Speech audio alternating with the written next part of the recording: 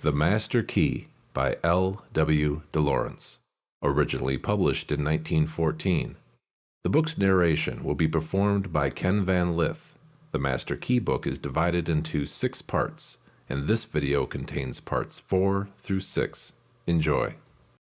The Master Key, Part 4, Chapter 23, Lesson 21. Will Culture Mind Training, the Nature of Volition. A volition is the self-realization of an idea with which the self is identified. It has been said that volition is nothing but attention, and attention with effort is all that any case of volition implies. Volition, however, cannot be dismissed so easily. What do you mean by effort? Before you can attend to an act of volition, you must have an idea upon which to focus attention. This idea must be one with which you can identify yourself. It must have a definiteness of aim, so that the end to be achieved can be foreseen. Suppose you resolve to master a problem in mathematics. The problem forms your idea, and upon it you focus all your attention. You know the problem to be difficult, yet you feel its difficulties are not beyond your powers. The end in view is the solution of the problem, and you know when you reach this end that you will experience pleasure, satisfaction. When you will to solve the problem, you know it will require close attention. Do you feel that your attention is the master key in the situation? No. You feel that the master key is the spirit within you, the self, which will not be satisfied until the problem is solved. Attention is of vital importance, but volition is something more than this.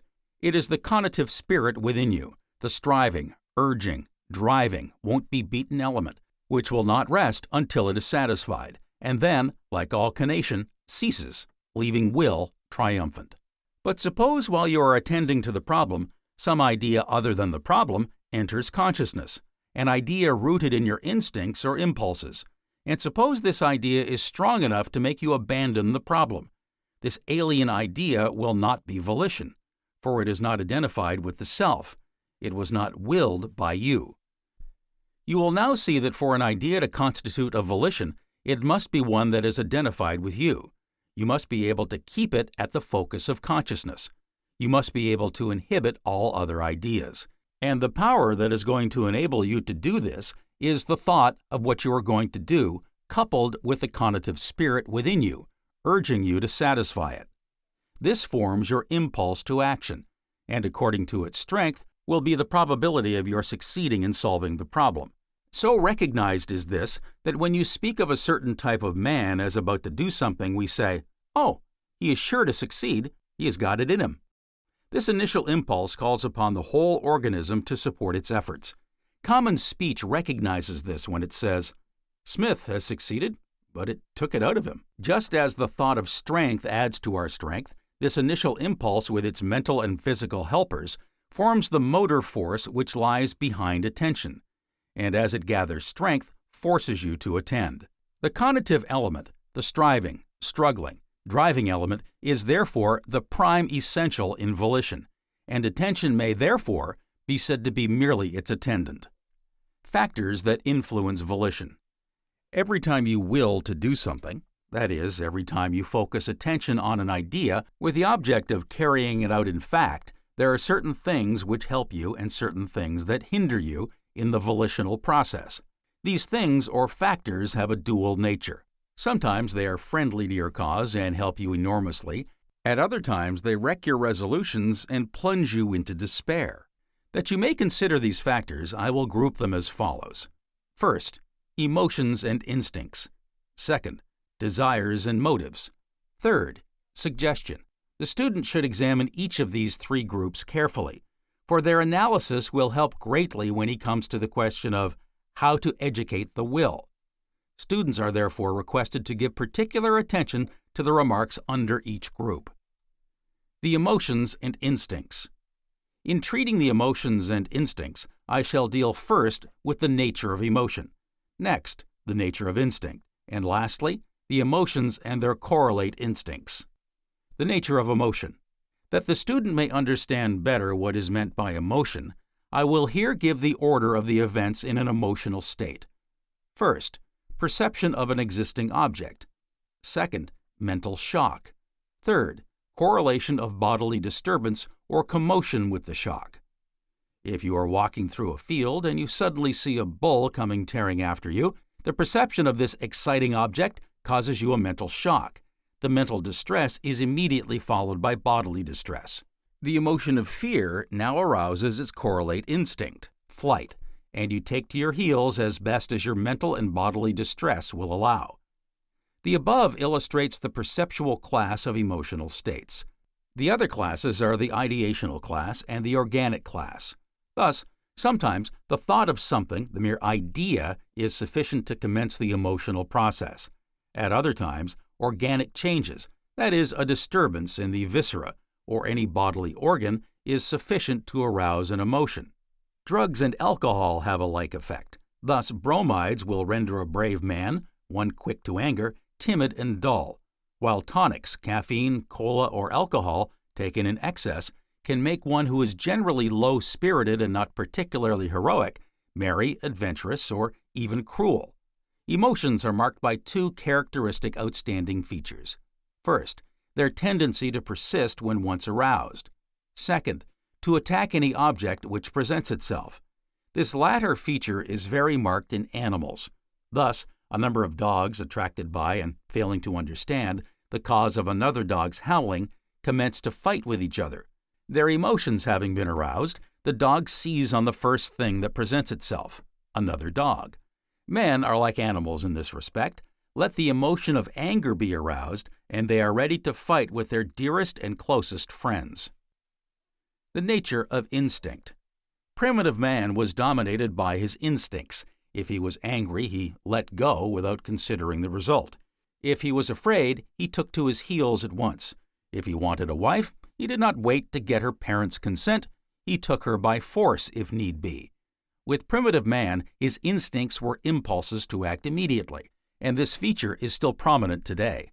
Instincts may be regarded as innate tendencies of the mind to act in a specific way, ways which you usually say are independent of education, previous experience, or a knowledge of ends.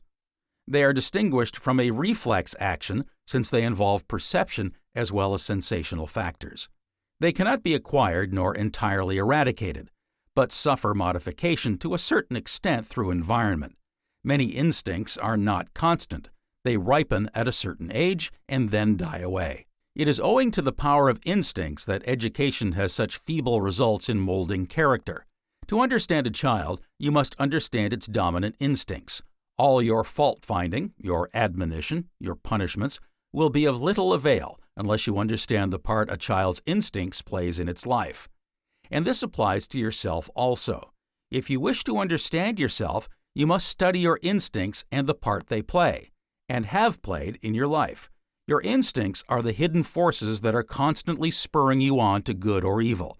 They inspire you to, or deter you from, actions that lead to success in any pursuit.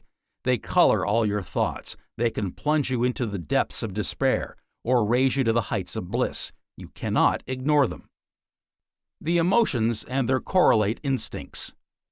Every emotion has its corresponding instinct, and every instinct its corresponding emotion. Fear is perhaps the strongest of the emotions. Once it is aroused, it raises the instinct of flight. Where the fear is overpowering, the instinct of flight gives way to that of concealment. In both cases, the respiration suffers, but in the paralyzing fear which leads to concealment, the heartbeat grows less and almost stops, just as if the organism were trying to stifle all noise. The emotion of anger is correlated with the instinct of pugnacity. Closely allied with anger is the emotion of disgust, leading to the instinct of repulsion. You seek to push the offending object out of sight. The emotion of wonder rouses the instinct of curiosity. If wonder attains a certain stage, it passes into the emotion of fear. The emotion of exhilaration, the joyous, full of life feeling, rouses the instinct of assertiveness. The I'm the man, I can do it, I'm master, get out of the way feeling. The negative of the emotion of exhilaration is the emotion of depression or despondency. The life is not worth living. Everything is going to the dogs feeling, with its correlate instinct of self-repression. The humble, slinking, crouching, lick the dust feeling. What are called the tender emotions, pity, sympathy, gratitude, etc., are connected with the parental instincts. All the other emotions and instincts are either derived from the above primary emotions and instincts or are composite forms of them. Thus, joy and sorrow, love and hate are commonly regarded as complex emotions, since several factors combine to produce these states. Emotion is the feeling that results from the bodily changes following the mental shock aroused by the perception of the exciting object. Desire and motive. Desires and motives play an important part in volition. Therefore, you should attempt to get a rough idea of what is meant by these terms. A desire is commonly regarded as an uneasy sense of want, a longing for something which craves for satisfaction. But a desire is more than this. It is also more than an impulse, for in real desire, we are always conscious of the end we seek. The origin of a desire may be either physical or mental, but it is always a mental, psychical process. It is important to note that the strength of a desire lies not in itself, but in the totality of desires which go to make up a person's character. Thus, if you have a sudden desire to steal, this single desire will have no force unless it is associated with other desires in your being which tend to support it. Again, you may have a desire for learning, to be a learned man, but if the dominant desires of your nature are for ease or enjoyment, your desire for learning will have little chance in a conflict with these stronger desires. A motive is more than a desire. A desire may be a quasi-impulse to act, but a motive is that which induces you to act. You may desire wealth and get no further, but if wealth becomes a motive, it leads you to act in such ways as will result in the attainment of wealth. Motives may be either good or bad, but in either case their objective is something you hope to achieve. You conceive an end, and you work for this end. It is not always easy to know or distinguish your real motives for acting in a certain way.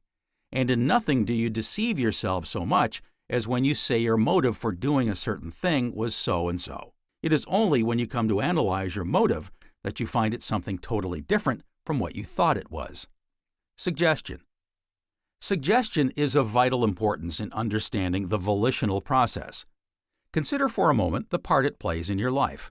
A great scientist announces that apples contain an element which is the true elixir of life, and forthwith thousands of people, on the strength of this statement, commence eating apples.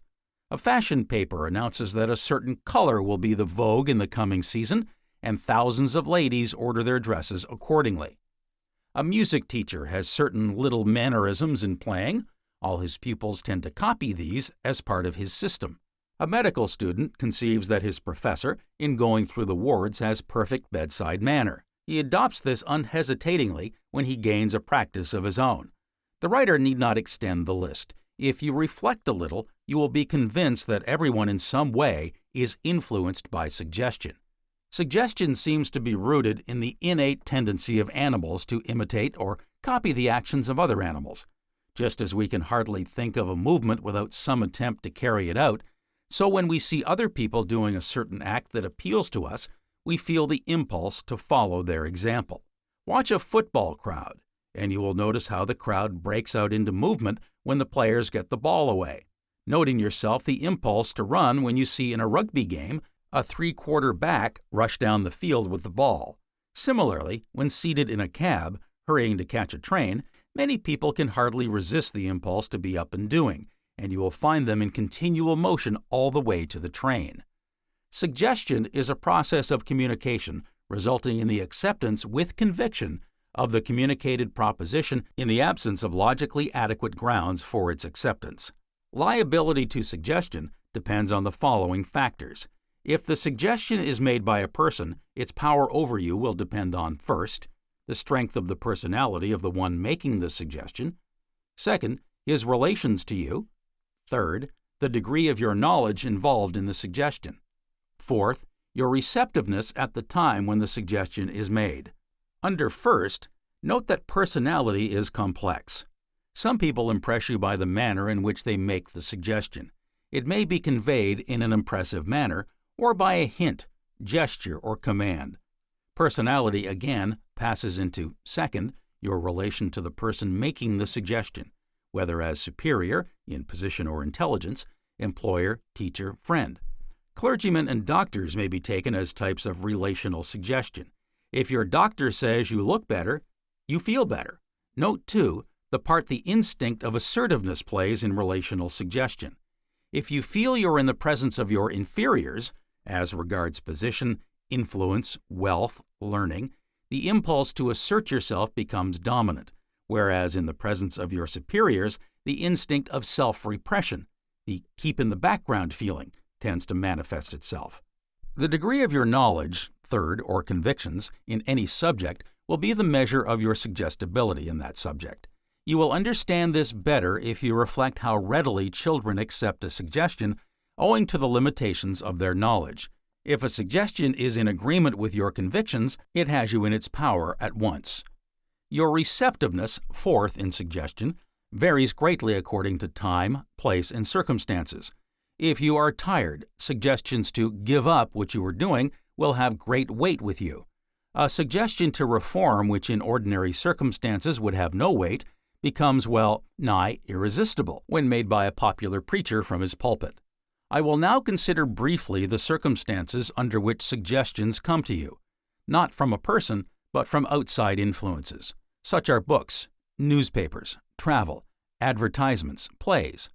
The power of suggestion here will be your receptiveness at the time and your degree of knowledge of the subject. These non-personal suggestions play an important part in one's life. It would hardly be too much to say that they exercise a greater power over us than personal suggestions, for often a suggestion from a person is marred by some mannerism on his part which arouses instincts antagonistic to it. Types of will. The part played by type is one of the most interesting sections in the study of the will. I shall describe, briefly, 10 main types of will. The impulsive type. This is the commonest of all the types of will. It acts on the spur of the moment without regard to consequences. It is dominated by the instincts, refuses to listen to reason, and in consequence often plunges its possessor into disaster. The imperative type. The imperative or commanding type is dominated by the instinct of assertiveness. It demands everything to give way to it, and seeks to bend everything to its purpose. It differs from the impulsive type in that its ends are clearly marked out and the means necessary thereto generally well conceived. The confident type. This type is closely allied to the impulsive. It is distinguished therefrom by a belief in its ability to execute anything it undertakes. It regards success as certain, yet often fails through neglecting to take the means necessary to success. It is apt to jump to conclusions, disregard data, and rely on chance to carry it through. It must not be confounded with the confidence which is rooted in experience and knowledge. The contrary type. Many children display this type in a marked degree. They delight in acting contrary to instructions and advice. It is prominent also in some men who seem to think its possession a mark of superiority, or a higher degree of intelligence. Its possessor is not to be envied, for it sets the back up of everyone who comes into contact with it. Some people term this type the spirit of pure cussedness. Every man who seeks for success and recognizes that he belongs to the contrary type should recognize that he is running the race with needless weight. The automatic type. Businessmen are familiar with this type, the routine type. It tends always to work in familiar paths. If a thing has to be done, it must be done on old lines. It never seeks novel or better ways of doing things, and indeed distrusts any departure from custom. It is almost entirely the creature of habit. The unconscious type. It seems a contradiction to speak of any type of will as the unconscious type, yet you will all understand what is meant by it if you consult the annals of genius. The genius feels an innate power spurring him on. He knows not where. You will readily recognize this element when you speak of his work as the result of his genius. Many who are not geniuses have felt a touch of this hidden, subliminal power. They set out to do a thing not very confident of success, yet the result may be a brilliant success. You speak of it afterwards by saying, "I worked better than I knew." The fatalistic type.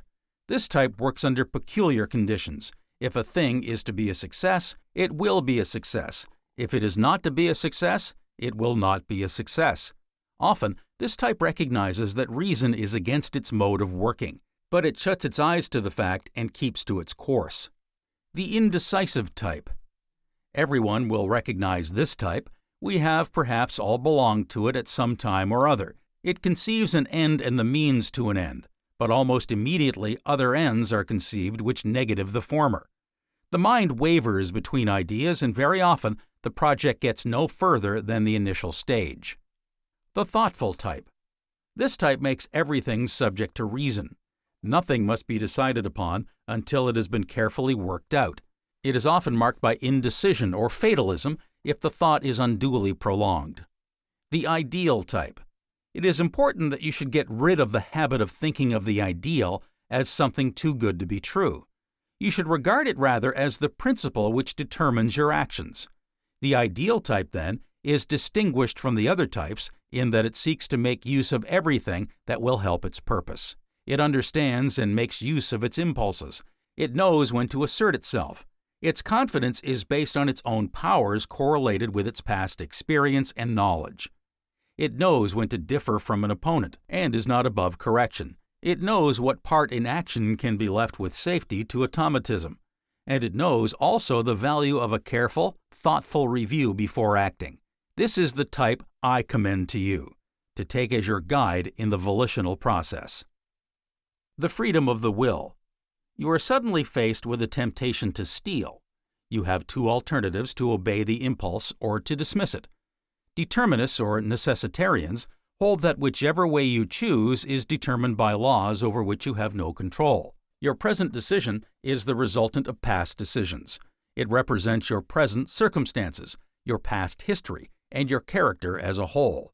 Libertarians or indeterminists hold that in the moment of decision, your power to choose the one or the other alternative is equal, no matter what your past has been, or the nature of the present conditions. It is now generally recognized that these two schools of writers simply represent opposite sides of the same truth, and that the idea of self-determination combines the two sides. You are free to act in as far as yourself will allow you. There is nothing outside of you forcing you to act contrary to your inclination.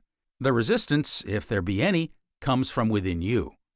The above will enable you to understand what is meant by circumstances. They are not mere external conditions. They are only circumstances in an ethical sense, insofar as they affect your lives. In conditions or circumstances common to two men, one will perhaps be affected by them and the other untouched. We all bring something into our circumstances, and our circumstances have power over us only insofar as that something is in sympathy with them. Chapter 24. Lesson 22. Education of the Will. How to commence the education of the will. Students who desire to cultivate their willpower should first be sure they have made deep study of Lesson 21, as Lesson 22 is dependent upon it and will not be understood without reference to it.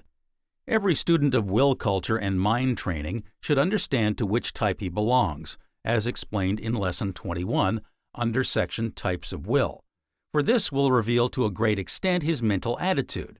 He should understand next the part motive plays in the volitional process. He must next learn, first, how to control his emotions and impulses; second, the qualities to cultivate in aiming at success; third, how to cultivate self-reliance. In this lesson, the student will be shown first the will in action, second, how to use autosuggestion and the art of influencing others; third, the value of exercise; fourth, the right attitude towards diet. The application of willpower in business and in study will also be considered. How to know your type. It is not an easy matter to label a man as belonging to one particular type.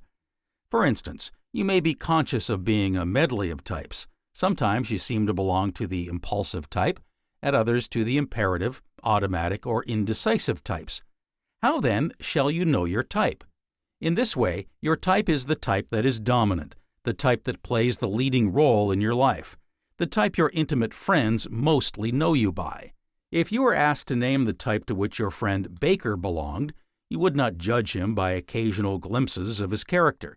You would sum up his character into a whole, and you would say, "On the whole, I think Baker belongs to the impulsive type." In seeking to understand your type, therefore, you must ask yourself fairly, which of these types is most characteristic of me? When you can answer this, you will have found your type. Once you have found your type, you will have found also your mental attitude towards life. Suppose you fix your type as the confident type. Your mental attitude is the "it's all right," "success is sure," "everything is rosy" attitude. The confident man lives for a time under the emotion of exhilaration. When his plans go wrong, he generally takes a deep plunge into the emotion of depression. He tries to get out of your road when he sees you coming. Once you have found your type, you should do all you can to get into the ideal type, for this is the type that gives the greatest pleasure and the minimum of pain. It is the persevering type par excellence. How motives determine success. An analysis of your motives for doing anything will be a gauge as to your success. You recognize this when you reply to anyone. If that was your motive, it is no wonder you did not succeed. I will illustrate. Suppose you wish to learn the violin. What is your motive? You may reply, "I would like to play well so that I may entertain my friends, or take part in a public performance." Your real motive may be simply to excel a friend who has just commenced to learn the instrument. You would like to be a great preacher. What is your motive? "I want to do good in the world, raise men out of the depths of despair, and to put their feet on the right road." Your real motive may be the applause of men. You would like to be a great writer. What is your motive? "I want to instruct or amuse mankind." Your real motive may be simply to make money. The above examples will show you the part motive plays in volition, and how it interferes with your success. Your real motive is always the dominant factor in volition. It is, therefore, of the utmost importance to every student of the will to thoroughly understand his motives, and careful analysis is the only means of securing this. Your real motives may be right or wrong as judged by worldly standards. Their strength will lie in their power to urge you onwards to your goal. When you know your real motive, you add to its impulsive driving power. You have no conflict between the false and the real motive, constantly retarding your progress. How to control your emotions and impulses. The phenomena of hypnotism has demonstrated that if you place a subject in a characteristic attitude, he instantly assumes the character represented by the attitude. Thus, if you place him in the attitude characteristic of boxing, his face assumes the determined or angry look of a man about to fight. Put him on his knees and fold his hands in the attitude of prayer, and his face takes on a devotional look. What may you learn from the above? You may learn this. You can simulate any emotion if you will imitate, as far as possible, the bodily changes and facial expression which accompany it. Suppose you simulate anger. For this purpose, you imagine someone standing in front of you who has done you an injury. You look steadily at him and rise threateningly. Your muscles become tense, your breathing labored. You clench your fists as you feel the pugnacious instinct aroused. If your simulation is perfect, you feel angry. And yet there is something lacking. It is the mental shock. Yet this can be made real if you bring to memory a case where you had reason to be angry. And then you note the tendency of the feeling to persist, which is a characteristic of emotional states. To control an emotional state, then, you can simulate its opposite. If you are sad, you can simulate joy and gladness. If you are afraid, you can simulate boldness. If you feel full of hate, you can simulate love. Another way to control an emotion is to analyze it. When you are angry and are conscious of it, ask yourself why you are angry. Go over the ground. Reason it out with yourself if circumstances permit. Some people employ this method with marked success, but usually it does not give such good results as the former method. How shall you control an impulse? By learning to recognize its character instantly. Is it a good impulse? If so, follow it. Is it a bad impulse? Then check it instantly. Impulses, by their very nature, demand immediate action. You must gratify this. Act quickly, whether the impulse be good or bad. In the former case, follow it. In the latter, dismiss it. You will say perhaps, it is impossible to check a bad impulse. If this were so, a thief would always be stealing, policeman or no policeman. The fact is, no one obeys an impulse, abnormal cases excepted, without a brief interval of reflection. The thief looks round to see if the way is clear. The liar rapidly sums up the situation before replying. I am speaking here of what may be termed the initial impulse. It is characteristic of impulses that according as they are heated, so do they gather strength. You see this markedly in the case of an angry man who eventually comes to blows. Qualities to cultivate. The man who aims at success must cultivate good qualities. He must be industrious, hopeful, cheerful. What is the great enemy we all have to fight when we seek to cultivate industry? It is indolence. Fight, then, your indolent moods. Be chary of saying, "I do not feel informed today." Do not act on this mood without first testing it. If you are really unwell, you will be unable to go on with your task. If you are merely lazy, the fit will wear off if you keep to your task.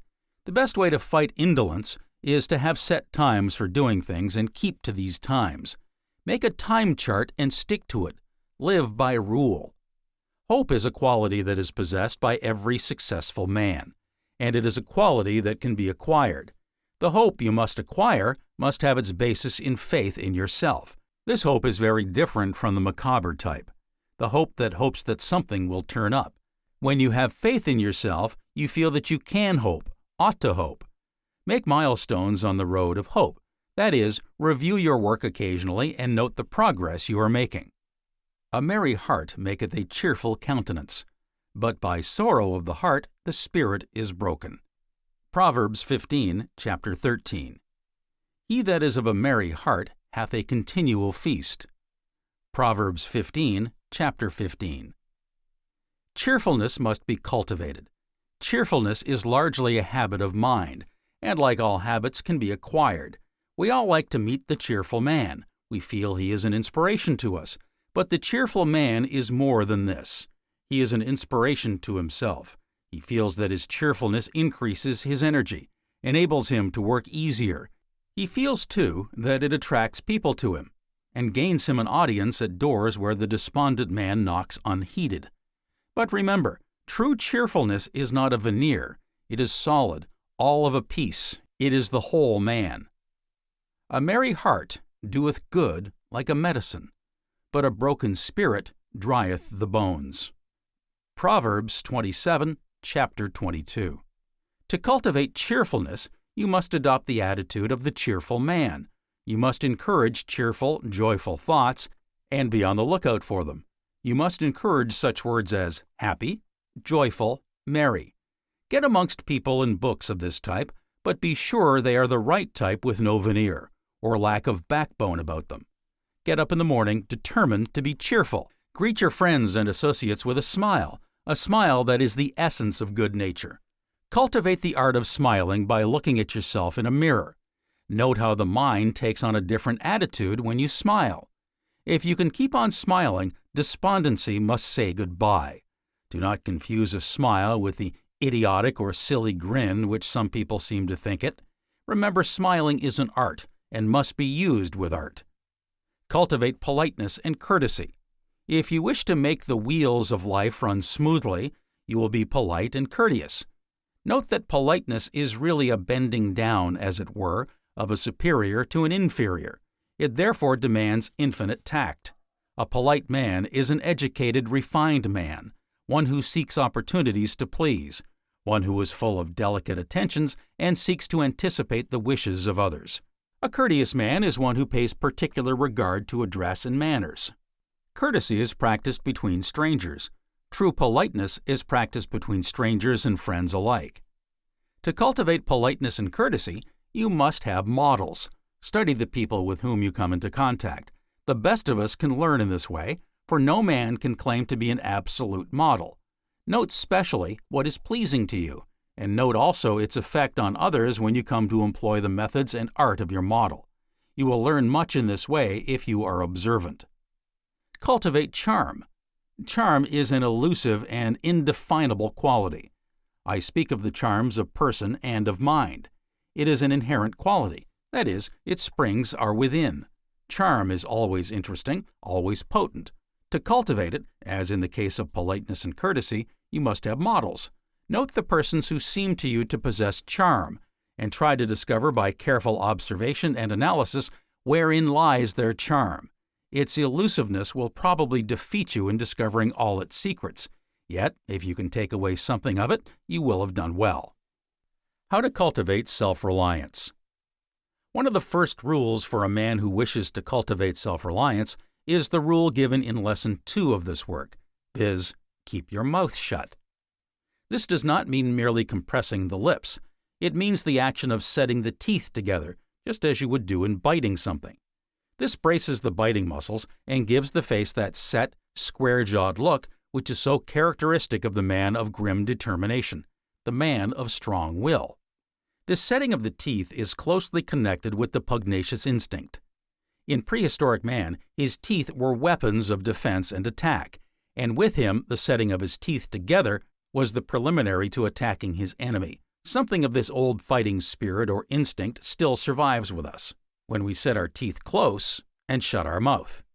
We feel ready to do the spirit of fight or attack is aroused. I still speak of attacking things tooth and nail. The second rule is develop your instinct of self-assertion. Concentrate on such words as boldness, courage, defiance, strong, powerful, resolute, imperious. Try to imagine yourself as possessing these qualities. 5 minutes drill per day in this way will remake your character. You will feel a thrill go through you as the repeating of and the concentrating upon these words arouses the powerful instinct of self-assertion. Try to carry something of this feeling into your daily life. Learn to look at people with a steady gaze, the gaze of quiet confidence. Always remember to employ tact when asserting yourself. The third rule is never indulge in self-deprecation, the "I'm no good" sort of feeling. It does you an immense amount of harm, both physically and mentally. Nothing tends quicker to lower your vitality, your stamina, than self-deprecation and self-condemnation. It is the worst enemy the willpower student has to fight, but it must be fought if any success is to be won. The will in action. Whatever part you wish to play in life, you must act the part now.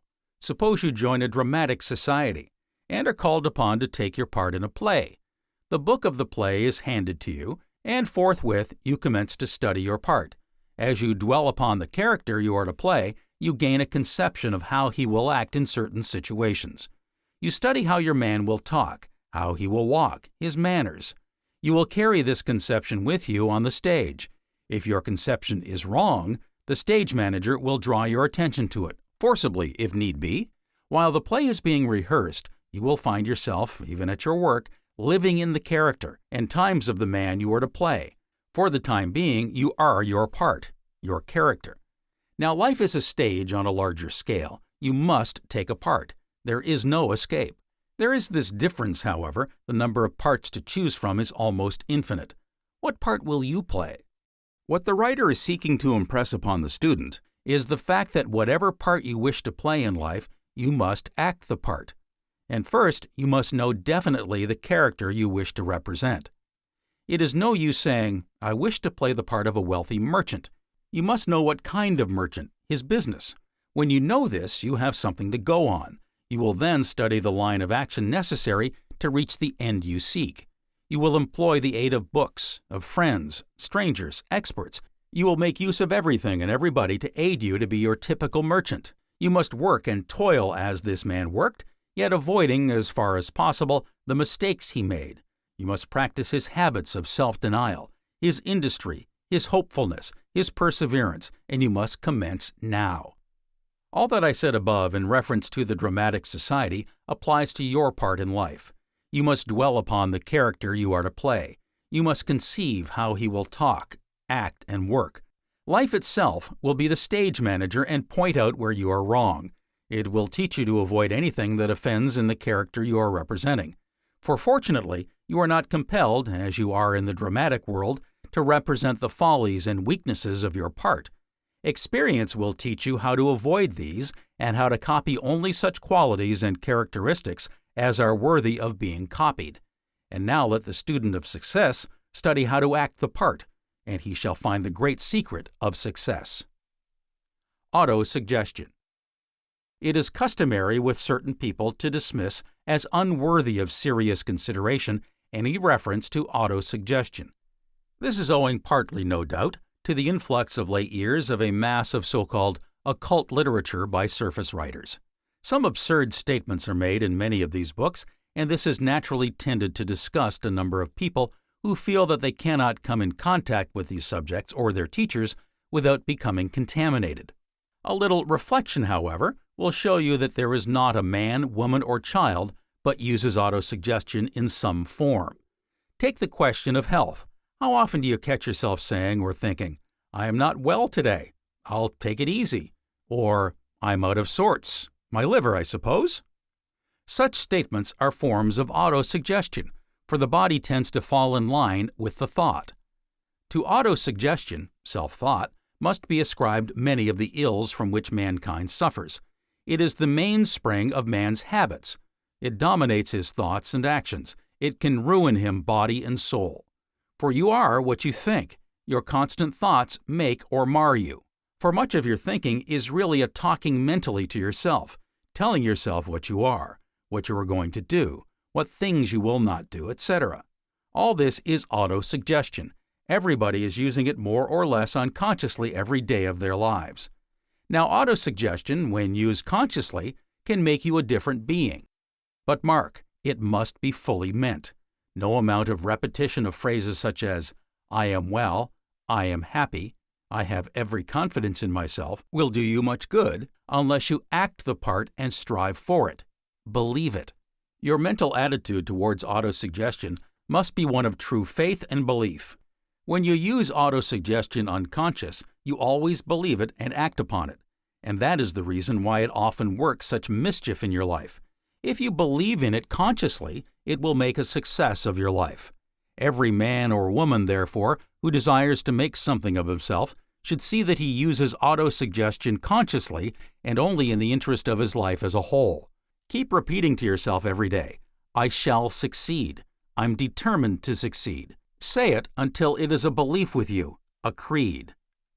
Dean Farrar used to say of prayer, "You will have either to give prayer up or your sins."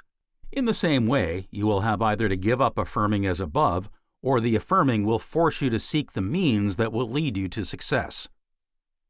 The art of influencing others. The art of influencing others is of great importance to the student of willpower, for it is one of the means he must employ on the road to success. The first thing that will engage your attention is the manner in which you will convey your suggestions. This, of necessity, will vary with the occasion. As a general rule, you can only convince others if you are convinced yourself. The writer is not speaking here of arguments. You may be convinced you are right when nevertheless you are wrong. It is the tone of conviction, the tone of quiet confidence that carries weight in influencing others. If your tone is hesitating, if your language is badly chosen or ill-arranged, you cannot hope to influence others.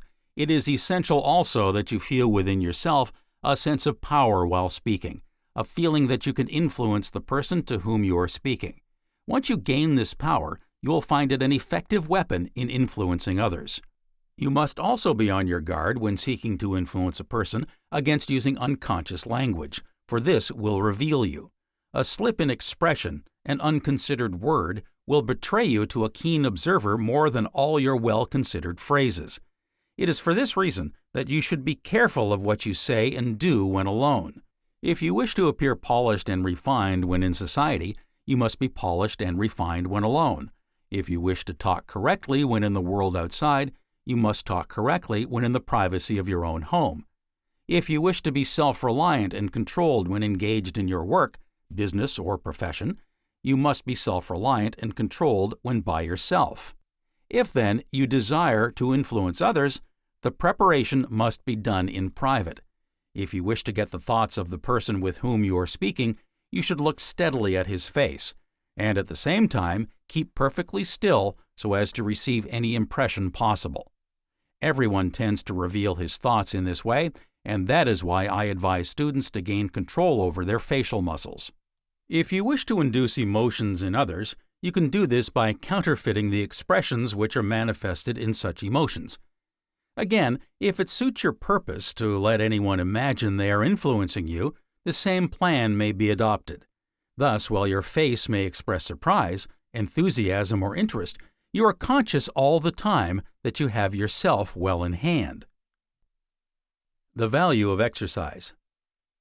A well-developed and active muscular system tends to maintain a certain tone of the nervous system that favors an alert and confident habit of mind. Every student of will culture and mind training should see to it that he takes a certain amount of physical exercise each day, for health of the body is an important factor in these studies. Therefore, I shall give here 3 exercises which can be thoroughly recommended. Their daily practice, which only takes a few minutes, will do much to keep you in good trim. Exercise 1. Stand erect with the arms hanging down by your side. Gradually withdraw the arms from the side, the arms and hands fully extended, and raise them in a circular sweep as high as they will go, drawing in a full breath while doing so until the fingertips meet above your head. Separate the hands after a few seconds and gradually let them fall back to their first position by your side, expelling the breath gradually while doing so. Repeat the raising and falling of the arms 10 times. Exercise 2. Stand erect, the arms stretched straight in front of you with the fingertips meeting. Throw the arms backwards, gradually as far as they will go, at the same time throwing the chest well forward and drawing in the abdomen. Bring back the arms gradually to first position. Repeat 10 times. Remember to inspire when throwing the arms backwards and expel the breath when returning to first position. Exercise 3. Stand erect. Now bend down until your fingertips touch the floor or as near the floor as possible. Next, clench your hands tight and draw them up to your chest slowly, as if raising a heavy weight, straightening the body until erect. Keep the hands in this position at chest for a few seconds, then let them fall loosely by your side. Repeat 10 times. Expel the breath when bending and inspire when rising again. Advice on diet. Eat what agrees with you, and as far as possible, stick to fixed meal hours. Note, it is not the quantity you eat that does you good, but the amount you digest. To secure perfect digestion, masticate your food thoroughly. See that you get the taste of what you eat. You will do this if you masticate properly. Mastication serves another useful purpose besides that of preparing the food for digestion. It informs you when you have had enough. You will soon note this if you masticate properly. You will probably find that you will not want to eat nearly as much as you are accustomed to eat. You will feel you have had enough to satisfy your needs. To sum up, eating right is a very simple matter and consists of first, don't eat until good and hungry. Second, don't eat when angry, worried, or when you cannot enjoy your food. Third, chew all solid food until it swallows itself. Fourth, get all taste out of liquid or mushy foods by sucking or sipping. Fifth, stop eating when the appetite begins to say, enough. Sixth, you will lose weight at first, even if you are thin to start with, but in a little time you will find your normal weight and stop. Seventh, don't think about the number of chews or sips, but only the enjoyment of the taste. Eighth, don't imagine that meat is necessary to strength. No meat meals give better strength and endurance results. Ninth, remember that a week or 2 weeks of careful attention to learning how to eat as above will put you in the habit of it so that you will not have to trouble yourself about it after a while. 10th, remember that dietetic righteousness means less expense and more solid enjoyment of the food, and also that it makes it easy to be righteous in other ways. These are 10 good commandments of right eating, and unless you respect them and observe them, you are a dietetic sinner, and you do not know what is good for you. Willpower in business. Cultivate decision. Learn to think quickly and to act quickly. Decision gives you the power to say no, not the curt no, but the no with weight behind it, which always tells strongly in business. Cultivate manner and courtesy. Nothing tells so strongly in business as a frank, genial manner, but it must be natural. It must have its springs deep-seated, or instinctively we know it is false. Especially be courteous to businessmen and women. They can often put things in your way and give you valuable hints, ideas, and information. Discourtesy on your part will put a bar to all this. Cultivate repose of manner. The conjurer acts quickly without appearing to do so. Imitate him. Repose of manner will enable you to get through a great deal of work with less strain. Have the road to success in your particular business clearly mapped out. Have a distinct aim and work for it. To this end, you will specialize in your business. You will learn all you can about it from experts and technical and business journals. You will make use of everything to help you in your aim. You will be on the lookout for aid from your fellow man and from every quarter. You will constantly seek to do things better. Do not merely wish for things to come your way. Take the necessary means to make them come. Be determined that they shall come. Cultivate faith in your power to achieve things. Like every other power, this power will grow with use, and as it grows, it will increase your ability to do things. Do not be discouraged if success seems tardy. So long as you can measure some progress, you need not be dispirited. Sometimes this progress may not be shown in your business in actual figures, but if you feel that you have made progress in business knowledge and in better ways of doing things, you have every cause to hope. The man who is progressive as a man, who is mentally alert and possesses staying power, is bound to win in the long run. This type of man wearies success with his persistency and makes it yield to him. The man who takes an interest in his business has the greatest chance of succeeding. Interest creates energy. On the other hand, the man who does not really care for his business, yet cannot get out of it, should make every endeavor to grow interest in it. He can make a study of it. Often this reveals possibilities he has not dreamt of. The businessman should look forward to his evenings. Many businessmen make them the key to their day. If you know that when evening comes, a pleasant time is before you, it greatly adds to your working power during the day. Plan, therefore, to make your evenings pleasant. There are many ways to do this. See to it that they are ways that will cause you no regrets. Never study business problems requiring pluck and enterprise late at night unless you feel full of life and energy. Many a businessman loses heart when he faces a business problem at night. The reason of this is that both body and mind are generally fatigued then, and when this is so, the mind always paints the future in dark colors. Everyone knows how different a business problem appears when we have slept well and enjoyed a good breakfast. We feel full of vitality, full of willpower, and we can ride over difficulties that at night appeared insurmountable. When you go to bed, go with the determination to have a good night's rest. The power to sleep can be cultivated. Consider, what is it that in the daytime tends to make you drowsy? Answer, the monotonous, the dry, dreary, and uninteresting. If you must think when you go to bed, think of things which do not interest you. Think something monotonous or rhythmic in character. Never think of anything interesting. Finally, never make a practice of hurrying over your meals. Time saved in this way is time lost, for you will have to meet the bill someday with heavy interest added. Willpower in study. Be on your guard when you feel you're enthusiastic over any new study. Many a student uses up all his enthusiasm in the week or the first month.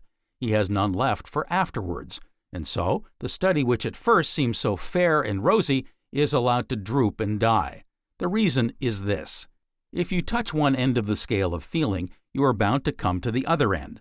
Remember that the negative of the emotion of exhilaration is the emotion of despondency. Cultivate, therefore, balance and poise in study as in other things if you desire to make steady progress. Every student, especially if studying for an examination, should practice rigid economy with regard to the time at his disposal. The following hints will be found useful. First, prepare a chart of your studies with the time you can give to each. Allot the most time to the subjects in which you are weakest. Note what part of the day you feel in the best mood for study and reserve that part for your most difficult subjects. Never study a subject for any great length of time. 1 hour is ample. Pass on to another subject after a slight interval of rest. Experiment until you find which period of rest you find the most serviceable. Second, when it is necessary to copy out rules or paragraphs from a textbook, Underline these and leave them to be copied when you do not feel up to the mark for study. Never waste in copying the hours when you feel mentally alert. Utilize these precious moments for your stiffest tasks. Third, test your mood when you feel disciplined for study. It may be just a lazy fit, and if so, will pass off if you settle down to work in earnest. Authors know that they must test these moods, for often their brightest ideas will come after they conquer the disinclination for work. Fourth, when you feel you cannot study, that is, after thoroughly testing the feeling, do not force yourself to study. You will simply waste your time if you do so. Fifth, value your odd minutes. Do not think them useless. A recent writer declares that if a man will give 1 hour per day to any study for 5 years, he can make himself an authority on the subject. Sixth, do not attempt to grapple with a difficult point in your studies during the last few minutes of your allotted time. Try to leave your work with an appetite, that is, with a feeling of pleasure. In this way, you will return to your studies with greater zest. For summary of Lesson 22, see page number 207. Summary. In this summary is indicated the essential parts of Chapter 22, Chapter 23, and Chapter 24. These chapters contain lessons which every student of will culture and mind training should thoroughly grasp. Note that Chapter 22, Lesson 20, and Chapter 23, Lesson 21, are mainly theoretical, descriptive, or analytical, whereas Chapter 24, Lesson 22, is entirely practical. Habit. Summary of Lesson 20. Nature of habit. Remember that habit is that tendency of the mind to repeat its processes with their characteristic movements. Fixed habit. Note the outstanding features of fixed habits: automatism and facility. Remember that in acquiring habits of skill, you are apt to use more muscles than are requisite. Analysis of the muscles required will save you much in time and labor. Habit formation. Concentrate on the start of a good habit and embrace the aid of good impulses to strengthen the start. In forming habits of skill, see to it that the initial movements are correct in every detail. Bad habits. Do not fight a bad habit. Concentrate on its opposite, vice, virtue. Do not dwell on your lapses. Forget them. Note that minor bad habits are all performed unconsciously. To cure them, become conscious of them. Special. Make a list of your good habits and bad habits. Seek means to strengthen the former and to eradicate the latter. Will culture, mind training. Summary of Lesson 21. Volition. A volition is always a conscious act. It seeks a definite end. It is never satisfied until its end is reached. Alien ideas antagonistic to this end are not volitions. They have come unsought and are not identified with you.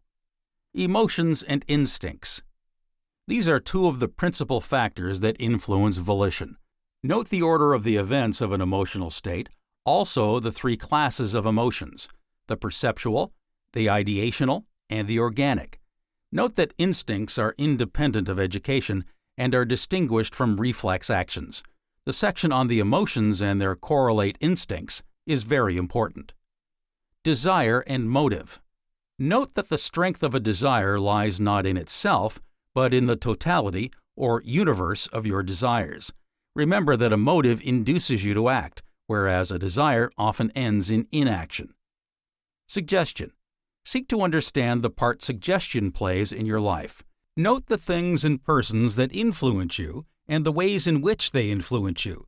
This will put you on your guard and strengthen your willpower. Note the power of a suggestion when in agreement with your convictions. This should be noted by all who wish to treat a subject scientifically. Convictions must be treated and tested impartially. Education of the will. Summary of Lesson 22. Types of will. Read carefully this section in Lesson 22 until you understand your type.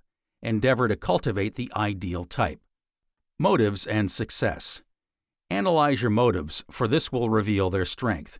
When you have secured yourself against conflict of motives, you add greatly to your chances of success. Emotions and impulses. Learn how to check emotions and how to simulate them. Note that impulses demand instant recognition, i.e., They must be gratified instantly or checked instantly. If you encourage them, they are sure to result in action. Qualities to cultivate. Fight indolence by testing your moods for work. Cultivate hope by having faith in yourself. Cultivate cheerfulness, for this will increase your energy. Practice the smile exercise and note its effect on your moods. Cultivate politeness and courtesy from models, i.e., study the people you meet who have these qualities. Self-reliance. Test the value of the tight-shut mouth. Cultivate self-assertion, but remember to use it with tact. Never indulge in self-deprecation. Will in action. Get a thorough grasp of this section. Understand your part, aim in life, and play the part now. Autosuggestion. Remember that autosuggestion is used universally, but mostly unconsciously. To use it consciously, with faith in its powers, is to add enormously to your power of will. The art of influencing others. We all are called upon to influence others. Therefore, all should learn the means of doing this. Note the importance of what you are when alone in the influence you will have on others. Also study Lesson 25 on personal magnetism. Exercise. You should practice some form of physical exercise each day, for it tends to keep you in good health. Remember that ill health greatly lessens willpower. Diet. Do not be a faddist in diet. Eat what agrees with you, but see that you masticate thoroughly what you eat. Remember that thorough mastication is the best guard against overindulgence in eating, especially meat. Special. As the sections on willpower in business and in study are of special application and sufficiently condensed in themselves, I shall not summarize them. I know that the students to whom these sections specially appeal will carefully digest them. Chapter 25. Lesson 23. Memory. Good and bad memories. I've an awful bad memory. I cannot remember anything. How often one has to listen to such expressions stated in perfect sincerity. It comes as a startling fact to such a person if you tell him that there is no such thing as an absolutely bad memory. Yet, this is so. There is hardly a man or woman but possesses a good memory for a certain class of facts. The woman who cannot remember anything will keep you, if you are foolish enough, listening in your office for hours to a recital of her domestic woes and worries. A man of similar type will astonish you with a category of all the ills that beset a businessman. Working men with no memory are often walking encyclopedias of sporting details. Schoolboys who cannot learn their lessons can often tell you the names and characteristics of all the leading footballers or baseball players. The writer need not prolong such examples, for we are all familiar with them. It is interesting, however, to analyze this seeming paradox. People with a memory that remembers nothing, and yet are able to talk for hours on a subject in which they are interested. What is this explanation? I have just given it. These people are interested in the subjects they talk about. But after all, this is only a partial explanation. The fundamental reason is that these people are constantly going over these matters in their minds. Repetition and interest. There you have the explanation of the paradox. The lesson for you to take from the above is this. Put down on paper the department in which your memory is good. That is, the class of facts you can remember with ease. Next, put down the departments in which you say you are weak. Let us call the first department Class A and the others Class B. Put down on your paper the time you give each day to Class A, the frequency with which you draw upon its facts, either by going over them or telling them to others. State also your degree of interest. Now do the same with Class B and compare results. Is it any wonder Class B is defective? The fact is, we all have better memories than we think we have.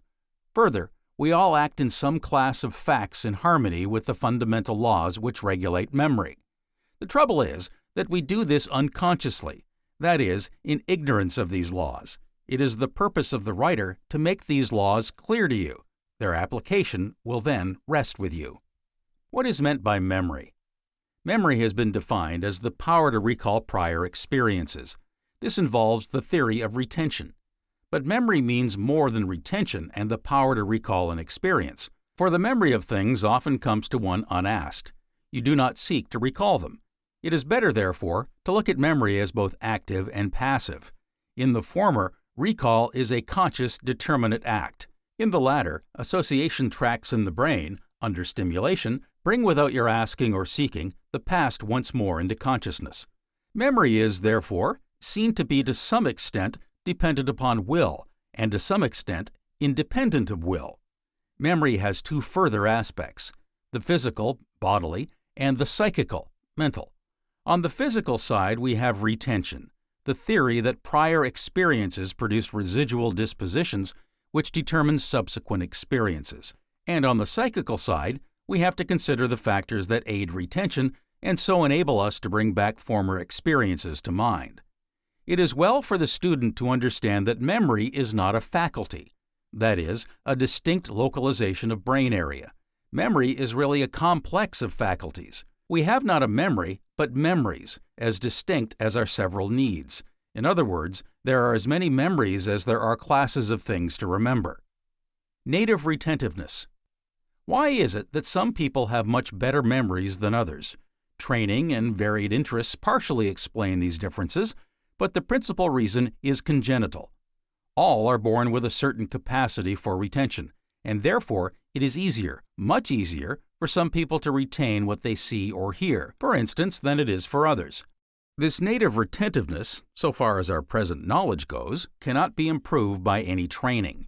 We have no grounds for saying that this will always be so, but there is no system of training at present known that can increase one's native retentiveness. It is well for students to recognize this. The system of memory training that offers you a perfect memory is offering you something unknown to psychologists. It is offering you something that is not in harmony with our present knowledge of psychology. All that you can do with your natural power of retention is to see that you use it to its full capacity. Your control over it is simply directive. You can train it by proper methods to its full capacity, but you can get no further. You cannot add to it, but you may diminish it by neglecting your health. Training and good health are the only aids to securing the most man's native retentiveness has to offer. Has the mind pigeonholes?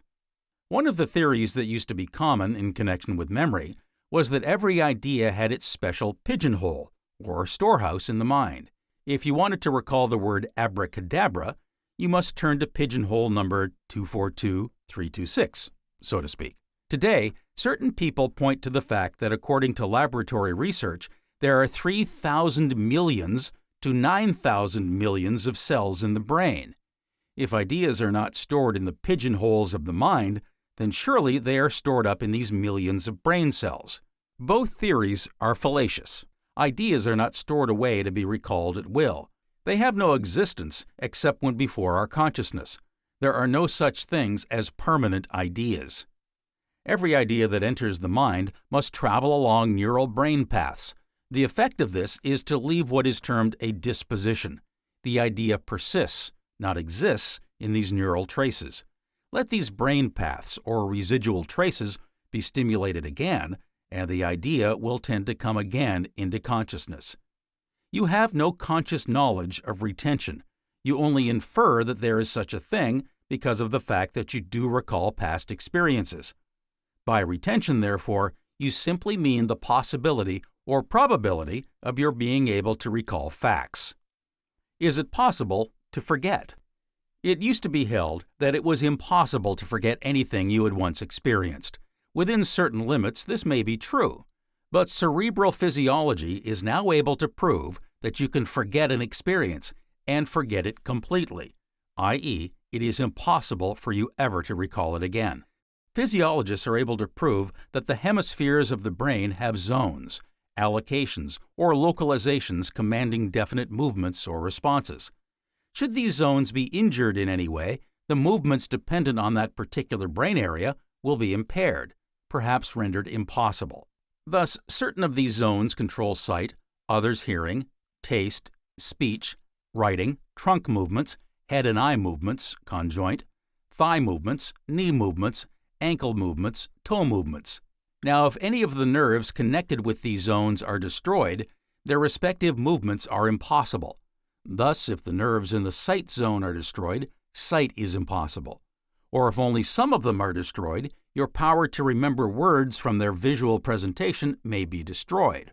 Similarly, lesion of other nerves will destroy your power to speak, to write, to move your arm, leg, toes, etc. You will see now how it is, since memory is dependent on neural processes, that it is possible to forget. Further, it will be apparent to you that memory is not a distinct faculty, but that you have as many types of memories as you have different senses for acquiring knowledge. Students are warned not to confound the localization of brain functions with the absurdities of phrenology. Phrenologists map out the brain into an aggregation of organs corresponding to concentrativeness, acquisitiveness, language, wit, etc. All these are complexes and depend upon the cooperation of a vast number of fundamental processes. Memory in relation to efficiency. It is a common fallacy to suppose that if you had a memory that would retain all you see or hear, you could become a genius, or something akin to that. But this is a mistake. Some of the most extraordinary memories have been possessed by idiots, or by people of very slight intelligence. Some idiots have a wonderful memory for words totally unrelated. On the other hand, men of the highest intelligence, tested with the same list of words, have proved utter failures as far as retention is concerned. Some writers go so far as to say that instead of an extraordinary memory being a boon, it may be a hindrance. The mass of material at its command tends to confusion of thoughts and renders a critical survey practically hopeless. Further, people who can remember almost everything they read are very often unable to draw conclusions from their reading. It has been proved that men of very poor elementary or congenital memory may yet be a mass of erudition. Some of our greatest scientists and literary men cut very poor figures when subjected to so-called memory tests. You as a student must never forget that your mind is a complex and also a unity. Where you may appear to be weak in one faculty, you may be strong in another. It is the conjunction or working together of the weak and the strong faculties that make for mental efficiency. Hence, though your congenital memory may be weak, you may still be able to do splendid work through strong reasoning and critical powers. Experiments go to prove that mental efficiency depends not so much on our ability to remember everything as on our ability to see essentials and to cast the unessentials to one side. This is dealt with more fully under the section The Art of Forgetting in Lesson 23. Students whose congenital memory is poor should not be discouraged. They are not barred from the heights of literature, art, or science. Given a keen interest in any subject, such a student may yet excel the person whose elementary memory is extraordinary. Mental attitude. Mental attitude is one of the most important sections in all memory training, and yet it is the one most commonly neglected. It is of fundamental importance to every memory student, and once it is grasped, a great stride towards learning will have been effected. It is of the utmost importance in learning by heart to have an objective. Ask yourself why you wish to learn any particular thing. On your answer will depend to a very great extent the measure of your success in learning. Take the case of the schoolboy who says, "I cannot learn Euclid. It's a lot of bosh." Now, is he likely to learn when his attitude to Euclid is such? Such considerations prove that in learning you must see a reason why you should learn. You must see utility and also further fields of application to which your learning can be extended. Once you see this clearly, your interest is aroused, and then acquisition is easy. In almost every case, your interest in the subject will save you. If you only care enough for results, you will be almost certain to attain them. It has been found, experimentally, that where a student has doubted his ability to learn a list of meaningless syllables, the number of repetitions necessary to learn the list are much greater than where the same student receives a list which he thinks within his powers. Students should be careful never to doubt their ability to learn a particular subject, insofar as you doubt your powers, so you will limit them. Never say, "I cannot learn this." Say rather, "I can learn this. I will never rest until I master this subject. I'm determined to master it." The willpower and faith you put into your learning will determine to a great extent your success. Keep your intention constantly reinforced by the "I will master" attitude, and you will help your memory enormously. It is the negative attitude which plays havoc with thousands of students. Logic, psychology, metaphysics, these are called difficult subjects. Hence, students rarely do well in them. Difficulty is ever present with them in studying these subjects. Hence, their mental powers are never really given a chance. Try to look forward to your tasks with joy and eagerness. Do not allow any negative thoughts to interfere with the learning process by having faith in yourself, and you will soon be able to trace satisfactory results. The influence of imagination on memory. Imagination plays an important role in memory. Much of what you think you remember is nothing but the work of imagination. You can test this very simply. After witnessing any event, write down after the event as soon as possible a description of it, with as much detail as you can remember. Put your description away, and a week after, write another description of the event, giving all the details you can, as in your first description. Compare now the two accounts, and you will find that your second description will omit either many of the details of the first, or it will describe details which had no part in the event. A few trials, as above, will convince you that you really only remember the outstanding or striking features of an event. The omissions will all be supplied by the imagination. It is this that makes the memory of witnesses so unreliable. Much of what they say they saw or heard, they never saw or heard. It is simply the work of their imagination. Schoolmasters and teachers are familiar with this phenomenon. A story is read out to the children, and they are told to write down what they remember of it in their own words. When the papers are collected, they are often a revelation to the schoolmaster. The main features of the story may be given, but along with them will be details entirely foreign to the story. The same thing is illustrated in dramatic psychological experiments. See section on attention, etc. Students who wish to keep a record of anything they have seen or heard should see to it that such records be made at once. Even the lapse of a few hours may render the record untrustworthy. Whenever an event or experience is revived in memory, it will be found that something has been lost or added. The reason is, whenever you revive a memory image, it comes back to you with new associations, and these either add to or take away from the original experience. Factors that influence retention. How is it that we remember some things with ease, without any effort at all, in fact? It must be that certain things, by their very nature, have a direct influence on retention, i.e., our native retentiveness is impressed by these things in a way that tends to make recall almost certain, or at all events extremely probable. It has been found that the chief factors which influence retention are: first, emotional factors, such as pleasant experiences, painful experiences, terrifying experiences, ridicule. Second, vividness and striking contrasts. Third, recency or freshness of the impression. Fourth, degree of attention. Fifth, things with many associates. Sixth, rhythm. Seventh, health. Factors first, second, and fourth illustrate the importance of a well-informed impression as the basis of a rational memory. Thus, painful and terrifying experiences create a powerful impression, which time seems powerless to eradicate, especially the latter experiences. Pleasant experiences and ridicule tend to persist by the associations which cling around them. Vividness and striking contrasts tend to persist by the force of the impression they make upon the mind.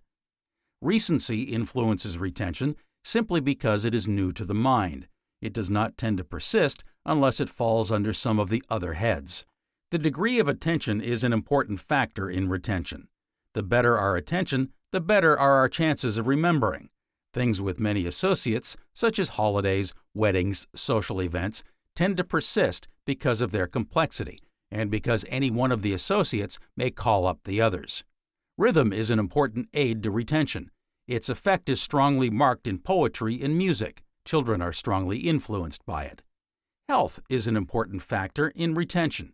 Since memory has its physiological expression in the power of the organism to preserve traces of received impressions, it is self-evident that the fresher and more energetic the general vital process, the better may things be learned. That is, the sensuous percepts will leave behind more permanent and deeper traces. Association of ideas. The subject of association is of fundamental importance. The student must, therefore, try to understand what is meant by association of ideas. If you analyze any idea that comes into your mind, you will find it hardly ever comes alone. It is generally attended by its associates. For instance, if the word holiday comes into your mind, you do not think of it to the exclusion of other thoughts. You think of some holiday, what you did, the people you met, what they did, etc.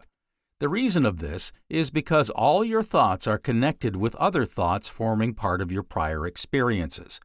Association is not a physical process. A psychical process is a part of your experience which exists only while it is being experienced. But associations persist even when you are unconscious of them, for they are simply an acquired connection of dispositions, which are formed in conscious experience. Thus, if you met Mr. Blackstone today for the first time, and meet him again a week after, and then recognize him, that is, remember having met him before, it is evident that some part of your past experience in meeting Mr. Blackstone has persisted. This persistency is termed an acquired disposition. Now, when you recognize Mr. Blackstone, you do not say to yourself, "That Mr. Blackstone," or if you have forgotten his name, "That is a gentleman whom I have met before." The first thing that presents itself to you is the simple recognition, and then comes with this knowledge some incidents, time, place, etc., which accompanied your former experience of meeting Mr. Blackstone. Analyze any recognition or recall, and you will generally find clustered round it associates of some kind. The factors which regulate association. The ways in which associations are formed are principally by similarity and contiguity. Next comes unity and interest, and repetition. Similarity. Things which are similar, by which is really meant partially identical, tend to persist together, so that to think of one is to think of the other. Contiguity. Things that have been experienced together tend to persist together. To think of the one experience is to connect it with the accompanying experience. In contiguity, we have also the presentation of experiences, that is, their order. The tendency is for presentation to be reproduced in their original order, but it has also been found that associations have a backward as well as a forward tendency. For if you learn anything by heart, it then takes fewer repetitions to learn backwards. Unity and interest. Where there is unity of sense and interest, associations are numerous. Unconnected words have no unity, hence they are difficult to remember. Interest is closely connected with feeling, and feeling with emotion. Hence, associations are very numerous where our interest is keen, our feeling pleasant or painful, and our emotions strongly stirred. Repetition. Associations are firmly established according to the number of times they are repeated or thought of in mind. The writer has dealt with this fully under the effect of repetition. The nature of recall. It used to be held by some psychologists that ideas cannot come into consciousness unless accompanied by their habitual associates. This is not true, and it is here that most memory systems go astray, for ideas will flash into the mind of themselves without any associates. You can easily verify this for yourself if you try an experiment such as the letter experiment.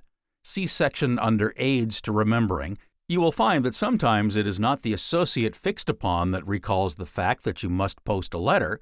It will suddenly come into your mind in the most unlikely place, without any associates that analysis can trace. This is called spontaneous revival. It is spontaneous revival that constitutes worry.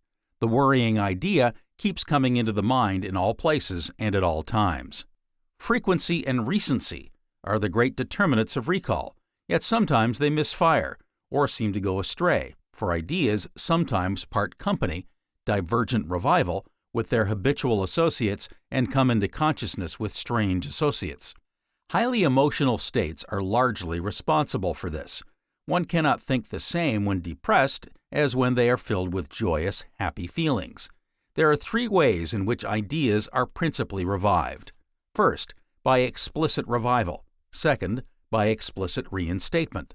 Third, by implicit revival. In explicit revival, ideas come in the form of mental images and cause one to experience similar sensations to their original presentation. One lives the past over again. In explicit reinstatement, ideas come to you with their original motor associations. You speak the words, go through appropriate gestures, walk about, etc. In implicit revival, You recall the past indistinctly. You fail to remember many of the details which accompanied the former experience.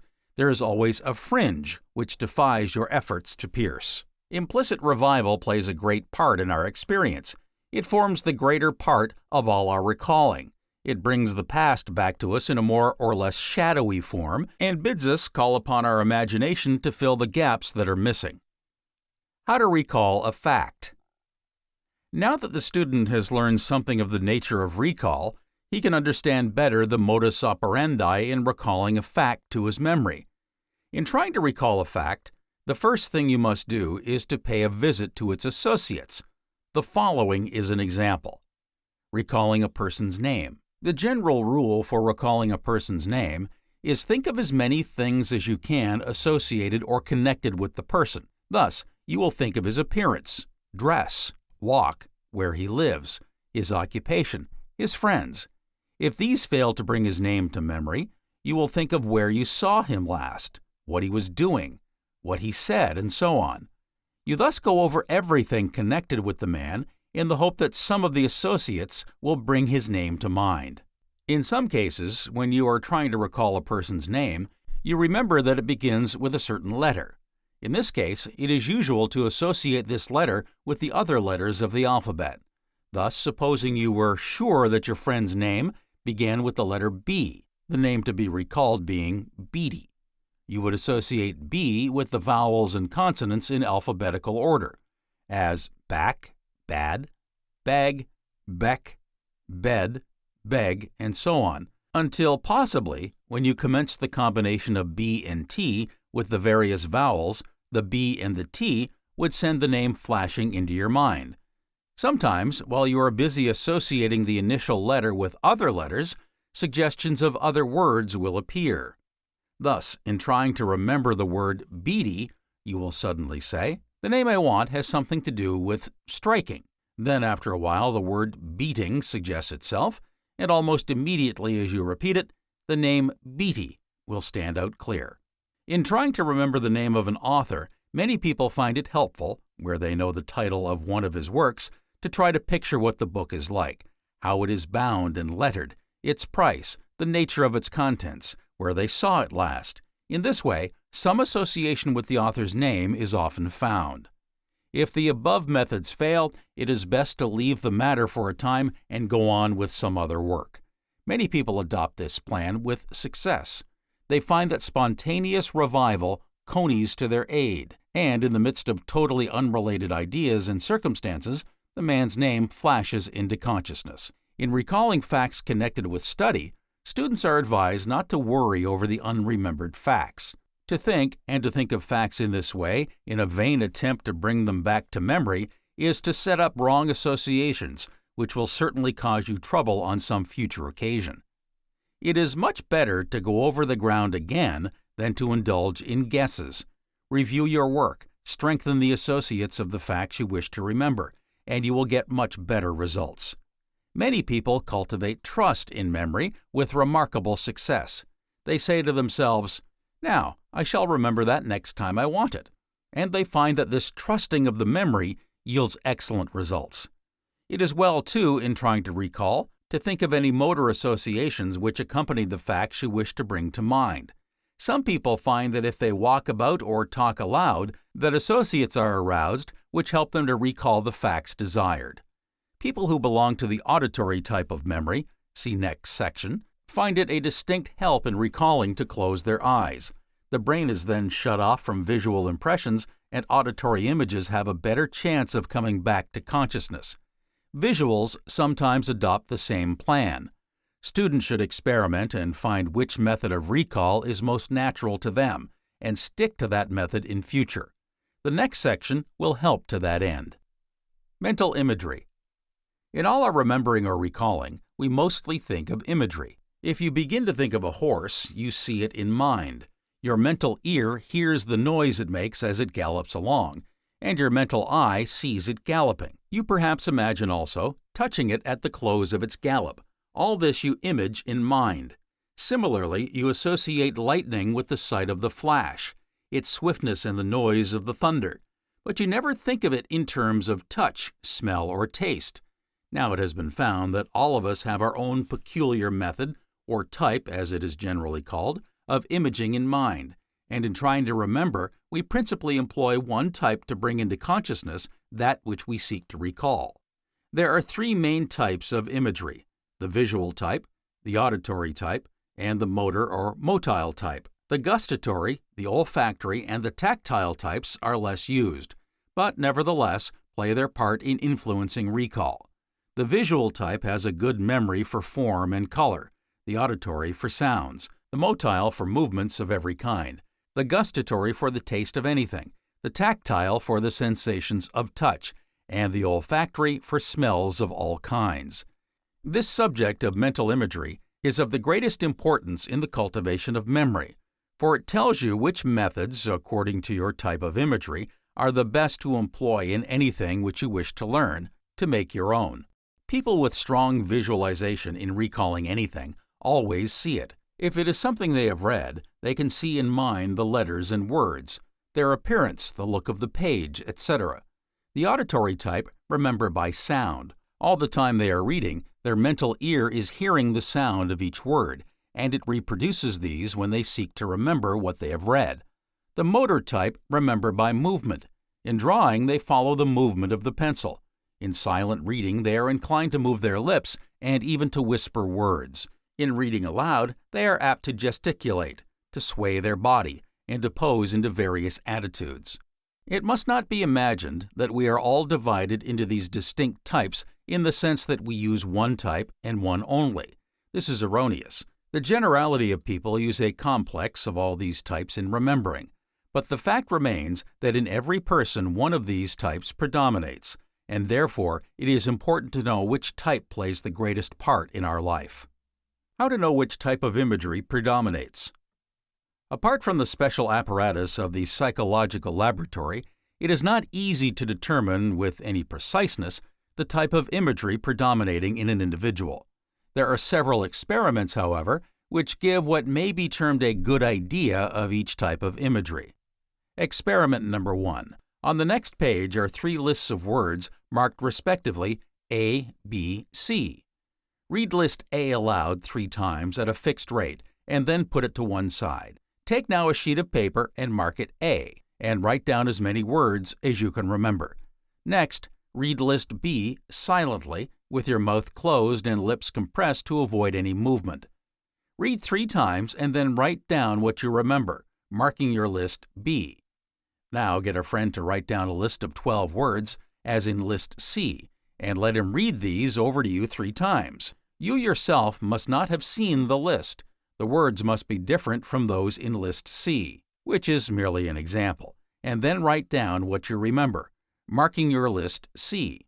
Note, in recalling the words of each list, you are not to strive for a long time trying to reproduce the words. You should not take more than a minute or 2. Now, compare your lists and see which list gives the best results in recalling. If A gives the best results, you are probably of the motor type. If B, you are probably of the visual type. If C, you are probably of the auditory type. Note, it is important to note the bearing that immediate and primary memory may have on your results in recalling the words in the above lists. See section on time rate in reading and its effect upon memory. Experiment number 2. Practice the above methods in learning poetry. Take verses of equal length and equal difficulty. Read one verse aloud, another silently, with the lips compressed, and the third get a friend to choose and read aloud to you. See which method enables you to recall the best by writing out as much of each verse as you can remember after 3 readings. Continue experimenting as above until it is fairly clear which method gives you the best results. Experiment number 3. Go and watch some event, such as a football match or a baseball game, a race, a play, or look at a landscape, a street scene, a crowd. Write a description of any of these sights and then carefully analyze them. Note which things impressed you most, that is, things seen or heard, or movement of any kind. Rewrite the scene a week after and note which class of facts you recall best. Note revisual memory. First, one of the best tests of visual memory is as follows. Try to spell long words backwards. If your visualization is strong, you will be able to see the words standing out clear before your mind's eye. Hence, to read it backwards should not be difficult. Second, visuals have strong powers of local memory.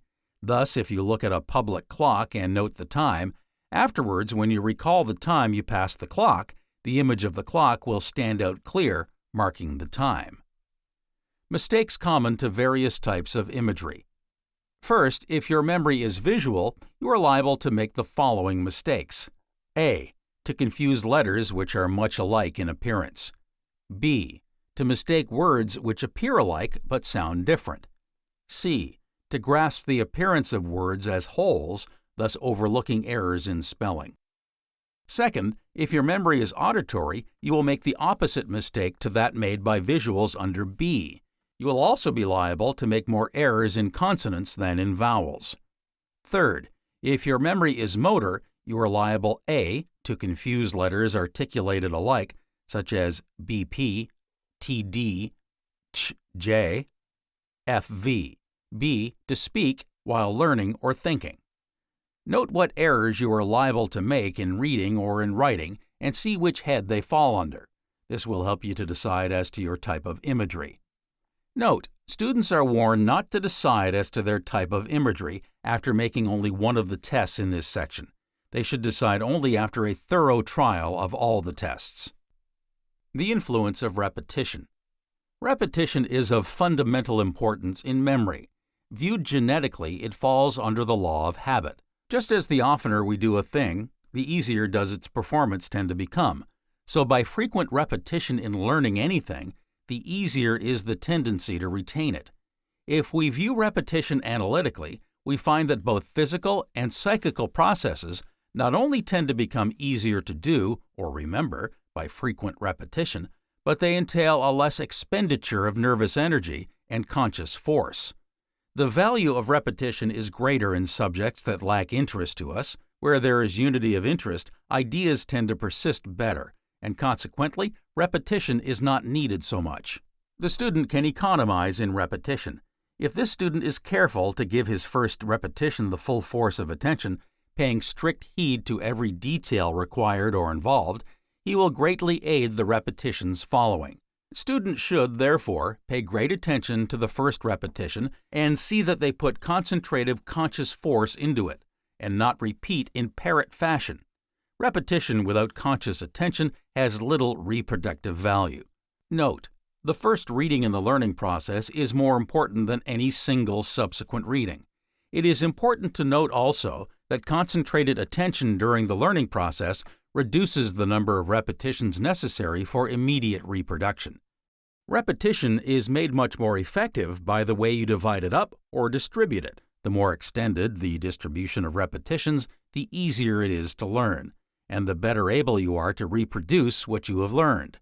Thus, experiment has proved that better results are obtained by spreading the repetitions over a long period than over a short period. Thus, supposing you have 24 repetitions. If you divide this into 8 repetitions for 3 days, 4 repetitions for 6 days, or 2 repetitions for 12 days, the last division will give the best results. The reason of this is that older associations are more strengthened by repetition than those of recent date. There is also less fatigue with fewer repetitions. Students should note the above. It illustrates in a remarkable way the value of odd minutes, the time which they often think is of no account. Students of languages will get excellent results if they arrange their vocabulary learning on this plan. Students reading for examinations will see the necessity for constant revision. Daily revision will give better results than weekly, weekly than fortnightly, fortnightly than monthly. Notes intended for revision should be as precise as possible, so that a whole book can be subjected to revision in a day or so.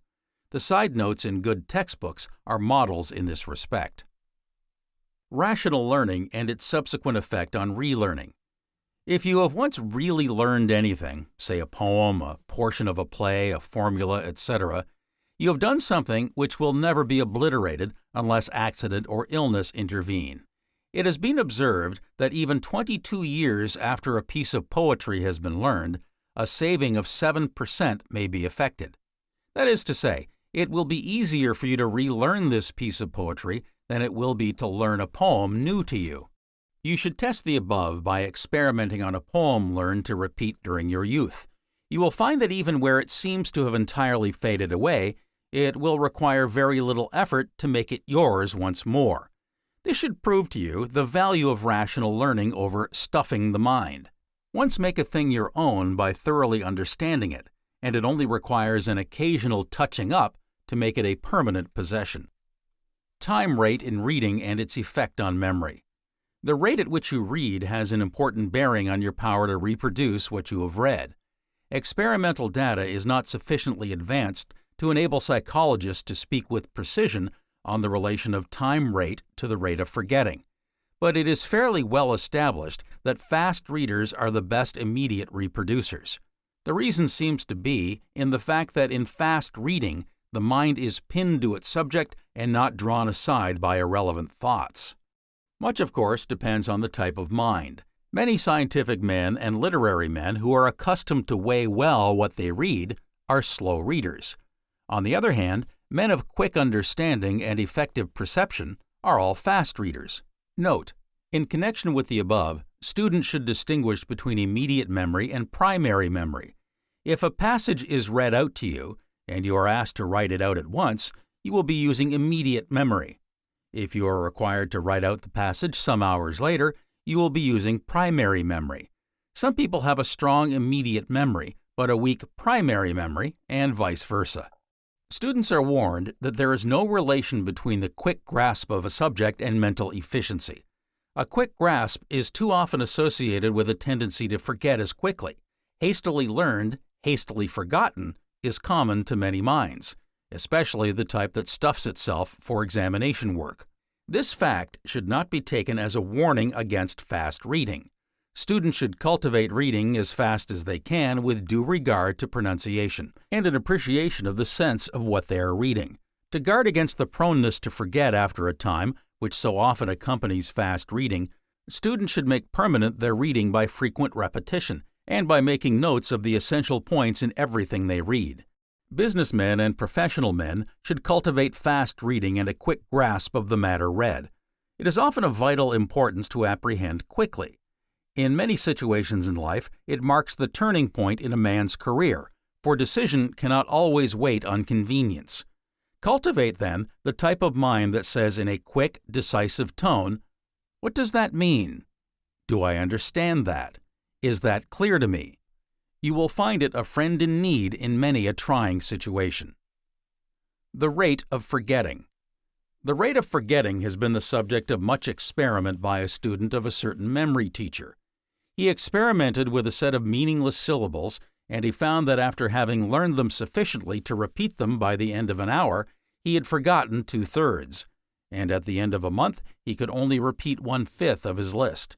Other experimenters on the same lines have found much the same results. While the above experiments are interesting, they cannot be accepted as establishing a precise rule for all forgetting. All that they seem to prove is that the rate of forgetting is at very first rapid, gradually decreasing until a rate is reached which appears to be stable, i.e., the further loss is insignificant. The experiments seem to prove the necessity for constant revision until associations are thoroughly established, when the periods of revision can then be extended. Students should note that the first few minutes, then the first few hours following the learning process, show the most rapid loss of memory. If you attend a lecture or have just received a music lesson or any other form of instruction and wish to write down any important points to remember, you should make your notes at the earliest opportunity. The decay of memory. Since memory has been proved to have a physiological basis, it is evident that decay of memory must be looked for as you grow older and the organism wastes away or deteriorates. Note, generally speaking, there is no sign of decrease in memory power before 50 years of age. After this, the decrease is very gradual, right onwards to extreme old age. Students should note that even in old age, the decrease in memory power can be controlled to a great extent by systematic exercise of the memory. It is a significant fact in memory decay that the things which give the most trouble to learn are those that go quickest from memory.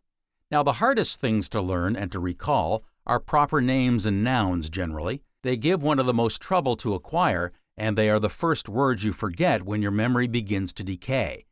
You remember verbs, adjectives, and pronouns much longer than you remember the names of persons and things.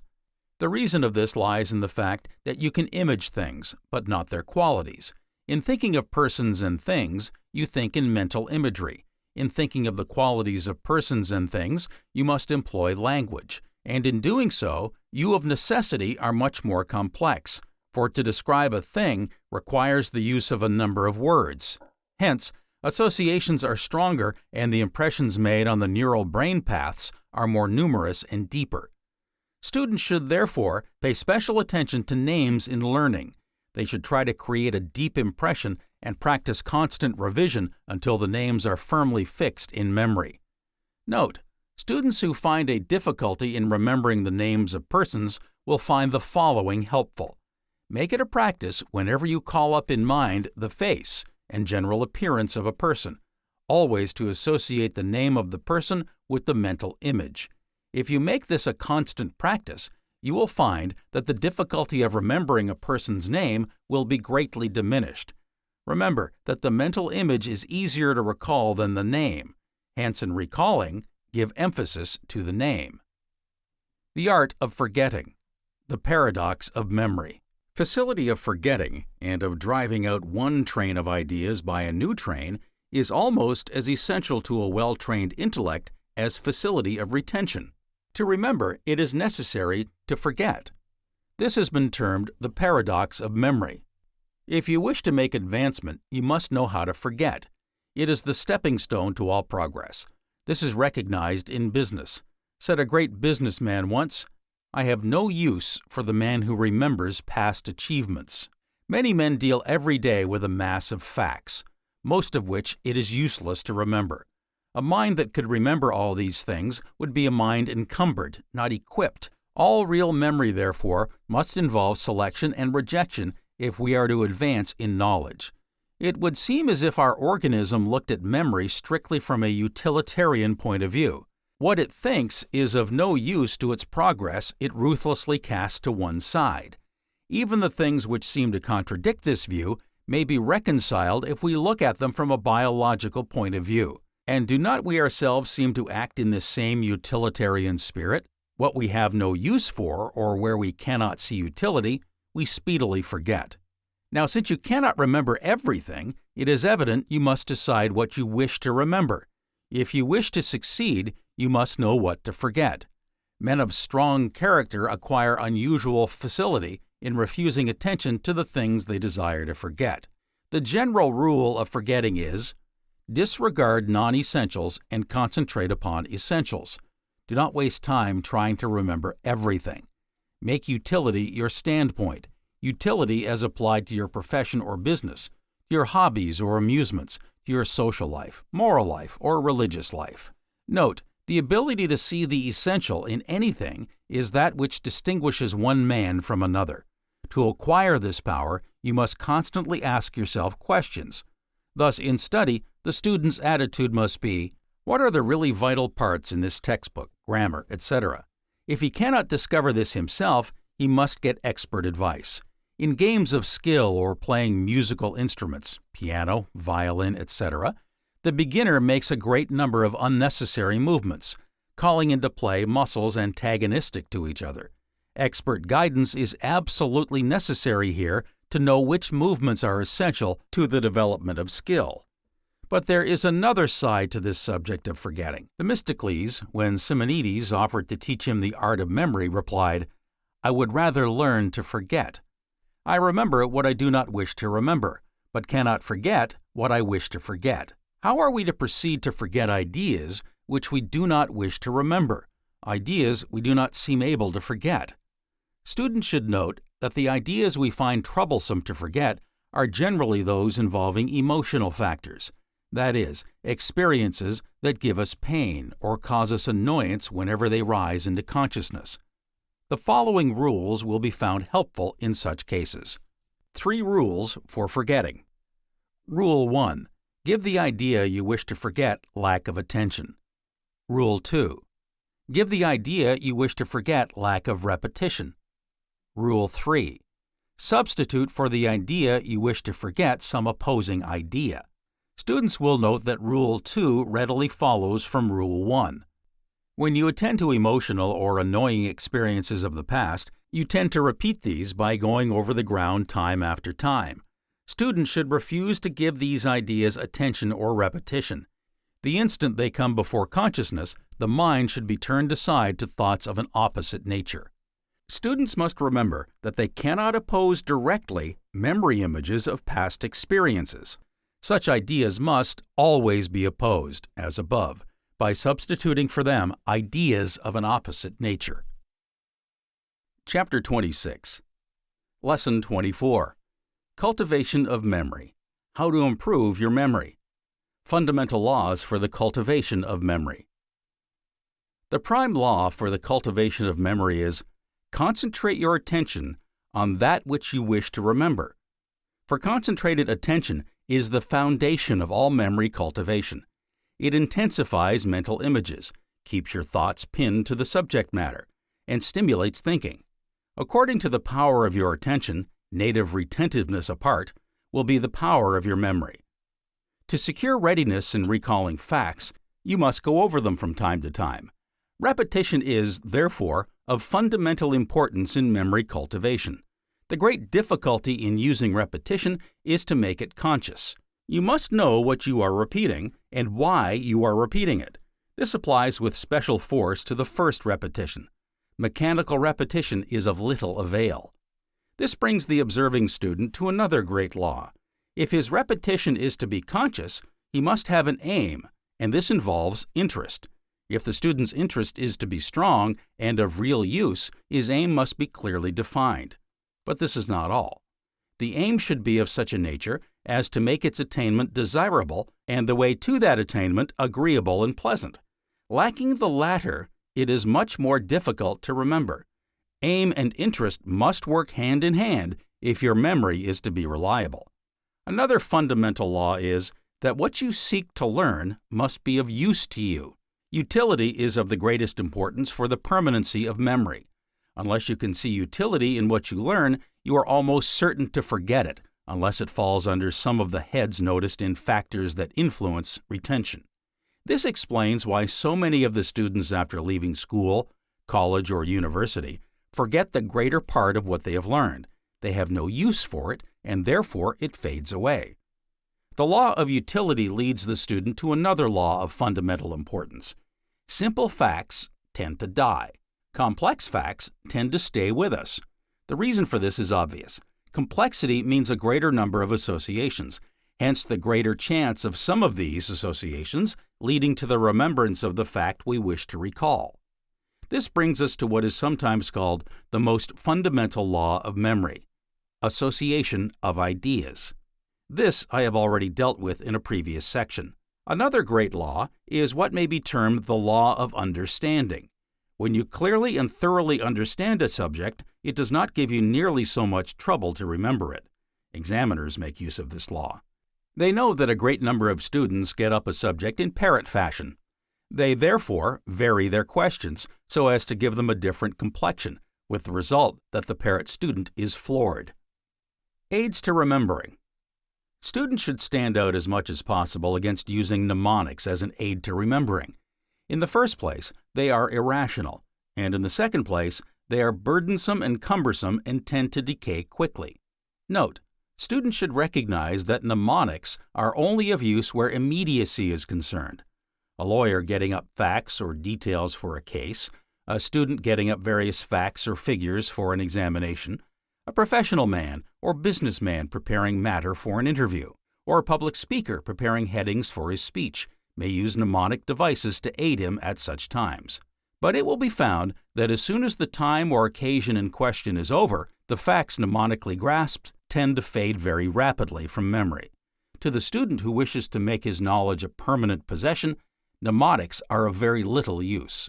Mnemonics are applied by many memory systems, more especially to figures, dates being the principal application. Psychologists condemn this practice. This is clearly an excessively poor, trivial, and silly way of thinking about dates. The The way of the historian is better. He has a lot of landmark dates already in his mind. He knows the historic concatenation of events and can usually place an event at its right date in the chronology table by thinking of it in a rational way, referring to its antecedents, tracing its concomitants and consequences, and thus ciphering out its date by connecting it with theirs. Nothing can be said against the practice of what are termed ingenuity methods in committing figures to memory. Thus, suppose you wish to commit the following sets of figures to memory. A. 884422. B. 123-654. C. 9300-3936. You can divide A into 884422. Here, all that is necessary to remember is that the first two figures are 88, the next two figures half of 88, and the next two quarter of 88, or half the second two figures. In B, you can group as follows: 123, 654. Here, you remember that the first group follows in numerical order from 1 to 3, and that the second group continues in this order if you start with the last figure of the group. In C, you can group into 930, 039, the reverse of the first group, and 36, which you can remember as 3 less than the last two numbers of the second group. Note, I have purposely made the above examples as simple as possible to enable the student to grasp the principle in such methods. Similar methods are applied in learning lists of unconnected words. Thus, psychology, psi, similarity of sound in the first syllable, potato, pearl, prince, each word commencing with the letter P. Sowing, drinking, playing, each word ending with ing, and so. It is clear that all such methods are, after all, merely methods of better or closer attention. It is a great aid to remembering a fact to be able to link it to some other fact already in your mind. This is rational remembering and gives much better results than the mere attempt to commit the fact to memory by repetition or mechanical aids. It is the thinking that impresses the fact upon the brain substance, for numerous associates are formed thereby, and the tendency to recall is made more probable. Suppose you wish to remember to post a letter on your way to business, or to bring something home as you come from business. You can say either 1. I must not forget to post my letter, or I must bring so-and-so home with me, or 2. You can arrange matters so that every here and there as you go to business, something will recall the fact that you must post your letter, etc. Thus, you can say, when I pass Robinson's shop, I'll remember I have a letter to post, and so on. You are much more likely to remember by the second plan than by the first, for each of the places you fix on as an associate will tend to bring the fact to your mind that you have a letter to post. Children rely on mere repetition to remember. This does not give such good results in the case of adults. You cannot get away from the sense of what you are learning. Hence, adults should chiefly attend to logical relations of things, to ideas, to argument, and to courses of thought. It is much easier to learn poetry than to learn prose, for the rhyme and rhythm of the former are powerful aids to memory. If, therefore, you can introduce or see rhythm in anything you wish to learn, you strengthen the associative ties and render recall more likely. Learning poetry. The learning of poetry has been the subject of much experimental work. It has been found that passages up to 240 lines are learned more economically by the entire method than by the sectional method. See next section, the most economical method of learning. Students are advised not to devote more than 30 to 40 minutes at each sitting to the learning of such passages. Long poems, i.e. of more than 240 lines, should be divided into sections, each section being, as far as possible, as thought whole, i.e. closely connected in thought and matter, a natural division of the poem. The student will have to exercise great care in binding together the various sections. It is recommended to number each section and to give to each a name or phrase expressive of the leading ideas or thought contained in such section. It is sometimes a help in remembering to get someone to read to you the matter you wish to learn, for in the reading they tend to give stress to certain parts, and these, as you saw above, form associations and help you to remember. This method is specially applicable to persons of the auditory type of memory. It is a great help towards remembering a subject to be able to talk about the subject to some congenial mind. I drew attention to this in your numbered exercises. The endeavor to explain a subject reveals your limitations, and these you can attend to when alone. Students should never read a good book without a pencil in hand. Mark the passages or parts you wish to remember, and afterwards make notes of these. The most economical method of learning. There are three main methods of learning. First, the sectional method. Second, the whole or entire method. Third, the mixed method. In learning by the sectional method, the matter is divided into sections, and each section is learned before proceeding to the next. In learning by the entire method, the matter to be learned is read through from beginning to end and repeated in this way until it is learned as a whole. Note, the entire method is quicker than the sectional, for no redundant associations are formed. The piece is grasped as a whole, and everything is seen in its proper relation. In the sectional method, associations are formed between the last word and the first word of the same section. This hinders the reproduction of the matter as a whole. The student should note that even where the sectional method seems to involve less fatigue in consequence of fewer repetitions, it has been found that the matter learned is not so well retained. In learning by the mixed method, an attempt is made to avoid the disadvantages of attaching to the other methods. The student has seen that the sectional method encourages wrong associations. It will be equally apparent that the entire method is apt to discourage a learner and also to induce fatigue. The mixed method seeks to avoid these defects as follows.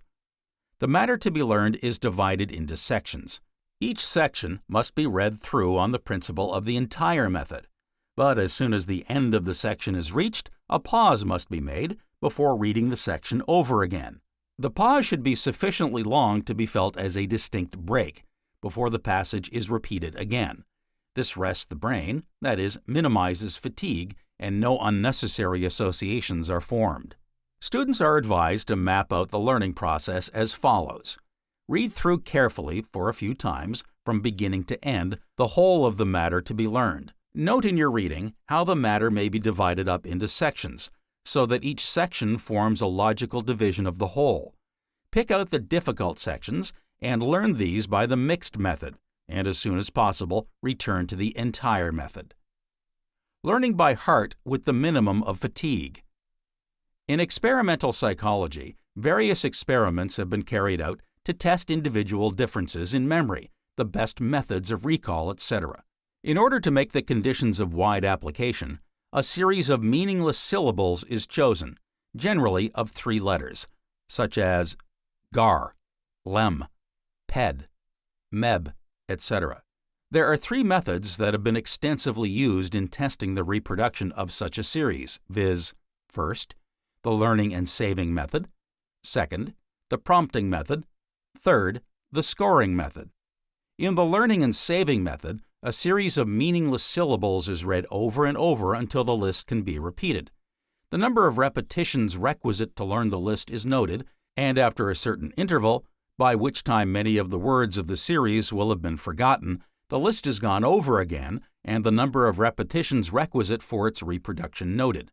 A comparison of the repetitions shows the saving affected by the second reproduction.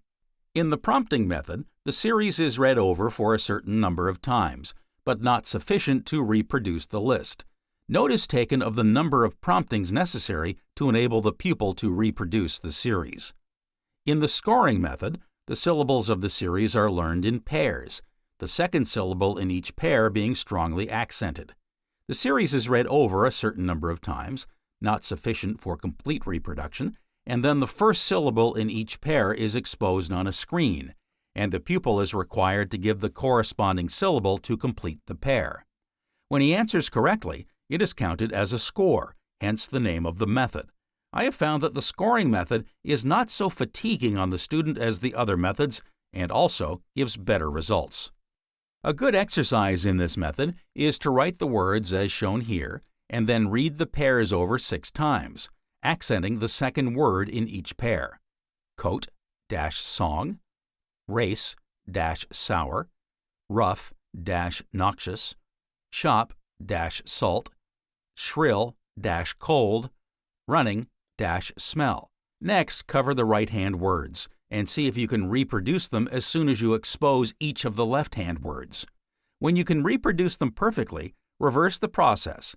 Cover the left-hand words and expose the right-hand words. You can apply this adaptation of the scoring method with excellent results to your studies: languages, poetry, the sciences, history, geography, law, philosophy, shorthand, bookkeeping, etc.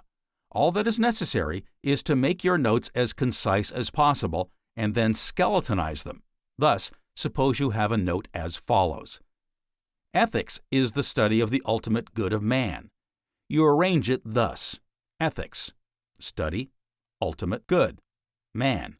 Leave the word ethics exposed and see if it suggests study. Then expose ultimate good and see if it suggests man. Afterwards, expose the word ethics only and see if it suggests the other words. Students should also test the principle of the scoring method by applying it to the lists A, B, C on page 224. Students will find the above method gives much more satisfactory results than the associative methods of the memory systems. The latter demand a certain arrangement, differing in the order of presentation, and often find it necessary to introduce other words, foreign to the subject matter, to complete the chain or series. Note on learning languages. In learning rules and vocabularies, the student is advised never to work at them for longer than 15 minutes at a sitting. This was the plan of study adopted by the great linguist Sir Richard Burton. After 15 minutes of concentrated attention, he found the brain lost its freshness. The same applies to all kinds of purely mechanical learning. Short periods of study give the best results. Musical students should note the bearing of this. The most useful memory and how to cultivate it. Which is the most useful memory? There is not the slightest doubt that the preponderance of opinion would answer, the memory for everyday affairs. You wish to remember where you put things, where you saw things, where you read things, and what you read, i.e., general reading apart from study, where you heard things, the names and addresses of people, appointments, and 101 things of this nature. This is the memory you want, not so much the memory for dates, the kings and queens of England, the horses that have won the Derby, or who won the Oxford and Cambridge boat race. Give me the memory for everyday affairs, the where did I leave my umbrella type. This is the cry of the vast majority who seek to improve their memory. Now, how are you to get this memory? If you will analyze any case of forgetting which falls under the above heads, you will find that inattention lies at the root of them all. You go into a shop, put down your umbrella, and ask to see certain articles which you have come to purchase. After you have got what you want, you leave the shop, and likewise your umbrella. Why? Simply because you put it down in a semi-conscious state, your mind being intent on what you had come to buy. Is it at all strange that you forget in such cases? A lady puts down her purse when she returns home. Next time she wants it, she cannot find it anywhere. Why? Simply because she put it down without a thought, her mind being intent on other matters. Now, what is the cure for this type of forgetfulness? The cure is simply this: you must cultivate the habit of paying attention to what you are doing. You must make your acts conscious acts. The lady who puts her purse down must be aware of the fact. It is a simple matter for her to say to herself, as she puts her purse down, I will put my purse here, on this table, and I will know where it is when next I want it. The man who locks up at night, and who wonders when he reaches his bedroom whether he really locked the front door, will do the same on succeeding nights unless he makes the locking of the door a conscious act. You cannot remember doing a thing if, while you are doing it, your mind is elsewhere. You must attend to what you are doing if you really wish to have a reliable memory. If you wish to remember what you see or hear or read, you must pay attention while seeing, hearing, or reading, and you must impress upon your mind that you wish to remember these things. It is here that willpower, concentration, and mental discipline play their important role in memory. If you wish to remember to do anything in an hour's time, or a few hours' time, or a day, a week, a month ahead, you must make provision beforehand either by making a note of the thing to be remembered or by associating the fact in some such way as the letter experiment in aids to remembering. Businessmen who wish to remember to do a certain thing as soon as they reach their office can cultivate this type of memory in the following manner. Determine before you leave home that on reaching your office you will do a certain act. Any trivial thing will do. Suppose, for example, you say, "When I reach the office, I will immediately unlock the safe." With this as your objective, you arrange that as soon as you come near to your business premises, the fact that you must unlock your safe will come to your mind. Similarly, it must come to you as you enter the building, as you go up the elevator, as you enter the office. I have taken the businessman as a type for the cultivation of this type of memory, but its application can, of course, be extended to any type. Let any man or woman try this experiment for a week, and they will soon see its utility.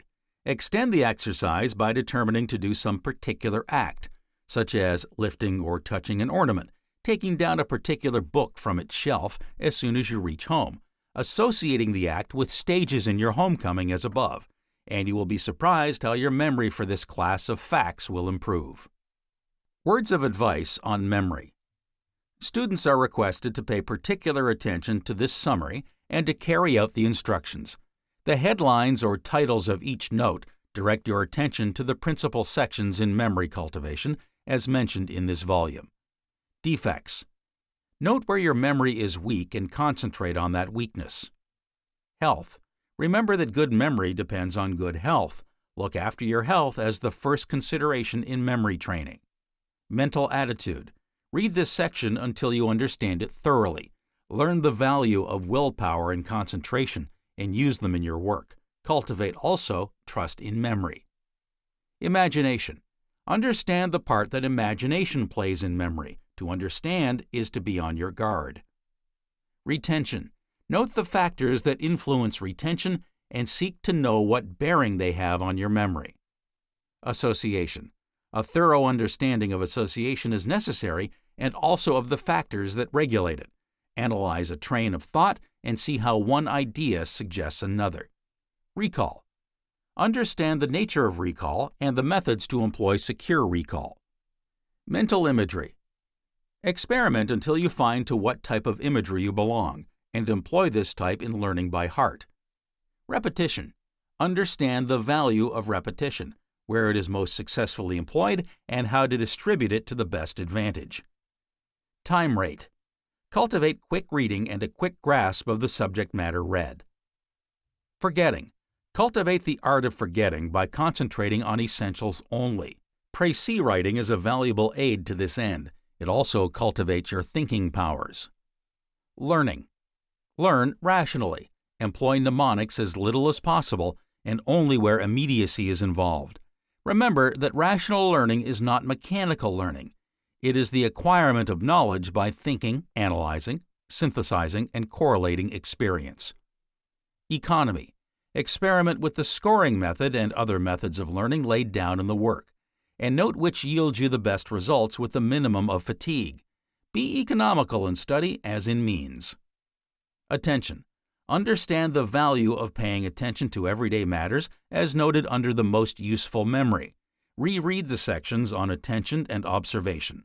Attention, observation, interest, and fatigue. Words of caution. Students are cautioned as to how they regard the effect of exercise in memory cultivation. The learning of a number of verses per day will not improve the memory as a whole. It will only improve it so far as the learning of poetry is concerned. The same applies to any other department of learning. Students are cautioned not to attempt to learn by heart too much at one time, and to refrain from learning when they are tired. The effect of fatigue on memory is marked, and in extreme cases renders recall an impossibility. The key to memory cultivation. The key to memory cultivation is interest, for interest first multiplies associations, second, makes retention easier and more permanent, third, makes the mind inventive and progressive. Students are advised to study carefully Lesson 17 on interest, also the paragraph on the road to success in the section on willpower in business in Lesson 22. Chapter 27, Lesson 25. Personal magnetism, obtained by concentration. This silent, invisible soul force known as personal magnetism is the power that has been conserved to the use of the strong-minded. And when concentrated and projected by the will with a combative, subduing, or controlling intent, it becomes the magic wand that rules the social and commercial world, for it triumphs over obstacles and brings success in business, social, and domestic life. It is that subtle, unseen influence that enables many people to control those around them. A person of ordinary intelligence and strong mind, having this mental power well developed, is able many times to control those having no knowledge of mental science. The present stage of social and commercial life is one of combat, man pitted against man. The invisible weapon used in this battle, or struggle for supremacy, is concentrated mental force. The student who has developed willpower can, without doubt, influence his fellow beings to do that which he wills them to do. It is this unseen element that often causes men and women to do things in business, social, and domestic life that their ordinary common sense and reason would reject. Yet, under the magnetic personality of another, they do it without thought, impressed that their acts are the outcome of their own natural inclinations. The business and social world is ruled and influenced by this psychic force known today as personal magnetism, concentration, willpower, suggestion, thought, force, etc. Those persons who have this sublimated life essence well developed and under strict discipline of the will are enabled to influence, rule, and sway their fellow men by the concentration of this force. To the learned in psychology or those who have studied mental science, it appears nothing more than the intelligent application of one's power of mind. There is constantly emanating from every person his own particular personal magnetism. It is this particular invisible element which enables the faithful dog to scent and trace his master through a crowded thoroughfare, the hunting dog to follow and run wild game to its lair. This same magnetism enables the bloodhound to run the criminal to earth. Personal magnetism is the medium by which and through which persons are either attracted to or repelled by each other, its nature being the key of success in our dealings in this world. Success in worldly affairs does not always depend upon intelligence or education, as it is demonstrated to all who have observed the success of the man or woman of a magnetic personality, but depends entirely upon their mental or psychic forces. All persons, to a greater or lesser degree, possess these latent forces, but a few have developed them to their fullest extent. Take the magnetism of a fascinating young lady, which is invested with a subtle, indefinable charm, so subtle, intangible, and alluring that the effects of its far-reaching influence is felt by all with whom she comes in contact. Personal or vital magnetism radiates from the loving parent's heart, emanates from the powerful public speaker, as it does from the teacher whose strong magnetic personality gives her discipline over her pupils. This invisible influence goes forth unseen, but ever felt, in the gentle tone and kindly ministrations of the skilled nurse. This subtle influence is felt by the very presence of the trusted physician, whose magnetic look and reassuring words give to the poor, suffering, and afflicted soul new energy, life, and hope. Magnetism breathed and pulsated in every word, look, and action of the marvelous Patty, enthralling and charming the soul by her magic spell. And so the masses are swayed, charmed, and fascinated by this self-same magnetism, which is looked upon by those unacquainted with the art of concentration as a wonderful gift by Providence to a few favored ones. All of our great leaders in Congress sway and bind their audiences, either consciously or unconsciously, by conforming to the law of the supreme soul force. History records many illustrations of the absolute certainty and power of a magnetic personality. Our late President William McKinley, who was just tender and wise in his kindly ministration of the affairs of the nation by his firm and diplomatic manner, so well known to his associates, exerted this influence, which radiated from his powerful personality, ever leading the people lovingly and safely, always winning their confidence and retaining throughout his executive life their undying affection and unquestioning loyal obedience. The gracious influence of his strong personality was always forcibly felt in the brilliant glance of his manly eye, scintillated in his welcome smile, glowed in his friendly word, and thrilled those who felt the hearty and firm grasp of his hand. In every sphere of life, the cultivation and development of magnetic qualities are of the highest importance, as this force is latent in every human soul, a sacred gift and priceless jewel whose assiduous cultivation always bestows benefit. This magical power belongs to the inward man or soul whose spiritual strength, faculty, or efficacy is best stirred into action by intense concentration and earnest intention, combined with spoken words in which there is a wonderful hidden virtue whereby you can influence another. Indeed, the virtue of man's words are so wonderful when pronounced with a fervent constancy of mind or soul. The three evangelists relate how Jesus appeased the troubled waters and roaring deep. Matthew chapter 8, verses 23 to 27. Mark chapter 4, verses 35 to 41. Luke chapter 8, verses 22 to 25. Jesus, who was asleep in the hinder part of the ship when there arose a great tempest on the sea, the waves beating into the ship so that it was now full, arose and rebuked the winds and the sea, and there was a great calm. Christ spoke first to his disciples, calming their fear and agitation with a word. His magical address of "Peace, be still" to the furious elements which caused a great calm was a revelation. The men marveled, saying, "What manner of man is this, that even the winds and the sea obey him?" Christ again turned to them and more deliberately rebuked their lack of faith. And he saith unto them, Why are ye fearful, O ye of little faith? Jesus rebukes a fever. Luke chapter 4, verse 39, which rebuke was not unheard of or unheeded, for not willingly was the fever or condition made subject to man's vanity. Romans chapter 8, verse 20. The unseen forces of nature, which were constituted at first as man's servant or handmaid, rise up against him, and become the instruments of his hurt and harm, trouble and sorrow, when he remains ignorant of their nature and use. But even in the moment of their wildest uproar and devastation, they recognize and yield to the voice of the man who can concentrate, for he is the rightful master, and gladly return to their allegiance to him, and in this, to their proper place of service to the human race. The student who gives this book a close perusal will learn that man is not by nature a creature of circumstances, and should always endeavor to be master of the event, ever reclaiming and reasserting his psychic or magnetic possibilities. The question of personal magnetism, will culture, and mental discipline is naturally one which concerns the bulk of people, for it only means the practice of the spirit of helpfulness extended to every creature with whom you are brought into contact. One of the greatest powers with which human beings are endowed is sympathy, or love, and there is by no means too much in the world. Sympathy postulates a recognition of the unity of all with the One, that brotherhood is not a matter of sentiment, but a great fact in nature. Sympathy, however, is not that sickly sentimentality gushes over, losing balance.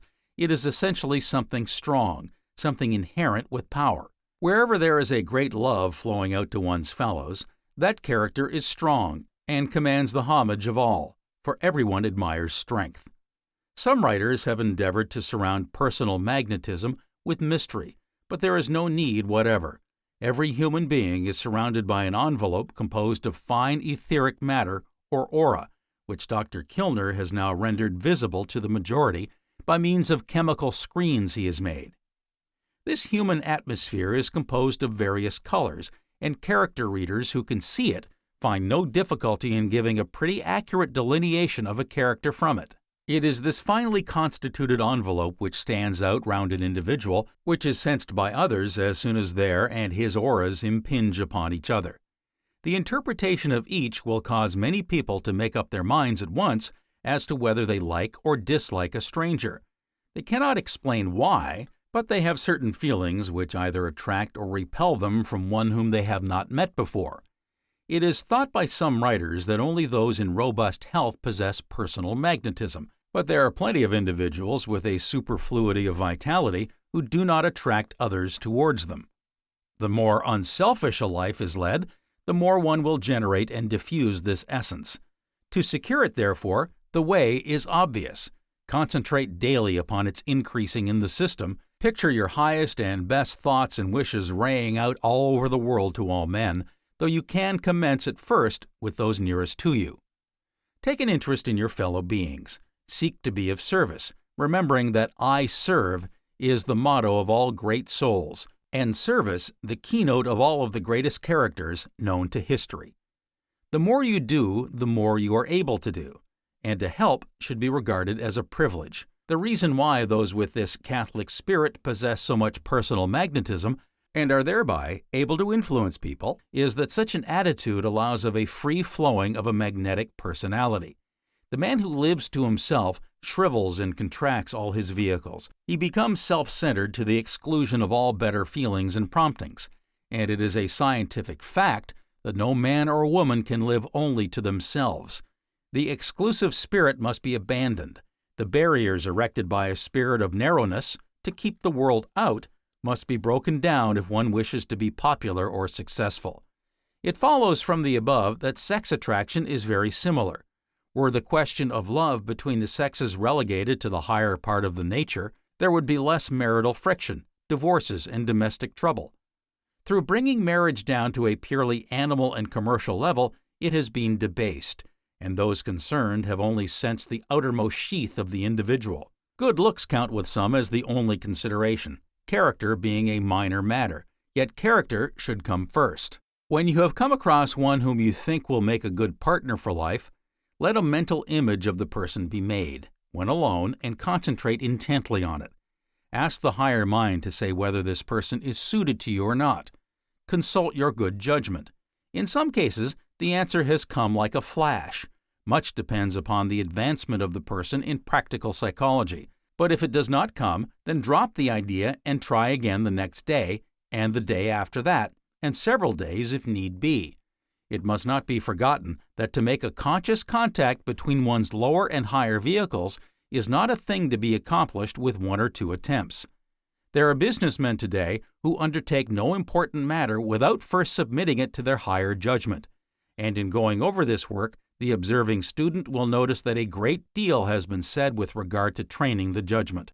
Above all, look for the highest and best only in everyone with whom you desire to enter into friendly relations. By practicing the highest, you know you will call forth in the majority of cases a corresponding best. One hesitates to use the word soul because it is capable of so much misunderstanding.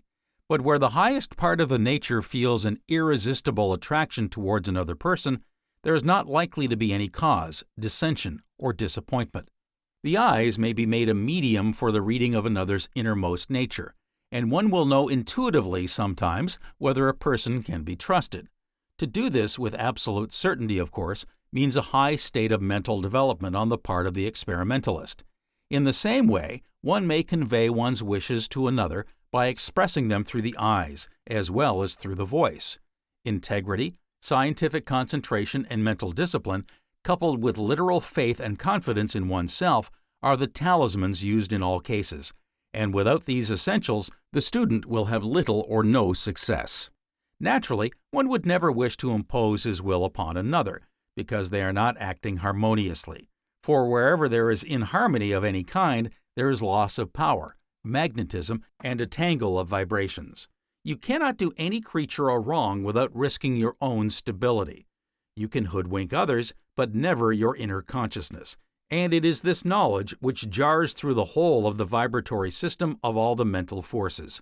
Some psychologists claim that however long a man may live, every impression made on his consciousness remains there indelibly fixed, and at his death passes before his dying eyes. To be thoroughly vitalized and energized, to possess executive ability and thereby attain the function or power of executing and performing things that count in life, there is no more effective method of attaining it than by concentration and faith in oneself. For a few minutes daily, see and literally realize, that is, believe yourself as the recipient of the great stream of vitality, health, and success that fills the ether. Believe that it is pouring into your body at every point, and that you are absorbing it like a sponge taking up water. As you inhale, believe that you are drawing vitality and strength in great waves into your being. Next, realize it as being distributed all over the system to every part. If there is a weak spot or organ in your body, concentrate on it at given times and affirm that vitality is centering there, that extra blood is coming from various parts of the system, and that life power is intensely active there, that you, by concentration and faith, are attracting life and vital force to a weakened organ or function. It is a law of psychology that in whatever part of the body the thought is centered, increased circulation takes place, and with the life stream carrying more force to the part, obstructions are broken down and carried away. Disease has been removed by this means, and irregular circulation established in parts where it has been impeded through the accumulation of morbid material. This explains cures made by Christian Science. The writer looks forward to no distant day when practical psychology shall have acquired such stability of character and utility as to entitle it to universal reception, when its advantages shall be looked to as the main auxiliary of good health, sound morals, rational philosophy, and true religion. Part 5. Chapter 28. Lesson 26. The Art of Public Speaking. Concentration applied to speech-making. The art of public speaking is one thing. Eloquence is another. Often one hears successful examples of the former far removed from the latter. True eloquence is only gained by study and intelligent concentration. The mere ability to speak fluently is not uncommon, but far more important than the mere flow of language is the power of putting forward convincingly, in a concentrated manner, the view and opinions which the speaker desires to impart to his audience. When to that ability, which is only to be gained by scientific concentration, is added the gift of polished and fluent diction, the added attraction of real eloquence, then one has the orator, although there are singularly few in the present age who can truthfully lay claim to that distinction. By the very nature of things, real eloquence must be a diminishing quantity, and the dominating factor driving to that end is the growing cult of unemotionalism broadening widespread down through the universities and public schools to the great middle class. Today the appeal is to the intellect, to the reason of one's audience. The growing change in the fashion of our speaking is nowhere more plainly evidenced than in our courts of law. Advocates are practiced and professional speakers paid on each occasion to achieve by their powers of speech a particular end. It must be a foregone conclusion that they will endeavor to concentrate on and use the methods of speech which experience shows to be most essential. Only those who frequent the courts can properly realize how seldom one hears the least attempt to employ the effect of mere language. Sheer earnestness sometimes carries an advocate before a jury into the appearance of a resort to eloquence, but such a state almost always is unintentional and unpremeditated. It is only in the ordinary public political meeting, and when there is a tendency for the intellect to be subordinated to the loyalty of party feeling, that enthusiasm can be raised by the emotionalism of eloquence. The growth of a cynicism and the repression of emotion are having a striking effect on public speaking in this country. The oratory of half a century ago is dead. The tearing eloquence of the old stump speaker has given place to the seasoned skill of the unemotional orator. Now and then we find in some local politician a lonely survivor of that greater age. In politics, there have been great orators of every party. There have been, as there are, great statesmen and great men of all shades of political opinion, but ever and always, for turgid eloquence, one must look to the more democratic schools of thought. For the very caution produced by the knowledge and experience which breed conservatism must of necessity check and control exuberance of language. Serious speaking with a purpose, however, tends every day more and more to pass into the hands of a few professional speakers. Politics are rapidly becoming machine-made and standardized, and political speaking, as the years go by, comes more and more under the influence of the party machines and party organizations and of recognized political speaking clubs. Politics, one of the few things men are serious about, form almost the only subject of public meetings. To the written, rather than the spoken word, do we increasingly entrust the advocacy of all other subjects. Such other public speaking as exists, debate at the meetings of public bodies hardly reaches that level, may be broadly described as after-dinner speaking. To be earnest on such an occasion is a mistake. A serious speaker is a bore, and usually so regarded. In this, we are far in advance of our cousins across the Atlantic. Here, after dinner, the heaven-born orator holds forth at length, and strange to say, he gets listened to.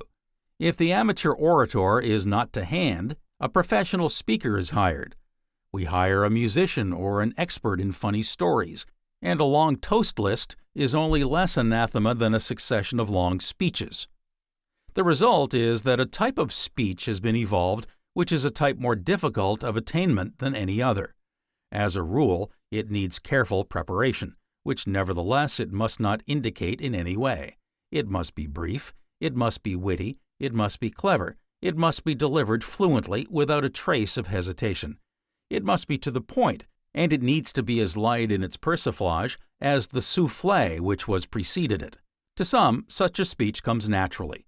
To the majority of men, it comes only by experience, only by careful thought. It is because the most successful form of speech in this country is the product of study and practice, that the opportunity is open to anybody who will take the trouble to acquire the reputation of a clever speaker. I know I am laying myself open to contradiction, but in my own experience, the most successful after-dinner speeches have been those in which the speaker has employed genial and extravagant raillery of others who have been present, in such a manner that whilst all present have been amused, the person dealt with has felt no trace of resentment. To deliver such a speech needs more preparation and care than is entailed in the delivery of a serious one. Unfortunately, speeches of that kind are seldom, if ever, reported. Imitation is not recommended, but study of speeches made by great orators is advised, that the student may discover the why and how and the wherefore of their success, for in and through that study will come the knowledge of the essentials of success in public speaking. Given that knowledge, practice, concentration, and experience will then produce the effective and successful public speaker. The set speech. I am not a believer in the born orator. Of course, some people have a much readier vocabulary than others. They can, as they go along, invest their thoughts with appropriate expression with the utmost ease and readiness. They can move smoothly forward while others drag painfully along. But unless there has been plenty of concentration, plenty of good hard study, plenty of good clear thinking, and plenty of good honest preparation, the speech of your born orator will simply be grandiloquent emptiness.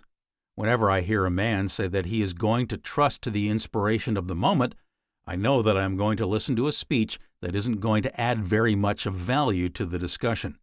Therefore, here as elsewhere, let it be understood that the essentials are concentration and hard work. The man who is going to make a good speech must first of all immerse himself in his subject. He must read all there is to be read about. He must concentrate on it and think about it. He must talk about it. And particularly must he master completely the view of the other side. Naturally, if he is accustomed day by day to make speeches on public affairs, his mind will become stored with information on current topics, and therefore the amount of detailed preparation required will be less. But even here, I always feel a cold shudder run down my back when I see one of the speakers of the evening jotting a few notes down on the back of an envelope during the chairman's opening remarks. So far, I am dealing with the set speech. The debating reply is different and calls for different qualities, and of these more later. The first thing to do then, if you are to make a set and prepared speech on a given topic, is to concentrate on it, and also read all there is to read about it. The next thing is to talk about it whenever you are in the company of a fellow human being willing to listen to you. The exchange of views which conversation affords is invaluable. The truth of the proverb that two heads are better than one is never better exemplified than in the preparation of a speech. The members of my classes and my intimate friends have rendered me enormous assistance in the preparation of speeches, though I can't doubt they occasionally voted me an insufferable bore. Very good. Having made a careful study of all that has been said or written upon the subject, the next thing is to think out the framework of the speech. You will consider the lines along which you will go, the points you will make, the conclusions you will enforce. Jot these down in a series of heads, and then sit down to write the speech out. Whenever time offers, write the speech out fully. If we could all find time to do that, even the most practiced platform performers amongst us, our speeches would be so much better phrased, so much more closely knit together and reasoned, so much more worthy of the audience which has taken the trouble to come to hear us. Having written the speech down, concentrate upon it and see what can profitably be struck out. In all probability, it is too long, contains too many points, and will bewilder rather than educate or convince.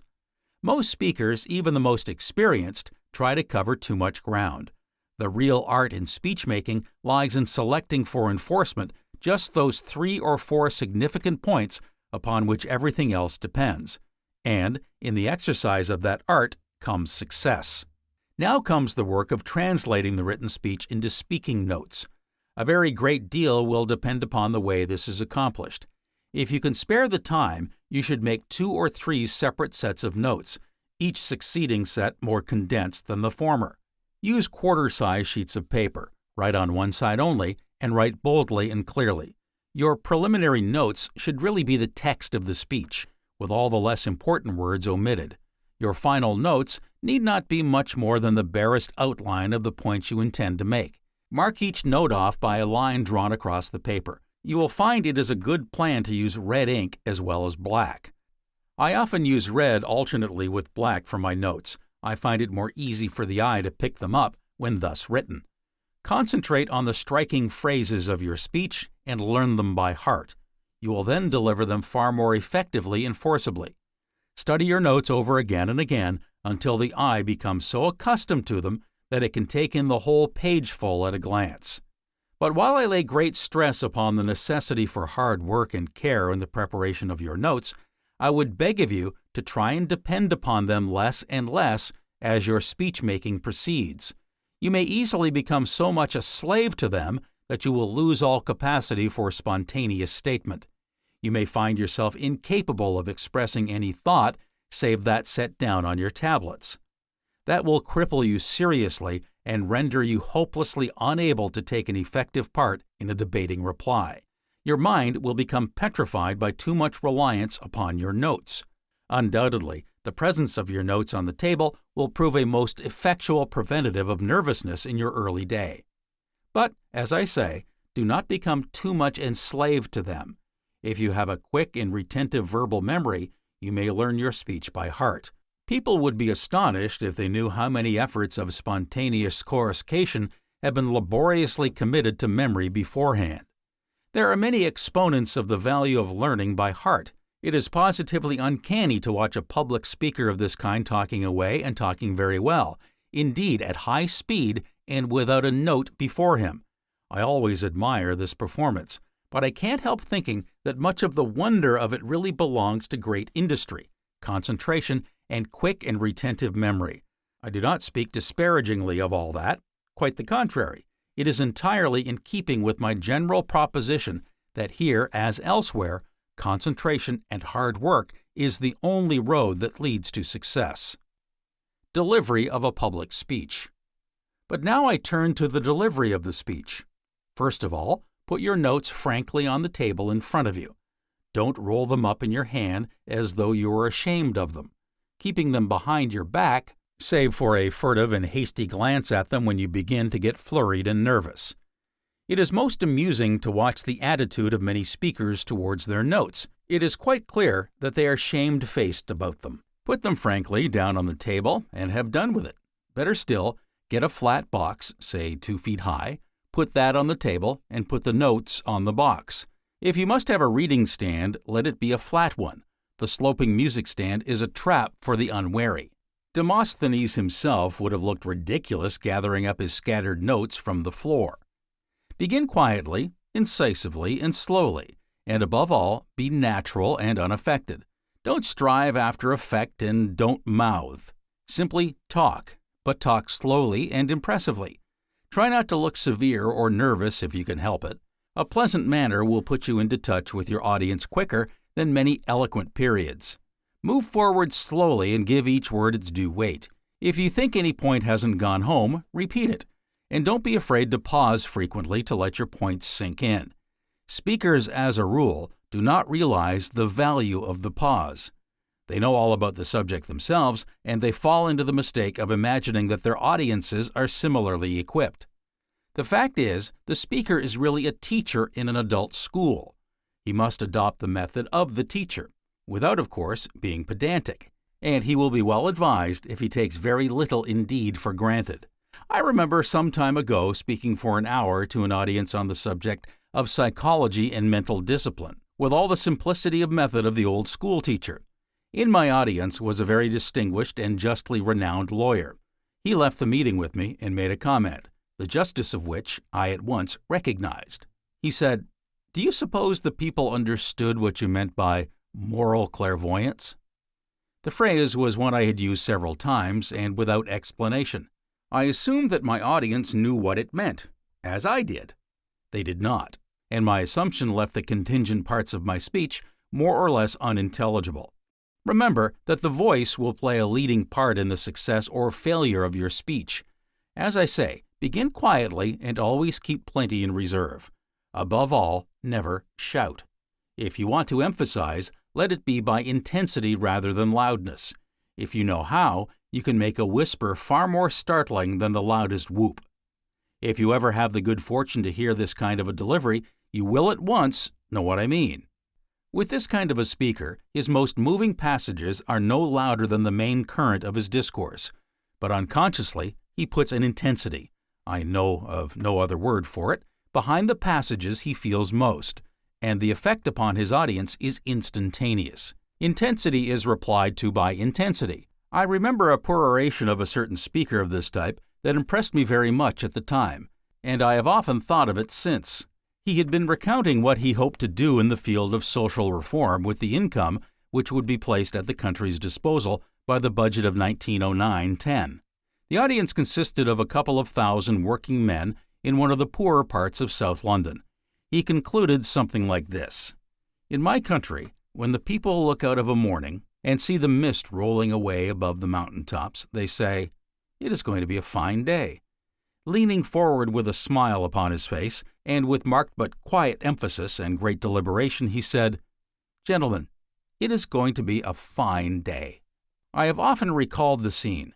Just a small man, a small but very musical voice, and a hopelessly commonplace sentence upon which to sit down. And yet a scene of enthusiasm the like of which I have rarely seen equaled at the close of any speech. I recall the incident now for a purpose. If you must perorate, and for the life of me, I don't see why, let it be simple and unaffected. And if you must perorate in poetry, let it be not more than 4 times. Learn them by heart and study their delivery well beforehand. Gesture in public speaking. And this brings me to the question of gesture. I don't think you should study gesture. Let it take care of itself. Of course, there is no need to stand stock still like a lay figure. If you do that, you will rob your speech of much of its effectiveness. But on the other hand, don't set out to accompany your words with appropriate gesture. If you do, you will not disguise the staginess of it all, and your opinions will be discounted. Just be natural, and before you know where you are, the probability is that you will find yourself clenching your fist and smiting the table quite sufficiently for the peace of mind of your audience. If you must go in for scientific training, I would rather you took courses of lessons in voice production than in histrionics. Gesture will always depend on the temperament. You may learn a few swings and movements with the arms, hands, and head, but they won't help you much.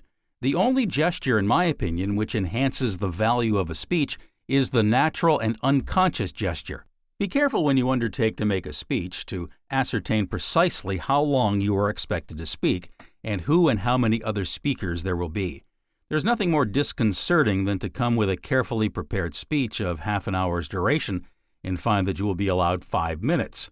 Indeed, I know nothing that will tax the resources of the practiced speaker more shrewdly than this will. In such a case as this, he will probably be well advised not to take the notes of the speech he intended to make out of his pocket. Under no circumstances should you assume a self-depreciatory air. It is curious how many people open a speech with something like this: "I haven't the faintest idea why I have been asked to speak to this resolution. I can imagine no one less qualified to do so than myself." Now that's all nonsense. If you really felt that, you ought to have sent an apology. The fact is, you are nervous and self-conscious, but you needn't tell everybody. They'll probably find it out soon enough. But don't let nervousness disconcert you. Quite the contrary. Indeed, if you have never been nervous on the public platform, you have never made a really effective speech. If you have no susceptibility in your nature, you can give up public speaking. You may be clear, lucid, forcible, and even convincing. But the man who follows you and can touch the hearts as well as the heads of his audience will, even though he be nervous as a kitten, have beaten you on the show of hands. All our great orators confess to their moments of nervousness, even after many years of platform experience. As regards the substance of your speech, let me say a word. Let the diction be as simple as possible, and don't wander off into long and involved sentences. If you do, the probability is that you will tire your audience without completing your sentences. Remember, you have neither Mr. Gladstone's marvelous command of language nor his magnificent power of clear, consecutive thinking. Neither have you Bob Ingersoll's eloquence and wit. Let your illustrations be homely and apposite, and if you feel the need to lighten the texture of your discourse with an anecdote, do for goodness sake let it arise naturally. Don't start out determined to drag in a particular story. That is most inartistic. Humor is admirable, if not overdone. But unless you are a professional humorist, don't start out determined to be funny. And unless you are fairly experienced and know your audience, be sparing with the oratorical question. If you start out with, "Why am I here tonight?" you must not be surprised if someone impishly replies, "The Lord only knows." You will find the oratorical question grows upon you. Only the other night, a roguish lodge member explained at the dinner table the number of times he could have laid me out, to use his own expression, by replying to the oratorical questions I had put in a speech at a meeting from which we had just come. He appeared to contemplate ruefully his lost opportunities. Be very careful how you handle interruptions. And remember, they are quite as likely to come from a friend who is trying to help you as from an enemy. Many speakers are not able to entirely practice what they preach in this respect. Instinctively, they treat all interruptions as hostile. It is a great mistake. They must have offended many an honest friend by this failing. Never argue with an interrupter. If you don't think you can give him a Roland for an Oliver in the shape of a short, sharp retort, let the interruption go unnoticed. If you can get home with a really clever and apt retort, do. Your stock will go up at once as a speaker. American people greatly relish a prompt return. Many a man owes more to a nimble-witted reply to an interruption than to many labored orations. But you must always be good-tempered, never sneer, and never hit below the belt. If you are not prepared to tackle an interrupter who evidently means to disconcert you, politely ask him to defer his questions until your speech is ended, when, if you can, you will be glad to answer him. This may not satisfy him, but the sense of fair play is so strong in the average American audience that he will see the wisdom of accepting your suggestion. But now a word or two on the debating reply. Excellence as a debater is, in my opinion, the last word in public speaking. You may excel in a set oration given a certain amount of time for preparation, a certain amount of practice, and certain fairly commonplace qualifications. But to excel in debate is quite another story. You need great concentration, great experience, great assurance, great readiness, and it is here you will break down if you become too much the slave of your notes on other occasions. You will become so accustomed to lean on your notes that you will go to pieces without them. For of course, in debate, you can only scribble down a few points from the preceding speech or speeches, and here the powers of concentration and discrimination are invaluable. Most practiced speakers listening to a speech can follow it in such a way as to reply more or less effectually to it point by point. So few can at once analyze it as a whole, expose its fallacies, lay bare its false premises, and ridicule its weak conclusions. They can, in a word, riddle the whole fabric of a speech with a single shaft of scorching criticism. I'm afraid it is no use trying to teach someone to become a good debater. You may have great experience as a speaker and then fail in the thrust and parry of debate. You need, as I say, to be as quick as lightning, cool and collected to a degree, and as ready with your tongue as a comedian. To reply to a big debate in the United States Senate, to reply effectually, and to wind your speech up on the stroke of 11 even though the time at your disposal may vary between 25 and 40 minutes, is unquestionably the most severe test of all-around capacity to which any public man can be subjected, and I am always filled with admiration when I remember how well the task is almost invariably performed. Don'ts for public speakers. Don't rely on the belief that you are a born orator. Hard work and concentration is the only precursor of success here as elsewhere. Don't fail to study with great care the other side of the proposition you propose to present. Don't expect to say anything worth listening to if your only preparation is to scribble a few notes on the back of an envelope during the time the chairman is introducing you. Don't shout, don't wave your arms about like a windmill, and don't upset the water bottle. Don't ever get a cheap laugh. Don't call an interrupter an ignoramus or a fool. Neither of these is precisely the soft answer that turneth away wrath. Don't scratch your head or rub your nose more than you can help. Don't fumble with your watch chain. And don't pull your waistcoat down more than 2 or 3 times. Don't quote poetry unless you know it by heart, and then quote very little of it. Don't perorate. Or if you do, let it be short, simple, and unaffected. Remember, the ridiculous is always on the heels of the sublime. Don't ever expect any sane audience to listen to you on any subject for more than an hour. Except on very special occasions, you should never speak more from a quarter to half an hour. Don't go on after you have finished. Sit right down. Many a first-class speech is spoiled because of the inability of the speaker to sit down. Don't, if you mean to succeed in politics, get the reputation of being funny. That will be fatal. Don't talk too fast. Your audience is probably where you were when you began to read the subject up. Don't deliver the speech you intended to deliver if called on after 10 o'clock p.m. Don't reply to a vote of thanks with more than, "Thank you very much indeed." No matter how enthusiastic the audience may have been over your speech, it doesn't want another. Don't lean against the table with your legs crossed. Don't stand with one foot on your chair. In fact, let the chair alone. Don't attempt to outshout a noisy meeting. At the first lull in the storm, get in a quick, quiet, arresting sentence, and follow it up quietly and rapidly every time you see an opening. Don't get fidgety if the secretary leans over and whispers to the chairman, and don't show annoyance if any members of the audience should get up and go out. Don't forget the speech you timed for half an hour will usually run into 40 minutes. Don't do more than take a very occasional sip from the glass of water on the chairman's table. And don't do that when the action taken in conjunction with the statement you have just made is calculated to raise a laugh. Don't, if a timetable has been arranged, allocating a certain amount of time to your speech, under any circumstances exceed your limit. It is most unfair to the others. Don't fail to appreciate the significance of the emphasis when the chairman calls upon you briefly to support the motion. Don't, when your speech has already run into considerable length, mistake a gentle, well-sustained tapping on the floor with feet, walking sticks, and umbrellas as necessarily a mark of approval. It is more likely to denote impatience. Don't assume that a silent, attentive audience is unsympathetic. It may be paying you the highest tribute when it refrains from breaking in upon your remarks with applause. Don't leave your notes on the chairman's table when the meeting is over. You may want them again. Don't, if you can avoid it, hand any manuscript down to the reporter's table. Let somebody else do it for you. Don't fussily correct every small misrepresentation of you viewed in the press. Remember, the art of severe condensation is not an easy one. Don't forget that in the heat of controversy, it is very easy to impute wrong motives.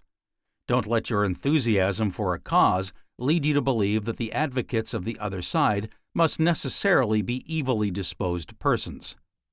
Don't forget that a man may vehemently oppose your view and still remain a Christian gentleman. Don't forget that you are not the chairman. It is he and not you who is responsible for the conduct of the meeting. Defer to him in everything. Don't be personal under any circumstances. Don't try to explain away an indiscretion by blaming the reporter. Don't, if at a public meeting, ever go on the assumption that no reporters are present. It won't help you afterwards to explain that you were not aware that reporters were present. That, I consider, is the feeblest form of excuse. Don't lose your temper. Whatever befall, keep smiling. Chapter 29. Lesson 27. Concentration used in composing a public speech. Given one's subject, the first thing to consider in the composition of a speech is the composition of one's audience. The subject may be the same, but the selection of words needed must vary with circumstances. This can only be determined by concentration. The flowing periods and well-turned sentences, for instance, which might delight an audience at some anniversary banquet, would, to use a common phrase, be over the heads of the members of a working men's club. And when a speech is over the heads of an audience, one may be quite sure that those who have come to hear will either go to sleep or depart in scornful wrath before the orator or lecturer has reached his peroration. The speaker should use no phrases, no words, which cannot be easily understood. I often wonder how much ordinary audiences can grasp of certain speeches and addresses which I read in the newspapers. So involved are their sentences, so hidden away in a mass of superfluous detail is the single shining truth which they are intended to place before those who hear them. Not that I favor the idea of speaking down to one's audience. The man who thinks that the intelligence of his hearers is vastly inferior to his own is usually a very unintelligent person himself. There is plenty of intelligence in every American audience, but very often the language in which it is addressed might be Greek. Clearness of style is as essential in the preparation of a speech as clearness of utterance in its delivery. In Matthew Arnold's words, "Have something to say, and say it as clearly as you can." That is the only secret of style. In political life, it is an axiom that what is known as the platform matter is as unsuited to the United States Senate as the style favored by that assembly when it allows speeches to be made is unsuited to the feverish times of election in general. It is in everyday life that you must lay the foundations of success in the art of speaking. Set your ideas, your impressions, your feelings in order. Think of certain facts and weave them into a story. Imagine situations and think how they can be told to an audience. Mental work is not enough. You must speak aloud when you are alone, in your house or in your garden. You must forge a mass of phrases for yourself, rehearse them, keep some, discard others, and always go on manufacturing new ones. Speak aloud, think aloud. Those are two golden rules. In ordinary everyday conversation, many people, and they are by no means unintelligent or badly educated, neglect the way to express their thoughts. Their vocabulary is limited to a certain number of words which they utter a number of times, varied by a certain number of stock phrases. The would-be orator must extend his vocabulary, and this can only be done by reading the works of the masters of literature. To get accustomed to the sound of your own voice, that somewhat alarming thing to beginners, it is a good plan to read aloud, say 20 lines at a time, of some familiar author, very carefully and very slowly, giving every syllable in every word its due value and correct pronunciation. Nervousness is a disease which tortures those afflicted by it. Many men whose intelligence and zeal have destined them for the most brilliant careers remain obscure, solely because they are unable to control themselves in public sufficiently to give expression to their thoughts before their fellow men. But it is a disease which can be cured by concentration and perseverance. Rehearse your speech aloud, to yourself first of all, then call in some good friend to hear you. Thus, you will get accustomed to the sound of your own voice. When you go on the platform, look at your audience before your turn comes to speak. You will seldom be the first, and firmly concentrate your mind upon your audience and what you are going to say. Most great orators have suffered from nervousness at the outset of a speech, but the feeling quickly wears off, and of course, in oratory, as in everything else, practice helps towards some degree of perfection. Speak slowly, punctuating your remarks rather freely. Everything has its importance in your opening sentences. The more your audience understands them, the more it will be interested in what follows. The great art of speaking distinctly is vital to success in every walk of life, and it cannot be cultivated at too early a period of one's education. Good diction is a sine qua non to those who desire to speak in public. With real orators, who are rare indeed, certain qualities of the first rank may compensate for their defects, but the more these qualities are lacking, the more it is necessary to learn everything that can be learned in the art of speaking. And even those orators who are the most richly endowed by nature cannot apply themselves too assiduously to perfect themselves in their art. Study diction in order to speak well. Speaking is one of the functions which we use most often. Why should we neglect it, even if we have only one person to listen to us? Admitting that we have no moral or material interest in winning his sympathy or in convincing him of the truth of what we are telling him, it is surely only polite that he should be saved the trouble of stretching his ears or straining his attention to hear what we are saying. The student should study diction in order to read well. Reading aloud is an excellent way of passing an hour of the evening in the family circle. Thus are introduced as friends of the house, poets, philosophers, historians, novelists. Some may prefer the musicians to those magic workers, and you can admit the preference, but at the same time agree that many years of study are necessary before the violin or the piano are tolerable. Before even the most indulgent home critics, while good diction is comparatively easy, or at least sufficiently good to read clearly and enable us thereby to communicate to our friends some of the beauties which we ourselves are enjoying. Distinctness of utterance can only be acquired by cultivation, by taking pains. The learner should be advised not to be afraid of opening his mouth. The voice need not be loud, so long as the words are enunciated clearly. Clipping of consonants and slovenly slurring over of syllables should be avoided. The suppression of the final G is surely reprehensible, as a great crime as the dropping of the aspirate. To speak with distinction is given to few, but to speak distinctly is an accomplishment as easily acquired by the dullard as the genius. Surely it is not utterly outside the range of possibility that the art of speaking distinctly may beget the art of speaking with distinction. Distinction is latent in some of us, but distinct utterance is patent. It is interesting to take Shakespeare's lines on the 7 ages of man and to see how well they can be applied to the foregoing remarks on the necessity of clear enunciation. First, the infant. When our children cry, we may grumble, but we have at least the satisfaction of knowing that their lungs are sound, and good lungs give promise of ripe soil whereon to grow the power of fine oratory in the future. Then the whining schoolboy. The boy who answers clearly and readily is invariably preferred to the one who does not.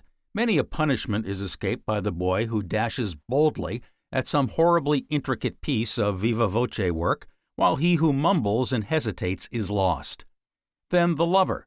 Surely the man who woos can only win by speaking up, while he who stammers out the tale of his love remains a bachelor to the end.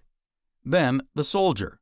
To him, indeed, distinctness in giving words of command or in issuing verbal instructions to subordinates must be of the very first importance. Skobelev used to say that unless an officer could speak to his men, they would never follow him. Many a battle has been lost by the misunderstanding of verbal instructions, the result of faulty diction. Then the justice. The judge who puts the case to the jury with clearness of diction and distinct enunciation is always an honor to the bench, even if he be a little shaky in his law. But he who mumbles and mouths his charge tries the jury as well as the prisoner. The sixth age. You will always find that however shrill the piping treble of the old man, it will be clear as a bell, if he were taught to speak distinctly in his youth, and early attention to the elementary rules of distinct utterance will maintain resonance of tones in the voice of one who is playing his part in the last scene of all that ends this strange, eventful history.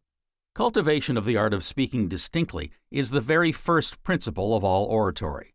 Without it, winged words are of no avail, and the periods over which we have spent so many hours of study are best left undelivered, save, perhaps, in the form of MS for the reporters. It is not necessary to shout. Your slightest whisper will be heard if you articulate properly, and if you remember that in every audience there is probably one old lady who is slightly deaf of one ear. You will not be able to read well or speak well unless you breathe properly. The secret of breathing properly is to keep the lungs well filled with air, not expending more breath at any given moment than is absolutely necessary, and refilling them at every possible opportunity. After a distinct articulation and correct pronunciation comes expression, without which all reading or speaking must be unintelligent. Expression depends largely upon proper attention to modulation of the voice, to emphasis on the right word or phrase, and to pause. By modulation of voice, I mean the passing from one key to another, showing changes of sentiment, changes of thought. To acquire modulation, it is a good thing to practice reading dialogue in dramatic scenes, when you will easily see that the voice must be modulated to suit the different characters. Emphasis means the marking by the voice of such words or phrases or sentences as you consider the most important. This you can do in various ways: by an increase of stress upon a particular word or sentence, by variation of tone, or by varying the time of the enunciation of the words. Correctness of emphasis must, of course, depend upon the intelligence of the speaker, for if he understands his subject right through, he cannot fail to note the right words to emphasize. Incorrect emphasis will make a sentence ludicrous. For example, everyone probably knows the story of the nervous curate, who, on reading the words, "And he said unto his son, Saddle me the ass, and he saddled him," read it thus, "Saddle me the ass," being reproved by his rector, who pointed out that the word ass was the one on which emphasis should be placed. The curate, to be on the safe side, added yet another emphasis, and an amused congregation heard the passage read thus, "Saddle me the ass," so they saddled him. The value of pause is threefold. It enables you to get breath, and as I said before, to keep the lungs well filled with air. It gives your audience time to consider the full meaning of what you have been saying, and it serves for extra emphasis. In this connection, I will quote the words of Froude in illustrating Cardinal Newman's power as a preacher. Froude relates that on one occasion, Newman, who was at that time vicar of St. Mary's, Oxford, had been describing some of the incidents of our Lord's Passion. At this point, he says, he paused. For a few moments, there was a breathless silence. Then, in a low, clear voice, of which the faintest vibration was heard in the farthest corner of St. Mary's, came the words, "Now, I bid you to recollect that he to whom these things were done was Almighty God." It was as if an electric stroke had gone through the church, as if every person present understood for the first time the meaning of what he had all his life been saying. I suppose it was an epoch in the mental history of more than one of my Oxford contemporaries. Among actors of our time, none understood the value of pause more than the late Henry Irving, who never failed to give it extraordinary significance. It was said of his delivery of certain speeches that the very pauses had eloquence. Next to distinctness, and almost equal in importance, is the art of speaking fluently and with conviction. Cicero says, "There are three things to be aimed at in speaking: to instruct, to please, and to affect powerfully." And again, to be worthy of the proud title of orator requires an ability to put into words any question that may arise, with good sense and a proper arrangement of the subject. Further, your speech, when spoken from memory, should be ornate in style and accompanied by dignified action befitting the topic. Let us turn once more to Shakespeare, and we shall find in Hamlet's advice to the players many wise hints, invaluable not only to the actor, but to the politician, to the lawyer, to the doctor, to the businessman, and to all who take part in public or, for that matter, private discussions. Fluency, the use of suitable gestures, proper emphasis, all these are touched upon in this wonderful address, and all can be acquired by assiduous practice. The question of gesture, though perhaps a side issue, is very important. In acting, the hand plays as vital a part as the brain. A clever, well-considered performance is often marred because the actor is too restless of hand or foot, perhaps both. This is in a lesser degree often the case with public speakers. Verify your references and quotations. A false reference in a speech has often as tragic consequences as a false reference to a butler, and to a man of taste there is always at least one in every audience. A garbled quotation is as horrible a thing as the individual who wears brown boots with a dress suit. Your ideas may be wrong. None of us are infallible, not even the youngest of us, and much may be forgiven to the man with any fresh ideas, but carelessness in the preparation of a speech is unforgivable.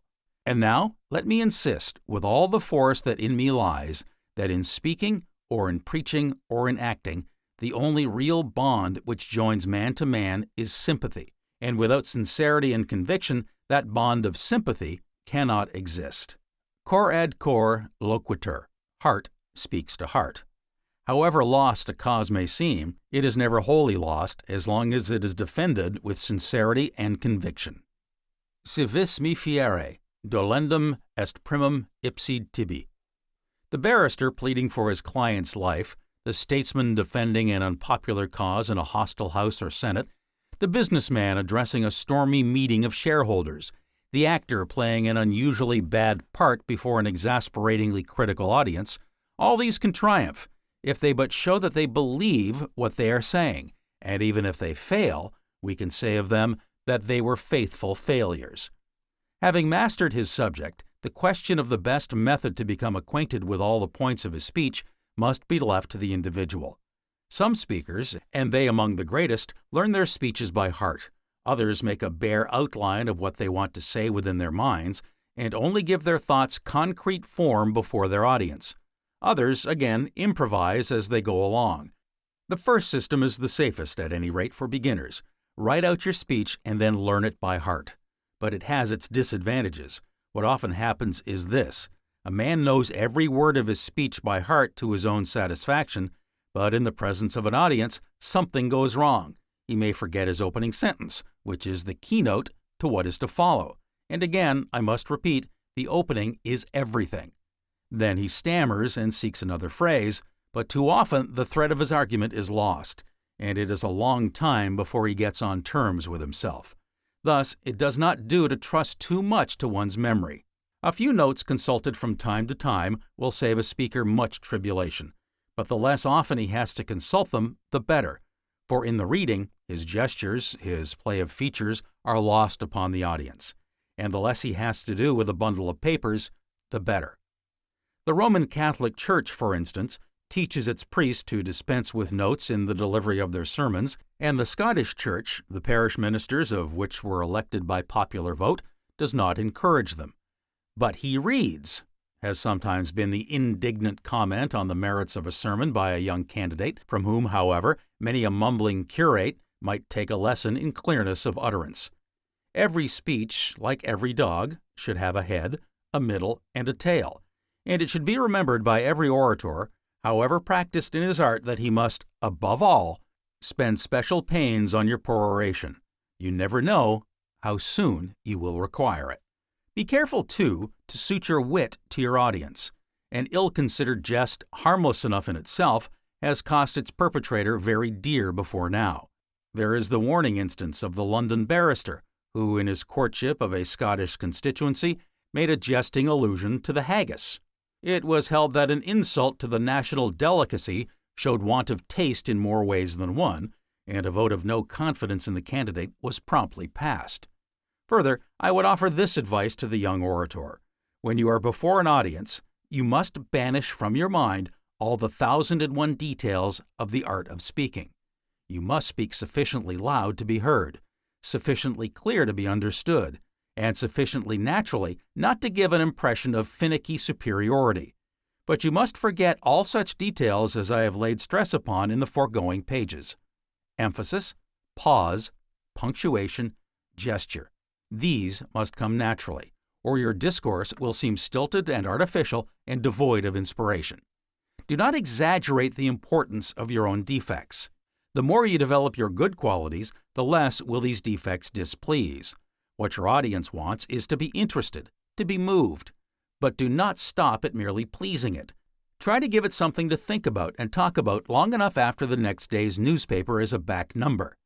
If you wish to be a real artist in words or in letters, you must never weary of study and concentration on these subjects.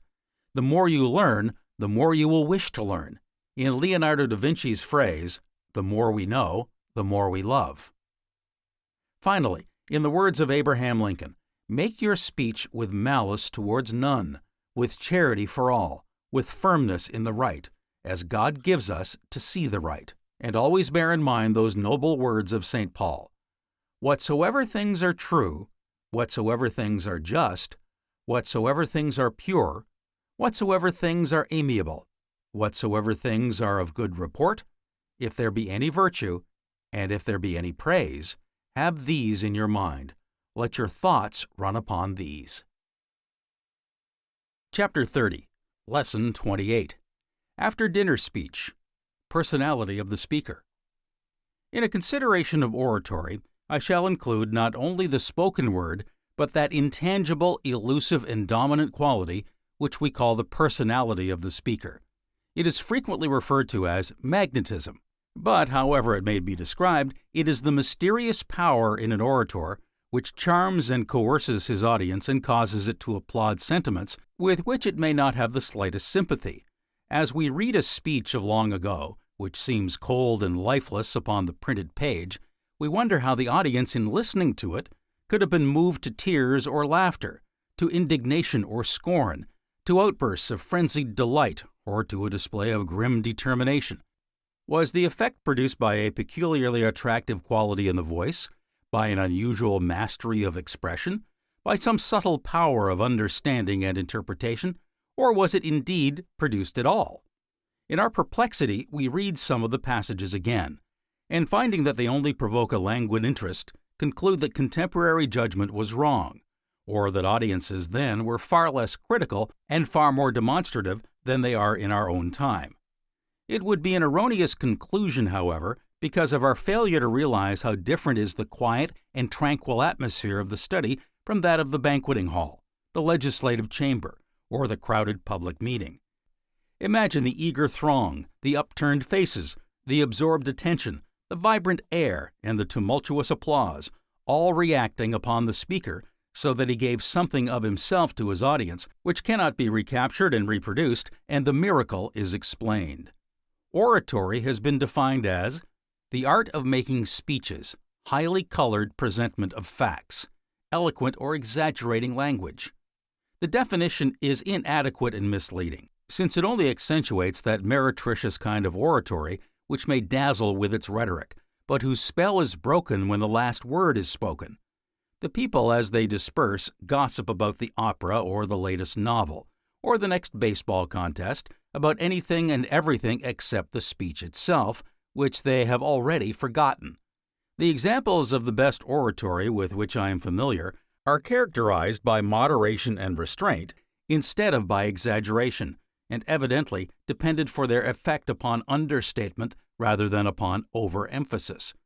The lurid and rhetorical and sensational style of speaking may please the thoughtless, but the really great orator knows the value of sober utterance clothed in noble diction.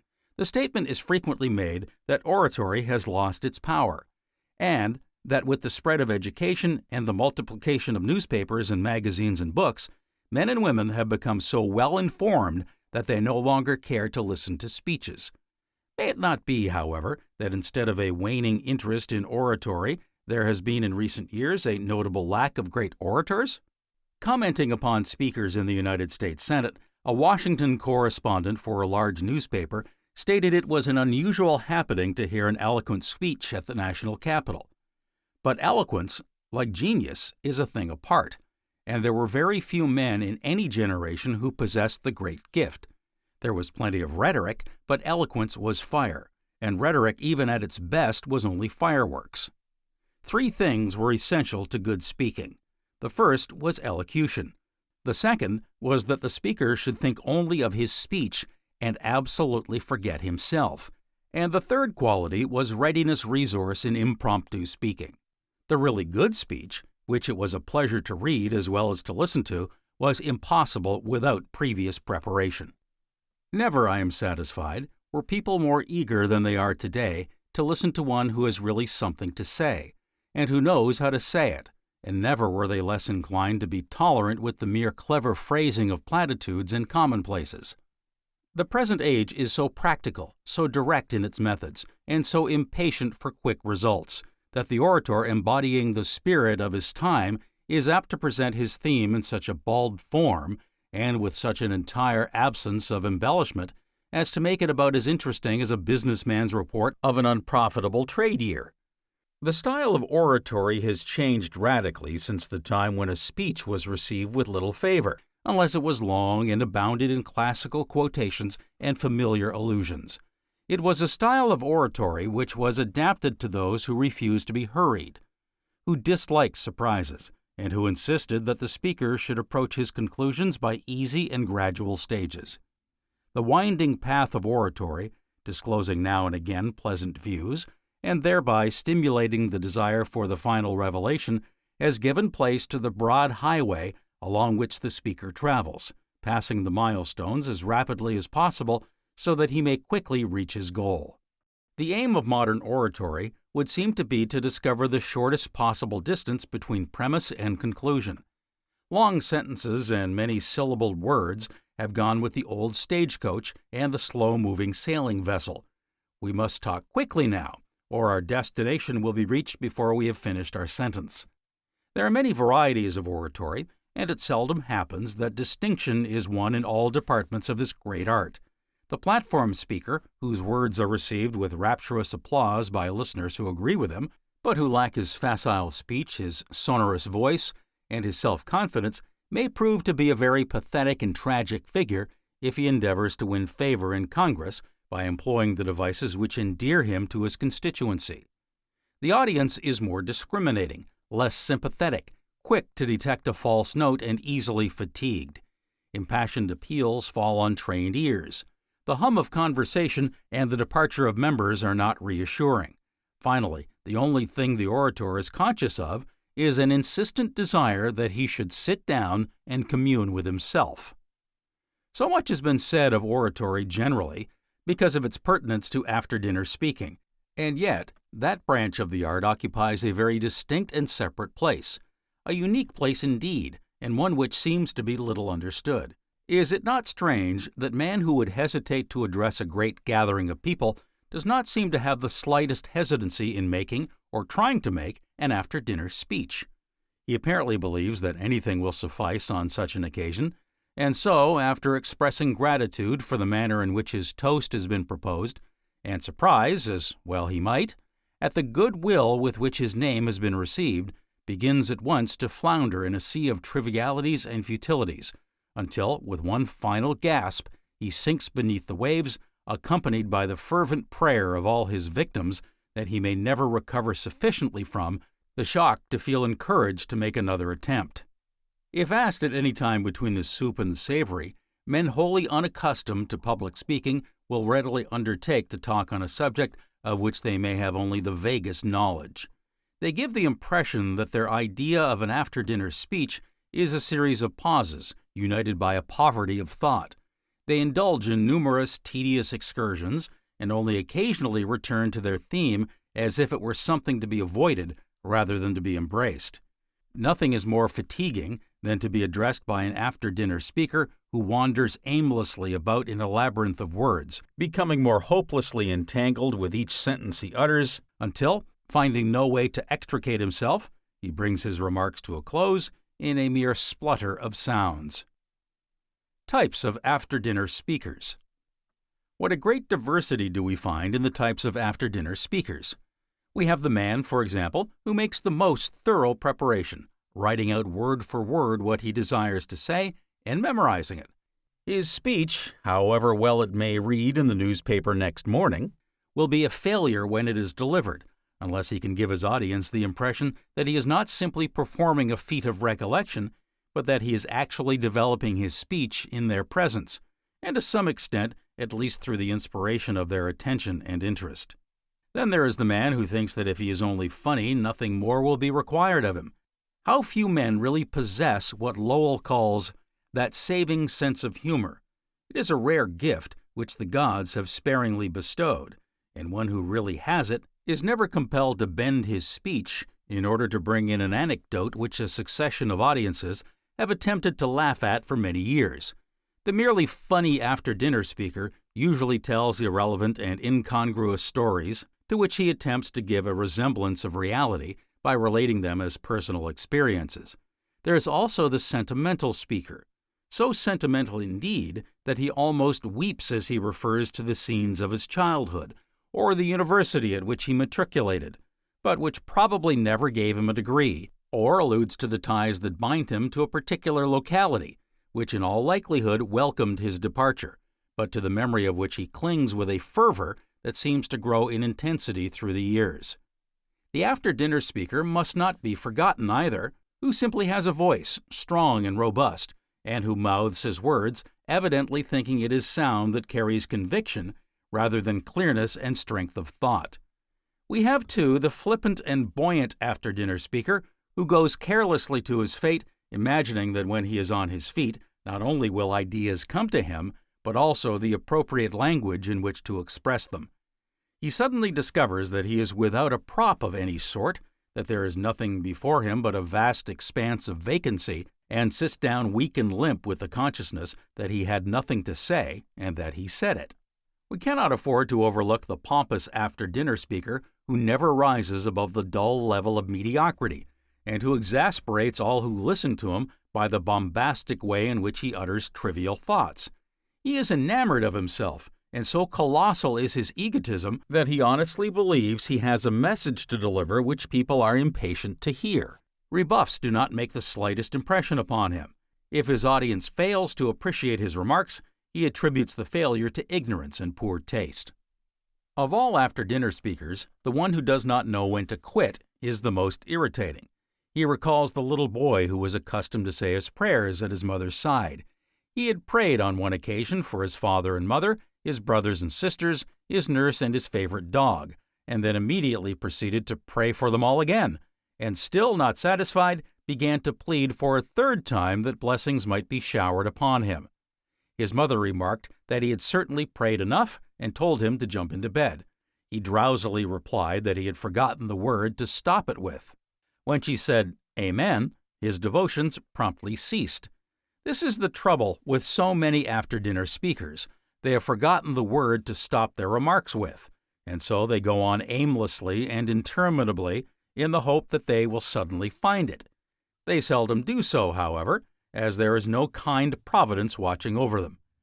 There can hardly be a greater bore than the after-dinner speaker who mistakes the occasion, who talks about the beauties of a worldwide peace at a dinner given by the Navy League, or eulogizes the advantages of a vegetarian diet at a stock breeder's banquet. He talks with facility and does not seem to understand the impatience of his hearers. This is the age of short poems, short stories, and short speeches. It is the age, therefore, of the after-dinner orator. If he produces any effect at all, it must be instantaneous.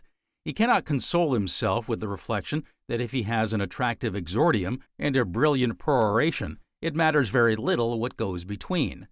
When an address is limited to a few minutes, it must be all excellent, or it will be received with little favor. There is no time to get under way. One must capture his audience at once, or he will lose it forever. The opening sentence or two determines his fate. A colorless beginning means a tragic ending. It seems incredible that our forefathers could have listened to speeches for an hour or two and wanted more. If a sermon is not finished within 20 minutes, it is criticized today for its extreme length. We may not be less spiritual than the people were 100 years ago, but we are certainly less passive. We are not inclined to sit with folded arms and be talked to for any considerable time. Was it not Mark Twain who said that at the end of the first 10 minutes of a sermon, which greatly interested him, he took out 5 $1 bills as his prospective thank offering? But as the preacher went on, he put them back into his pocket one at a time, until, when the plate was finally passed, he languidly contributed a few cents. Many a speaker has lost the sympathy of his audience by the flood of words in which he has drowned his ideas. A great deal can be said in 15 minutes if the speaker is interested in his theme and knows how to present it. Most addresses which continue beyond that time consist largely of amplifications and repetitions. The after-dinner speech is something more than a mere vehicle for the use of anecdote and pleasantry, of pretty compliments and graceful acknowledgments. The field for after-dinner speaking is indeed very great, the occasion affording such an excellent opportunity for the statesman and the social reformer and all men of earnest purpose to present their views in a concentrated form to an audience which is usually representative of a large and important section of public opinion. It would be interesting to know how many libraries and museums and art galleries, how many splendid charities, how many social and political reforms can be traced to the suggestion of an after-dinner speaker. When one has dined well, how can he be indifferent to the claims of those who are less fortunate than himself? Could a more congenial atmosphere than that created by an after-dinner audience be imagined in which to dwell upon the glories of peace and the advantages of international friendships? Fewer speeches, shorter speeches, and a greater variety of speeches would add very much to the enjoyment of those who attend public dinners. Reception is the bane of the modern toast list. The same themes have been assigned year after year until they have become so absolutely threadbare that only a genius can arouse the slightest interest in them. They simply recall the past, and we frequently fall into a gentle slumber from which we are awakened by the announcement, "Ladies and gentlemen, pray silence for Mr. Blank, who will propose blank," another subject with which we are perfectly familiar.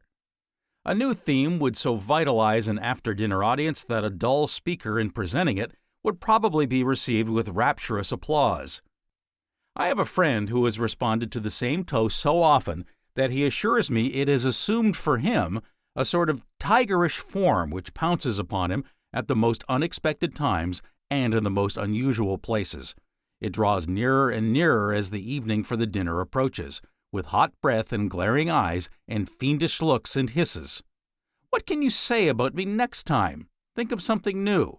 I am tired of the old things which I have heard since men were sufficiently civilized to enjoy good fellowship."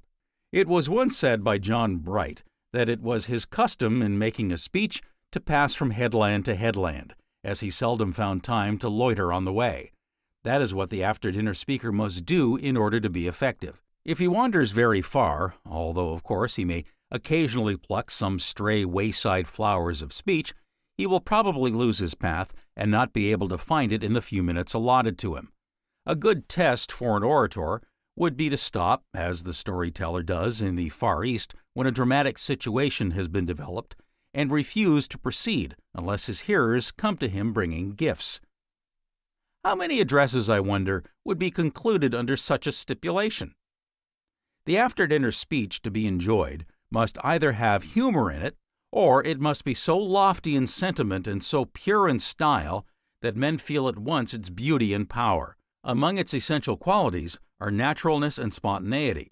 Of the toast which is delicate in construction and equally delicate in suggestion, an exquisite creation, free from intellectual purpose or moral intention, dying with the night, perhaps, but filling it with joy. Lowell has written, "I've a notion, I think, of a good dinner speech. Tripping light as a sandpiper over the beach, swerving this way and that as the wave of the moment washes out its slight trace with a dash of whim's foam on't, and leaving on memory's rim just a sense something graceful had gone by. A live present tense. Not poetry, no, not quite that, but as good. A kind of winged prose that could fly if it would. 'Tis a time for gay fancies as fleeting and vain as the whisper of foam beads on fresh-poured champagne. Since dinners were not, perhaps, strictly designed for maneuvering the heavy dragoons of the mind. When I hear your set speeches that start with a pop, then wander and maunder too feeble to stop, with a vague apprehension from popular rumor, there used to be something by mortals called humor. Beginning again when you thought they were done, respectable, sensible, weighing a ton. And as near to the present occasions of men as a fast-day discourse of the year 1810, I sit still, and my sentiments smother, for am I not also a bore and a brother? If an after-dinner speech sounds like a carefully prepared essay, it will receive little consideration. It must not be prepared, nevertheless, in the presence of the audience. Can anything be more depressing than to listen to a speaker who chooses his words in public, selecting one and discarding it, choosing another and rejecting it, and continuing the process in the desire of finding a word that will adequately express his thought? English and American after-dinner speaking. While an after-dinner speech should primarily be entertaining, there is no reason why it should not also be informing, if the information is not delivered in a pedantic or ponderous or dictatorial form. Men do not come to dinners for instruction, but if something vital and significant is said, they are glad to listen, provided the speaker does not give the impression of trying to impart knowledge to very young people. It is probably a mistake to have more than one response to a toast. The first speaker is apt to allude to the most interesting and suggestive phases of his subject, and those who follow find very little virgin soil which they can upturn. The spectacle is often presented of the same things being said again and again in a slightly different form, until the audience, genial and tolerant as an after-dinner audience may be expected to be, shows unmistakably its fatigue and resentment. A more harmonious result is secured if all the toasts are proposed by the chairman, who should never allude to the subject matter of the toast except in the most casual way, but should confine himself to an anecdote or two, a little banter perhaps, and a graceful allusion, leaving the toast to be dealt with as an original theme instead of turning it over to the speaker, as is often done, in such a marred and damaged condition that he can never hope to recover its freshness and bloom. The success of an after-dinner speech depends almost as much upon the chairman or the proposer of the toast as upon the one who responds. There is no one who is more dreaded by the after-dinner speaker than the man who introduces him at great length and avails himself of the opportunity, which may never occur again, of expressing his views upon all conceivable subjects. It is unfair both to the speaker and to the audience to intersperse the toast with a long musical program, so that one may be called upon, at such a late hour, that the mood of expectancy, the most delightful mood an audience can present to a speaker, has given place to a defiant and rebellious attitude, which signifies, "You must entertain us at your peril, as we will not show the slightest mercy for stupidity, especially if it is long drawn out." The accomplished after-dinner speaker is one whose wit sparkles, whose humor flashes, whose thought never droops, and whose digressions are always delightful. He takes his audience at once into his confidence and causes everyone to feel that he is simply expressing their opinions. His voice sounds like a perfectly tuned instrument, so exquisitely is it modulated. His manner is so appealing that he can make the dullest subject glow with interest. Speakers of this type never use a superfluous word, but always the inevitable word without which there can be no real distinction of style. It is true of after-dinner speaking, as of all other forms of oratory, that the speaker must be sincere himself in order to convince his audience. Too much stress cannot be laid upon this element of sincerity in all after-dinner speeches, which are intended to be something more than graceful little talks, which charm and delight, but which are really without substance, although they may be perfect in form. One more or less familiar with after-dinner speaking in England and America is often asked wherein lies the difference. In a sense, there is no difference. The true orator is regarded in exactly the same way in the two countries.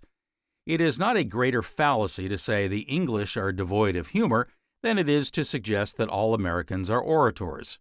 If this were true, this country would have perished long ago in a war of words. There is one substantial difference, however, between English and American after-dinner speaking. The public dinner is regarded in America as more of an event, as a less casual and incidental thing than in England. Men who respond to toasts in England are therefore expected to have given a good deal of thought to their subject. The invitation to speak is often sent several months in advance of the dinner, so that very thorough preparation is naturally anticipated. A man is seldom asked to make an after-dinner speech in this country because of the distinguished service he may have rendered in any field of effort, unless it is thought that he is an interesting speaker. Americans value such service so highly that they do not wish to feel embittered toward the man who may have rendered it by being compelled to listen to him when he does not possess a single qualification for public speaking. It happens only very occasionally, however, that a man untrained in speaking may have his lips touched with the divine fire, or that hesitancy and the earnestness born of a great conviction will produce a more profound impression than can be achieved by the arts of oratory.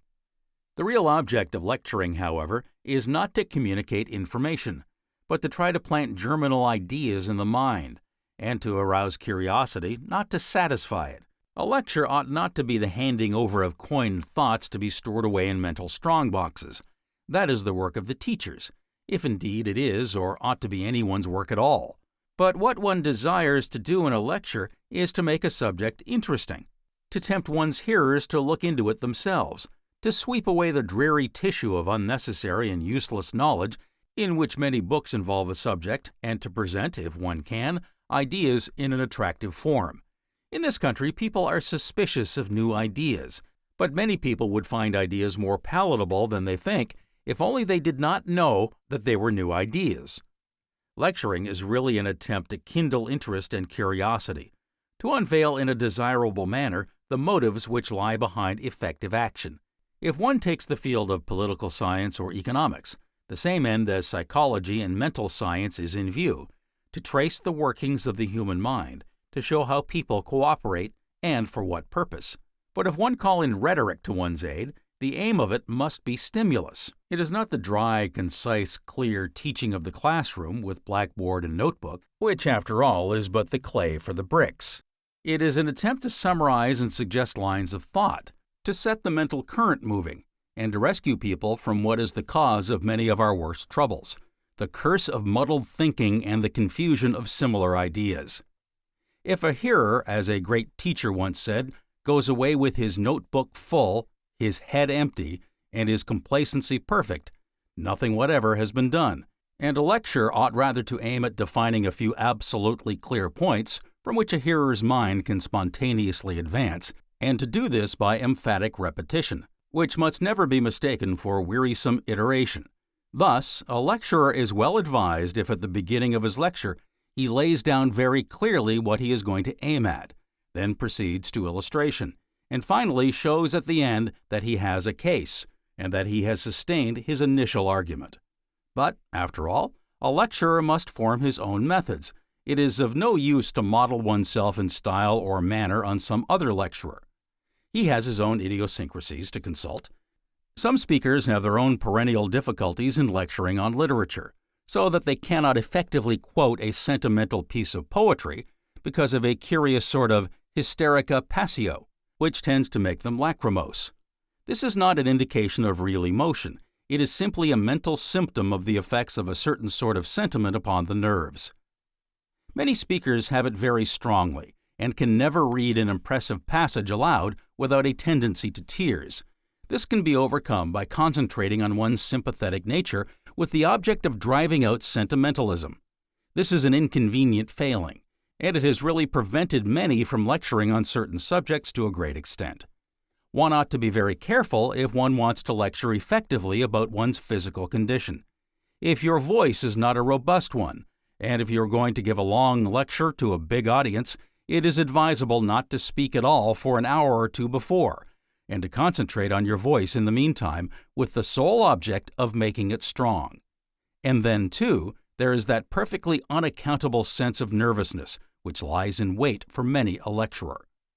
It is perfectly unreasonable. One has done the thing 100 times before. One does not care in the least what anyone thinks of the lecture. One knows that it will be all right 5 minutes after one has begun. But many speakers always face a big audience with a certain tremor. And, what is still more odd, to face an audience with entire unconcern, as occasionally happens, is very nearly a presage of ineffectiveness, for the simple reason that nervousness is a sign of an emotional desire to do one's best and to affect one's audience. There was an old professor who I used to know, a trenchant talker, and more devoid of shyness than anyone I ever met, who was yet a tremulous lecturer, so tremulous that he put his lectures at an hour when it was difficult for men to attend, and even when his audience, as sometimes happened, was reduced to a single person, he was still unable to adapt his phraseology to the situation, but continued to say, "Some of you may object to this theory," or, "If there are any convinced Mendelians present, they may feel," etc. He had, too, elaborate stage directions at the side of his manuscript, such as short pause, or the figure of a wineglass, with the words "drink here" on the edge of the text. This is an extreme instance, yet there are many men who are more or less affected by the same terrors, while anything more disconcerting and hampering than to deliver a lecture with a haunting nervousness from beginning to end cannot be imagined. Practice diminishes it, but cannot take away the possibility of it. A great preacher who has preached thousands of sermons has told me that he never enters a pulpit without a strong sensation of nausea, and another well-known preacher said once in my presence that he always took a manuscript into the pulpit, though he seldom, if ever, used it, because 30 years ago, preaching without notes, he forgot not only the thread of his discourse, but his text and subject, and indeed was not sure for a moment who or where he was, an incident which, it may be added, passed wholly unnoticed by his audience. The main point, then, is that a lecturer should form a perfectly definite theory and method of his art, and discover by preference and practice how he does his best work. The ultimate charm is a thing unattainable by any amount of practice, because it depends upon concentration and personality. I was amazed the other day at a lodge which I often attend to see one of my colleagues, a silent, good-natured, not very emphatic man, rise slowly in his place to address the meeting. I had never heard him speak before and did not know what to expect. But there it was, the indefinable charm. He did not speak easily or fluently, but he knew what he had to say, and he said it clearly, gently, and persuasively in a fine intonation, and with a friendly and modest mien. An absolute silence fell, and when he sat down, I felt I could have listened to him for an hour with pleasure. But if that is a natural gift, there are many things which are merely matters of practice: form, clearness, enunciation, deliberation, courtesy, emphasis. These are all within reach, and one thing is of high importance. A lecturer must never yield to a temptation which comes in the guise of modesty to deprecate his efforts, to apologize for speaking at all, to plead that he does not do it willingly. After all, he would not be asked to do it if he was not wanted. His subject should rather be presented as a matter of urgent concern, with a gusto, and a sense conveyed rather than insisted upon that the same statement cannot be obtained in so perfect a form elsewhere.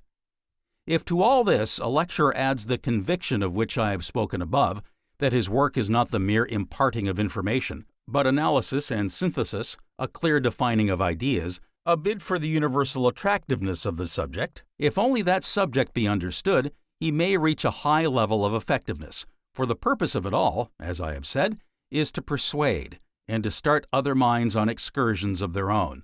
A lecturer succeeds if his audience departs saying, "I must look into that. There is more in it than I thought." He fails if they go away with a sense of relief that they know all that is worth knowing on a particular subject, and firmly persuaded that it needs no further elucidation. Broadly speaking, however, study, concentration, mental discipline, practice, natural endowment, and character are all indispensable to the making of a great orator. Things the after-dinner speaker should guard against. It may be useful to suggest a few things which the after-dinner speaker should guard against. Avoid speaking altogether unless you can make yourself distinctly heard. Avoid talking in such a loud tone that those who listen suffer as much as they would from the nearby beating of a big drum. Avoid apologies. Avoid an assumption of knowledge which you do not possess. Avoid any appearance of condescension. Avoid any suggestion of imparting knowledge. Avoid an anticipatory chuckle before you tell a story, for the story may prove to be pointless. Avoid a climax which you cannot negotiate, as it is awkward to be suspended upon a sentence in mid-air. Avoid statistics, as they usually provoke slumber. Avoid undue humility, which is very different from becoming modesty. Avoid quotations, because the memory is apt to be treacherous, and a quotation imperfectly rendered may destroy what would otherwise have been a very effective speech. Avoid trying to be playful unless you know how to touch a subject deftly and gracefully, and how to return to it again and again without bruising or exhausting it. Avoid rhetorical outbursts, remembering your hearers are on the earth, and that 10 minutes is a short time in which to transport them to the skies and return them safely to the soil. Avoid talking so long that the only impression you give is of the slow passage of time. Avoid imitating the style of some distinguished orator, because your listeners will doubtless marvel how you could do it so badly. Avoid waiting for applause. It may never come. Avoid giving the impression that you think you have said something exceedingly clever. Avoid reading your speech unless an issue as important as the fate of an army may depend upon your utterance. Avoid being anything but simple and sincere and natural, for then you will talk of the things you really know, and men will gladly listen. Concentration, oratory, and eloquence. Oratory is like music. It must have tone and time. An orator without judgment is a horse without a bridle. Oratory is of little value unless it reaches the highest perfection. Some orators capture their audience by swaying its passions. Sound logic is the sinews of eloquence. Without concentration and solid argument, oratory is empty noise, and the orator is a declaimer or a sophist. In oratory, affectation must be avoided. The art of public speaking is designed to instruct people and reform their manners, to support the laws, direct public counsels, and to make men good and happy.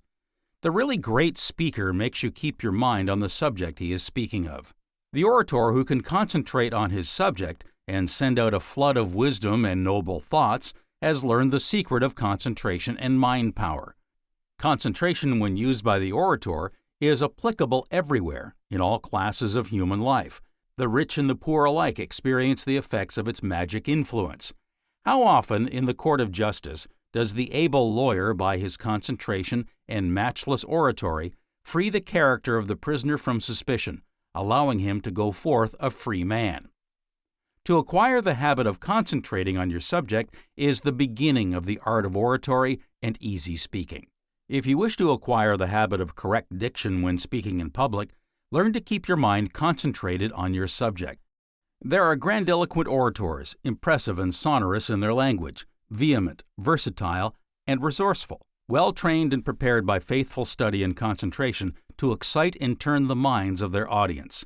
So great is the dignity and excellence of oratory that it transcends all eulogy. Oratory, by its magic power, obtained by concentration, not only lights up, but dazzles the eyes of men. What is more wonderful than the magnetic influence of the gifted orator, which has the power of holding an assembly of men and controlling their minds? Oratory has justly been compared to the rainbow of Iris, because it overwhelms the souls of mortals with wonder. Eloquence, founded upon intelligent concentration and study, in this day is a power. Let a man armed with concentration, a presence, sway over language, and above all, confidence, or the skill to simulate it, start out in the public arena equipped with these requisites, and ere many years have passed, he will be in a high station in life, or in a fair way of rising to it. Unless you have the art of clothing your ideas in clear, captivating diction, of identifying yourself with the feelings of your hearers, and uttering them in language more forcible or terse or brilliant than they can themselves command, or unless you have the power, still more rare, of originating, of controlling their intellects, their hearts, of drawing them to your subject by the irresistible magic of concentration, of making their thoughts your thoughts or yours theirs, never hope to excel in oratory. The student of oratory will find True Eloquence by Daniel Webster, Abraham Lincoln's inaugural address, and Charles Dickens' speech on learners and workers, which follow here, worthy of study and consideration. Daniel Webster, True Eloquence. When public bodies are to be addressed on momentous occasions, when great interests are at stake, and strong passions excited, nothing is valuable in speech farther than it is connected with high intellectual and moral attainments. Clearness, force, and earnestness are the qualities which produce conviction. True eloquence, indeed, does not consist in speech. It cannot be brought from far. Labor and learning may toil for it, but they will toil in vain. Words and phrases may be marshaled in every way, but they cannot compass it. It must exist in the man, in the subject, and in the occasion. Affected passion, intense expression, the pomp of declamation, all may aspire after it. They cannot reach it. It comes, if it come at all, like the outbreaking of a fountain from the earth, or the bursting forth of volcanic fires, with spontaneous, original, native force. The graces taught in the schools, the costly ornaments, and the studied contrivances of speech shock and disgust men when their own lives, and the lives of their wives and children and their country, hang on the decision of the hour. Then words have lost their power. Rhetoric is vain, and all elaborate oratory contemptible. Even genius itself then feels rebuked and subdued as in the presence of higher qualities. Then patriotism is eloquent. Then self-devotion is eloquent. The clear conception, outrunning the deductions of logic, the high purpose, the firm resolve, the dauntless spirit speaking on the tongue, beaming from the eye, informing every feature, and urging the whole man onward to his subject. This is eloquence, or rather it is something greater and higher than eloquence. It is action, noble, sublime, godlike action. Daniel Webster. Abraham Lincoln, Inaugural Address. Address at his second inauguration, March 4, 1865. Fellow countrymen, at this season, appearing to take the oath of the presidential office, there is less occasion for an extended address than there was at first. Then a statement somewhat in detail of a course to be pursued seemed very fitting and proper. Now, at the expiration of 4 years, during which public declarations have been constantly called forth on every point and phase of the great contest, which still absorbs the attention and engrosses the energies of the nation, little that is new could be presented. The progress of our arms, upon which all else chiefly depends, is as well known to the public as to myself, and it is, I trust, reasonably satisfactory and encouraging to all. With high hope for the future, no prediction in regard to it is ventured. On the occasion corresponding to this 4 years ago, all thoughts were anxiously directed to an impending civil war. All dreaded it. All sought to avoid it. While the inaugural address was being delivered from this place, devoted altogether to saving the Union without war, insurgent agents were in the city, seeking to destroy it with war, seeking to dissolve the Union and divide the effects of negotiation. Both parties deprecated war, but one of them would make war rather than let the nation survive, and the other would accept war rather than let it perish, and the war came. 1/8 of the whole population were colored slaves, not distributed generally over the Union, but localized in the southern part of it. These slaves constituted a peculiar and powerful interest. All knew that this interest was somehow the cause of the war. To strengthen, perpetuate, and extend this interest was the object for which the insurgents would rend the Union by war, while the government claimed no right to do more than restrict the territorial enlargement of it. Neither party expected for the war the magnitude or the duration which it has already attained. Neither anticipated that the cause of the conflict might cease with, or even before the conflict itself should cease. Each looked for an easier triumph, and a result less fundamental and astounding. Both read the same Bible and pray to the same God, and each invokes his aid against the other. It may seem strange that any man should dare to ask a just God's assistance in wringing their bread from the sweat of other men's faces, but let us judge not, that we be not judged. The prayer of both could not be answered. That of neither has been answered fully.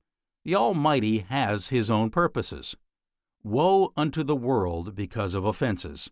For it must needs be that offenses come, but woe to that man by whom the offense cometh. If we shall suppose that American slavery is one of these offenses which, in the providence of God, must needs come, but which, having continued through his appointed time, he now wills to remove, and that he gives to both North and South this terrible war as the woe due to those by whom the offense came, shall we discern there any departure from those divine attributes which the believers in loving God always ascribe to him? Fondly do we hope, fervently do we pray, that this mighty scourge of war may speedily pass away. Yet, if God wills that it continue until all the wealth piled by the bondsman's 250 years of unrequited toil shall be sunk, and until every drop of blood drawn with the lash shall be paid by another drawn by the sword, then, as was said 3,000 years ago, so still it must be said, that the judgments of the Lord are true and righteous altogether. With malice towards none, with charity for all, with firmness in the right as God gives us to see the right, let us finish the work we are in, to bind up the nation's wounds, to care for him who shall have borne the battle, and for his widow and his orphans, to do all which may achieve and cherish a just and lasting peace among ourselves and with all nations. Charles Dickens, On Learners and Workers. Speech delivered at the annual meeting of the Institutional Association of Lancashire and Cheshire, held in the Free Trade Hall, Manchester, on December 3, 1858, at which Dickens presided. Ladies and gentlemen, it has of late years become noticeable in England that the autumn season produces an immense amount of public speaking. I notice that no sooner do the leaves begin to fall from the trees than pearls of great price begin to fall from the lips of the wise men of the East and North and West and South, and anybody may have them by the bushel for the picking up. Now, whether the comet has this year had a quickening influence on this crop, as it is by some supposed to have had upon the corn harvest and the vintage, I do not know, but I do know that I have never observed the columns of the newspapers to groan so heavily under a pressure of orations, each vying with the other in the two qualities of having little or nothing to do with the matter in hand, and of being always addressed to any audience in the wide world rather than the audience to which it was delivered. The autumn having gone and the winter come, I am so sanguine as to hope that we in our proceedings may break through this enchanted circle and deviate from this precedent. The rather as we have something real to do, and are come together, I am sure, in all plain fellowship and straightforwardness to do it. We have no little straws of our own to throw up to show us which way any wind blows, and we have no oblique biddings of our own to make for anything outside this hall. At the top of the public announcement of this meeting are the words, Institutional Association of Lancashire and Cheshire. Will you allow me, in reference to the meaning of those words, to present myself before you as the embodied spirit of ignorance recently enlightened, and to put myself through a short, voluntary examination as to the results of my studies? To begin with, the title did not suggest to me anything in the least like the truth. I have been for some years pretty familiar with the terms mechanics institutions and literary societies, but they have, unfortunately, become too often associated in my mind with a body of great pretensions, lame as to some important member or other, which generally inhabits a new house much too large for it, which is seldom paid for, and which takes the name of the mechanics most grievously in vain, for I have usually seen a mechanic and a dodo in that same place. I therefore began my education, in respect of the meaning of this title, very coldly indeed, saying to myself, here's the old story, but the perusal of a very few lines of my book soon gave me to understand that it was not by any means the old story. In short, that this association is expressly designed to correct the old story and to prevent its defects from becoming perpetuated. I learnt that this institutional association is the union, in one central head, of 114 local mechanics institutions and mutual improvement societies, at an expense of no more than 5 shillings to each society, suggesting to all how they can best communicate with and profit by the fountainhead and one another, keeping their best aims steadily before them, advising them how those aims can be best attained, giving a direct end and object to what might otherwise easily become waste forces, and sending among them not only oral teachers, but better still, boxes of excellent books, called free itinerating libraries. I learnt that these books are constantly making the circuit of hundreds upon hundreds of miles, and are constantly being read with inexpressible relish by thousands upon thousands of toiling people, but that they are never damaged or defaced by one rude hand. These and other like facts lead me to consider the immense importance of the fact that no little cluster of working men's cottages can arise in any Lancashire or Cheshire valley, at the foot of any running stream which enterprise hunts out for water power, but it has its educational friend and companion ready for it, willing for it, acquainted with its thoughts and ways and turns of speech, even before it has come into existence. Now, ladies and gentlemen, this is the main consideration that has brought me here. No central association at a distance could possibly do for those working men what this local association does. No central association at a distance could possibly understand them as this local association does.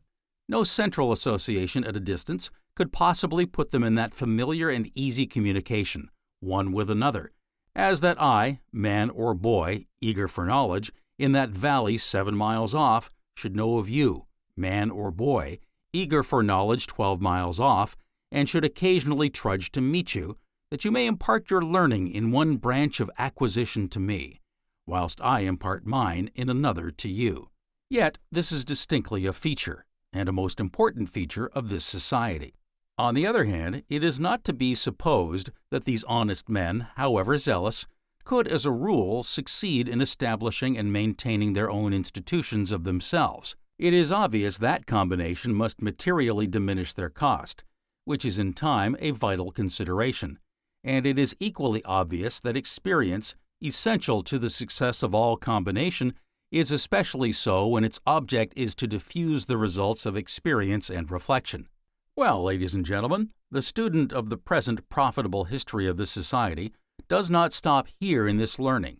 When he has got so far, he finds with interest and pleasure that the parent society at certain stated periods invites the more eager and enterprising members of the local society to submit themselves to voluntary examination in various branches of useful knowledge, of which examination it takes the charge and arranges the details, and invites the successful candidates to come to Manchester to receive the prizes and certificates of merit which it impartially awards. The most successful of the competitors in the list of these examinations are now among us, and these little marks of recognition and encouragement I shall have the honor presently of giving them, as they come before you one by one for that purpose. I have looked over a few of those examination papers, which have comprised history, geography, grammar, arithmetic, bookkeeping, decimal coinage, mensuration, mathematics, social economy, the French language. In fact, they comprise all the keys that open all the locks of knowledge. I felt most devoutly gratified as to many of them that they had not been submitted to me to answer, for I am perfectly sure that if they had been, I should have had mighty little to bestow upon myself tonight. And yet, it is always to be observed and seriously remembered that these examinations are undergone by people whose lives have been passed in a continual fight for bread, and whose whole existence has been a constant wrestle with those twin goalers of the daring heart, low birth and iron fortune.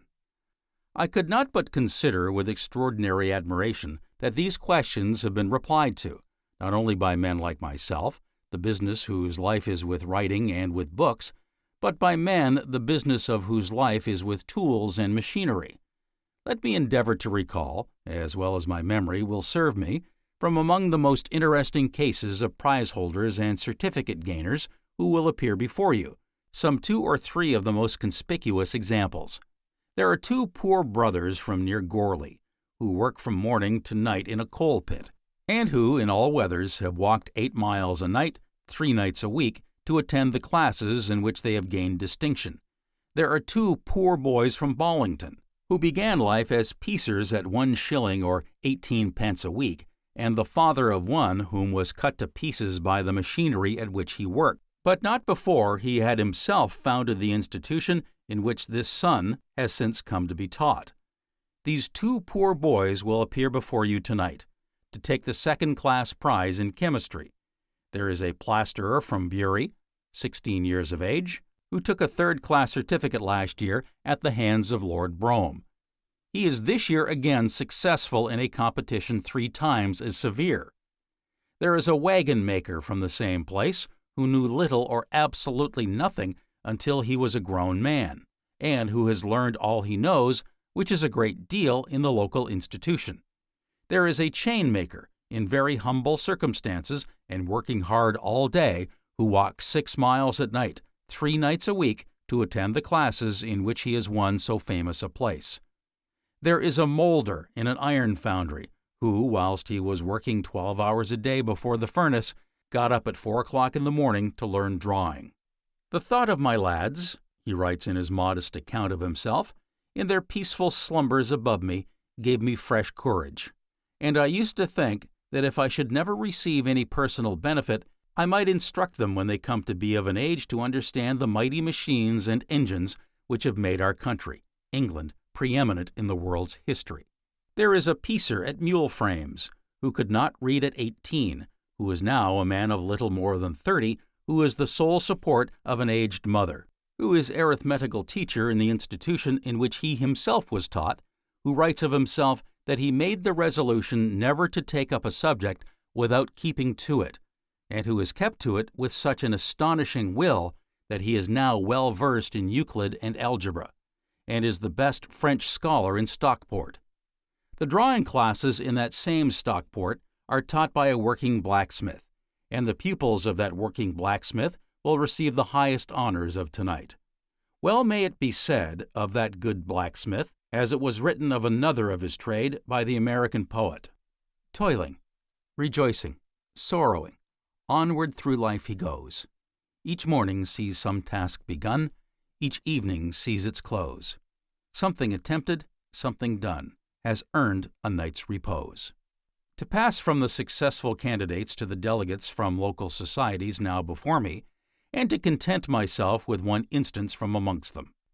There is among their number a most remarkable man, whose history I have read with feelings that I could not adequately express under any circumstances, and least of all when I know he hears me, who worked when he was a mere baby at hand-loom weaving until he dropped from fatigue, who began to teach himself as soon as he could earn 5 shillings a week, who is now a botanist acquainted with every production of the Lancashire Valley, who is a naturalist and has made and preserved a collection of the eggs of British birds, and stuffed the birds, who is now a conchologist, with a very curious and, in some respects, an original collection of freshwater shells, and has also preserved and collected the mosses of fresh water and of the sea, who is worthily the president of his own local literary institution, and who was at his work this time last night as foreman in a mill. So stimulating has been the influence of these bright examples and many more that I notice among the applications from Blackburn for preliminary test examination papers, one from an applicant who gravely fills up the printed form by describing himself as 10 years of age, and who, with equal gravity, describes his occupation as nursing a little child. Nor are these things confined to the men. The women employed in factories, milliners' work, and domestic service have begun to show, as it is fitting they should, a most decided determination not to be outdone by the men, and the women of Preston in particular have so honorably distinguished themselves and shown in their examination papers such an admirable knowledge of the science of household management and household economy, that if I were a working bachelor of Lancashire or Cheshire, and if I had not cast my eye or set my heart upon any lass in particular, I should positively get up at 4 o'clock in the morning with the determination of the iron moulder himself, and should go to Preston in search of a wife. Now, ladies and gentlemen, these instances and many more daily occurring, always accumulating, are surely better testimony to the working of this association than any number of speakers could possibly present to you. Surely the presence among us of these indefatigable people is the association's best and most effective triumph in the present and the past, and is its noblest stimulus to effort in the future. As its temporary mouthpiece, I would beg to say to that portion of the company who attend to receive the prizes that the institution can never hold itself apart from them, can never set itself above them, that their distinction and success must be its distinction and success, and that there can be but one heart beating between them and it. In particular, I would most especially entreat them to observe that nothing will ever be farther from this association's mind than the impertinence of patronage. The prizes that it gives and the certificates that it gives are mere admiring assurances of sympathy with so many striving brothers and sisters, and are only valuable for the spirit in which they are given and in which they are received. The prizes are money prizes simply because the institution does not presume to doubt that persons who have so well governed themselves know best how to make a little money serviceable, because it would be a shame to treat them like grown-up babies by laying it out for them, and because it knows it is given and knows it is taken in perfect clearness of purpose, perfect trustfulness, and above all, perfect independence. Ladies and gentlemen, reverting once more to the whole collective audience before me, I will, in another 2 minutes, release the hold which your favor has given me on your attention. Of the advantages of knowledge I have said, and I shall say, nothing. Of the certainty with which the man who grasps it under difficulties rises in his own respect and in usefulness to the community, I have said, and I shall say, nothing. In the city of Manchester, in the county of Lancaster, both of them remarkable for self-taught men that were superfluous indeed. For the same reason, I rigidly abstain from putting together any of the shattered fragments of that poor clay image of a parrot, which was once always saying, without knowing why or what it meant, that knowledge was a dangerous thing. I should as soon think of piecing together the mutilated remains of any wretched Hindu who has been blown from an English gun. Both, creatures of the past, have been, as my friend Mr. Carlyle vigorously has it, blasted into space, and there as to this world is an end of them. So I desire, in conclusion, only to sound two strings. In the first place, let me congratulate you upon the progress which real mutual improvement societies are making at this time in your neighborhood, through the noble agency of individual employers and their families, whom you can never too much delight to honor. Elsewhere, through the agency of the great railway companies, some of which are bestirring themselves in this matter with a gallantry and generosity deserving of all praise. Secondly, and lastly, let me say one word out of my own personal heart, which is always very near to it in this connection. Do not let us, in the midst of the visible objects of this nature, whose workings we can tell of in figures, surrounded by the machines that can be made to the thousandth part of an inch, acquiring everyday knowledge which can be proved upon a slate or demonstrated by a microscope, do not let us, in the laudable pursuit of the facts that surround us, neglect the fancy and the imagination which equally surround us as a part of the great scheme. Let the child have its fable. Let the man or woman into which it changes always remember those fables tenderly. Let numerous graces and ornaments that cannot be weighed and measured, and that seem at first sight idle enough, continue to have their places about us. Be we never so wise, the hardest head may coexist with the softest heart. The union and just balance of those two is always a blessing to the possessor, and always a blessing to mankind. The divine teacher was as gentle and considerate as he was powerful and wise. You all know how he could still the raging of the sea, and could hush a little child, as the utmost results of the wisdom of men can only be at last to help to raise this earth to that condition to which his doctrine, untainted by the blindness and passions of men, would have exalted it long ago. So let us always remember that he set us the example of blending the understanding and the imagination, and that following it ourselves, we tread in his steps, and help our race on to its better and best days. Knowledge, as all followers of it must know, has a very limited power indeed, when it informs the head alone, but when it informs the head and heart too, it has a power over life and death, the body and the soul, and dominates the universe. The Raven. Surcease of Sorrow for the Lost Lenore. This elegy by Edgar Allan Poe is well calculated to call forth those qualities of mind in the student necessary to strengthen his powers of concentration and oratory, as well as to develop the retentive powers of memory. To those who can concentrate, this poem brings to their mind and imagination the dramatic, the weird, the raven, symbol of despair, the sorrow and sadness for the lost, Lenore.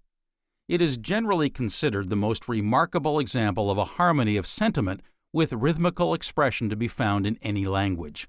While the poet sits musing in his study, endeavoring to win from books surcease of sorrow for the lost Lenore, a raven, the symbol of despair, enters the room and perches upon a bust of Pallas. A colloquy follows between the poet and the bird of ill omen, with its haunting croak of nevermore.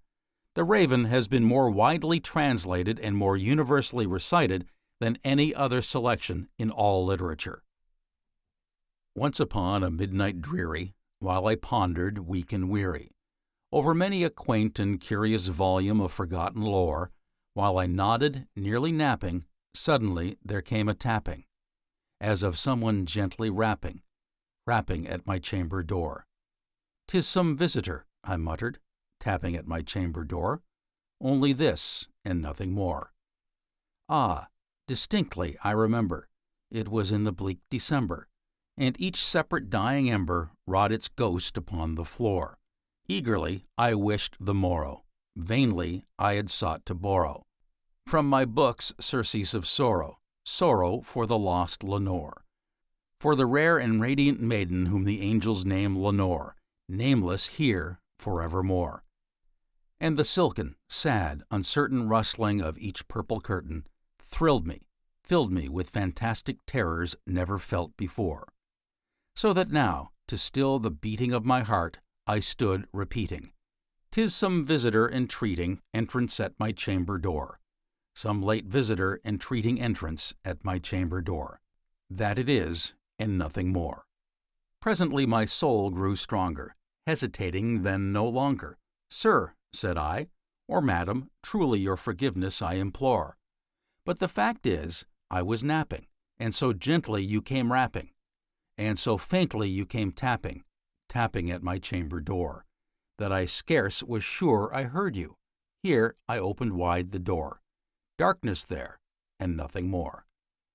Deep into that darkness peering, long I stood there, wondering, fearing, doubting, dreaming dreams no mortals ever dared to dream before. But the silence was unbroken, and the stillness gave no token, and the only word there spoken was the whispered word, Lenore. This I whispered, and an echo murmured back the word, Lenore. Merely this, and nothing more. Back into the chamber turning, all my soul within me burning, soon again I heard a tapping, something louder than before. "Surely," said I, "surely that is something at my window lattice. Let me see then what thereat is, and this mystery explore. Let my heart be still a moment, and this mystery explore. 'Tis the wind, and nothing more." Open here I flung the shutter, when, with many a flirt and flutter, in there stepped a stately raven of the saintly days of yore.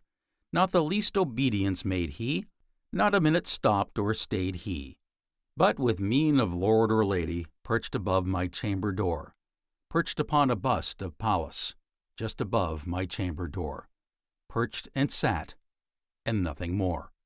Then this ebon bird beguiling my sad fancy into smiling, by the grave and stern decorum of the countenance it wore.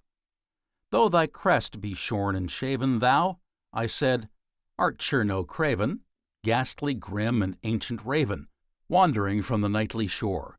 Tell me what thy lordly name is on the night's Plutonian shore." Quoth the raven, "Nevermore." Much I marveled this ungainly fowl to hear discourse so plainly, though its answer little meaning, little relevancy bore, for we cannot help agreeing that no living human being ever yet was blessed with seeing bird above his chamber door, bird or beast upon the sculptured bust above his chamber door, with such name as Nevermore. But the raven, sitting lonely on that placid bust, spoke only that one word, as if his soul in that one word did he outpour. Nothing further than he uttered, not a feather than he fluttered, till I scarcely more than muttered, "Other friends have flown before, on the morrow he will leave me, as my hopes have flown before." Then the bird said, "Nevermore." Startled at the stillness broken by reply so aptly spoken, "Doubtless," said I, "what it utters is its only stock and store, caught from some unhappy master, whom unmerciful disaster followed fast and followed faster, till his songs one burden bore, till the dirges of his hope that melancholy burden bore, of never, nevermore." But the raven still beguiling all my sad soul into smiling, straight I wheeled a cushioned seat in front of bird and bust and door. Then upon the velvet sinking, I betook myself to linking fancy unto fancy, thinking what this ominous bird of yore, what this grim, ungainly, ghastly, gaunt, and ominous bird of yore meant in croaking, "Nevermore." This I sat engaged in guessing, but no syllable expressing, to the fowl whose fiery eyes now burned into my bosom's core. This and more I sat divining, with my head at ease reclining, on the cushion's velvet lining that the lamplight gloated o'er, but whose velvet violet lining with the lamplight gloated o'er, she shall press nevermore. Then methought the air grew denser, perfumed from an unseen censer, swung by seraphim, whose footfalls tinkled on the tufted floor. Wretch, I cried, thy God hath lent thee, by these angels he hath sent thee. Respite and nepenthe from thy memories of Lenore. Quaff, O quaff this kind nepenthe, and forget the lost Lenore. Quoth the raven, nevermore. Prophet, cried I, thing of evil, prophet still, if bird or devil, whether tempter sent or whether tempest tossed thee here ashore, desolate, yet all undaunted on this desert land enchanted. On this home by horror haunted, tell me truly, I implore. Is there balm in Gilead? Tell me, I implore. Quoth the raven, nevermore. Prophet, cried I, thing of evil, prophet still, if bird or devil, or whether tempest tossed thee here ashore, desolate, yet all undaunted, on this desert land enchanted.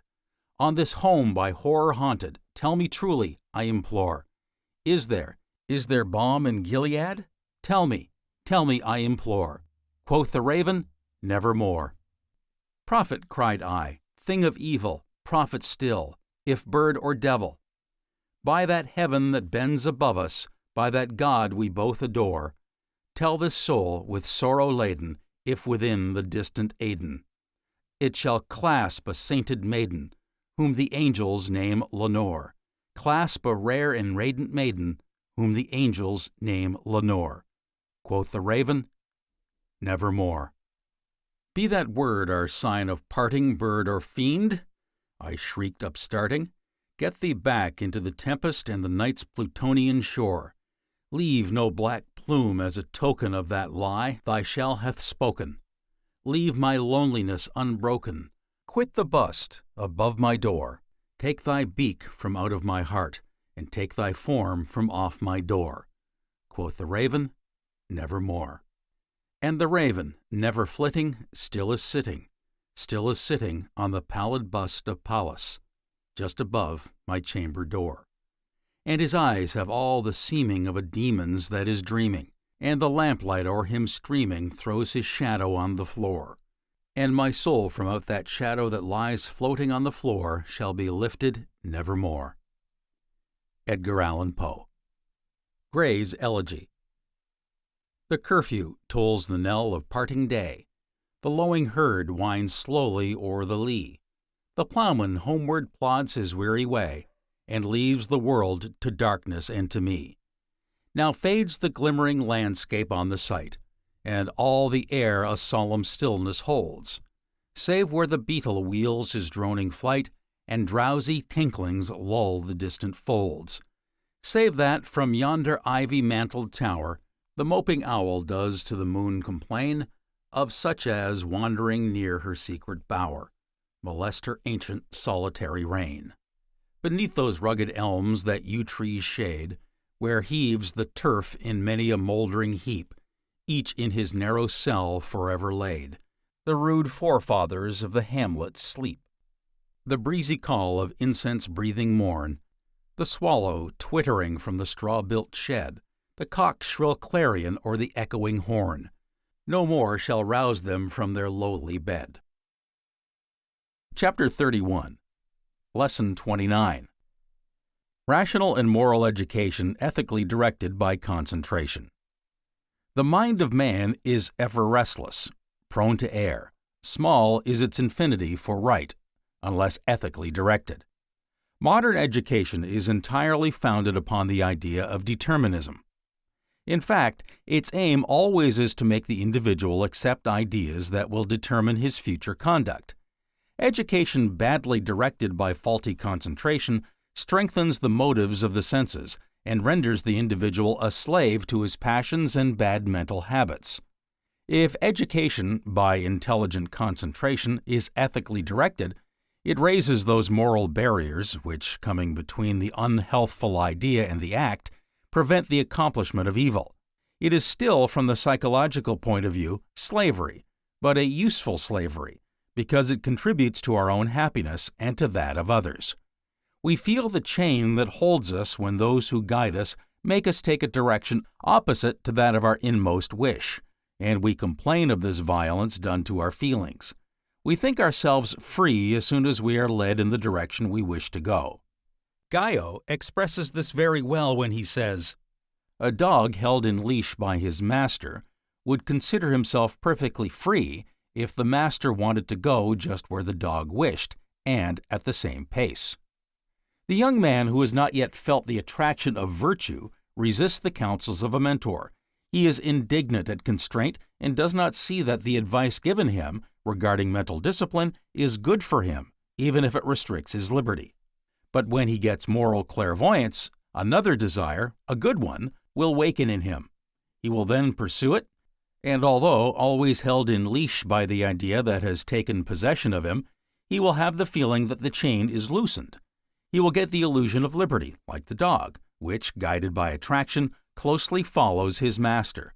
If in his enthusiasm the dog goes ahead, he will think that he is pulling his master and has become his conductor. At first, slave of his passions and bad mental habits, the individual, by concentrating on virtue, becomes slave of the moral idea. It is consideration of the ethical goal to be reached, for the good of the individual and of humanity, that establishes the distinction between the two forms of slavery, that of evil and that of good. We too often forget the latter in psychological analysis. That is the reason why, in ordinary speech, we declare him a slave who obeys his impulses of passion, of egotism, and why absolute obedience to moral principles is considered liberty. Become a slave to philosophy, and you will enjoy real liberty, said Epicurus, and Schiller repeated, "The moral man is the only free man." And to think that the majority of men and women imagine themselves free. Too many are slaves of bad mental habits. It is not a question of our freedom, but of finding the straight path, like the traveler who seeks to climb the longed-for height. He will profit by his personal experience in looking for the road. He will ask his way from those who have gone before him, and when he has found it, he will not say, "I should like to take it," but will take it. This was well put by an intelligent invalid who said, "Will passively falls into the rut dug for it by right." Man does not willingly do evil. He rather goes astray, as Socrates so justly thought, and all rational and moral education has for its aim showing him the right road. If he does not take it, it is because he is not yet sure of the correctness of your directions. It may appear to him shorter, but not so pleasant. Much becomes a matter of taste. The determinist character of education is clearly shown when this education is applied to authority in all its forms. It would be absurd to speak of the liberty of the child that is brought up on beatings, of liberty of thought when an opinion is imposed upon a person by law or church. There are methods of moral orthopedia which are still often used in communities where free will is claimed and the autonomy between the two ideas, authority and liberty, is not apparently noticed. Liberty does not become greater, psychologically speaking, when we yield to any suggestions whatever. It is enough to have been present at hypnotic or suggestive seances in order to know that 97% of people are apt to come under these influences by reason of their credulity and belief, to appreciate the extent of liberty of judgments in man. Persuasion by more logical arguments does not leave greater liberty to the individual. It imposes nothing, it is true, and even expressly says, "You are free, listen to me, follow the arguments." But if the idea presented to a person is accepted by him, and this acceptation does not depend upon his will, but upon his faculty of comprehension, it becomes imperious, tyrannical, and carries away the person by so much the greater force as he is the more convinced. If, on the contrary, he resists the dialectics of the master, it is because he does not thoroughly understand the idea submitted to him. There is no room for it in his mind, which is already full. He remains the slave of his previous opinion. We all know how painful it is to come across this resistance in others' minds when we wish to do them a service by making them share our views. Education by means of reason and persuasion is the only kind that the apparent liberty of the individual respects. the kind that submits motives to him and allows him to value them according to his intellectual powers. Every method that resorts to authority is essentially bad, although it may have the advantage of producing a quick and useful result. The end never justifies the means. The real idea, which may take us by the collar and make us obey in the manner of a whip, may be more agreeable.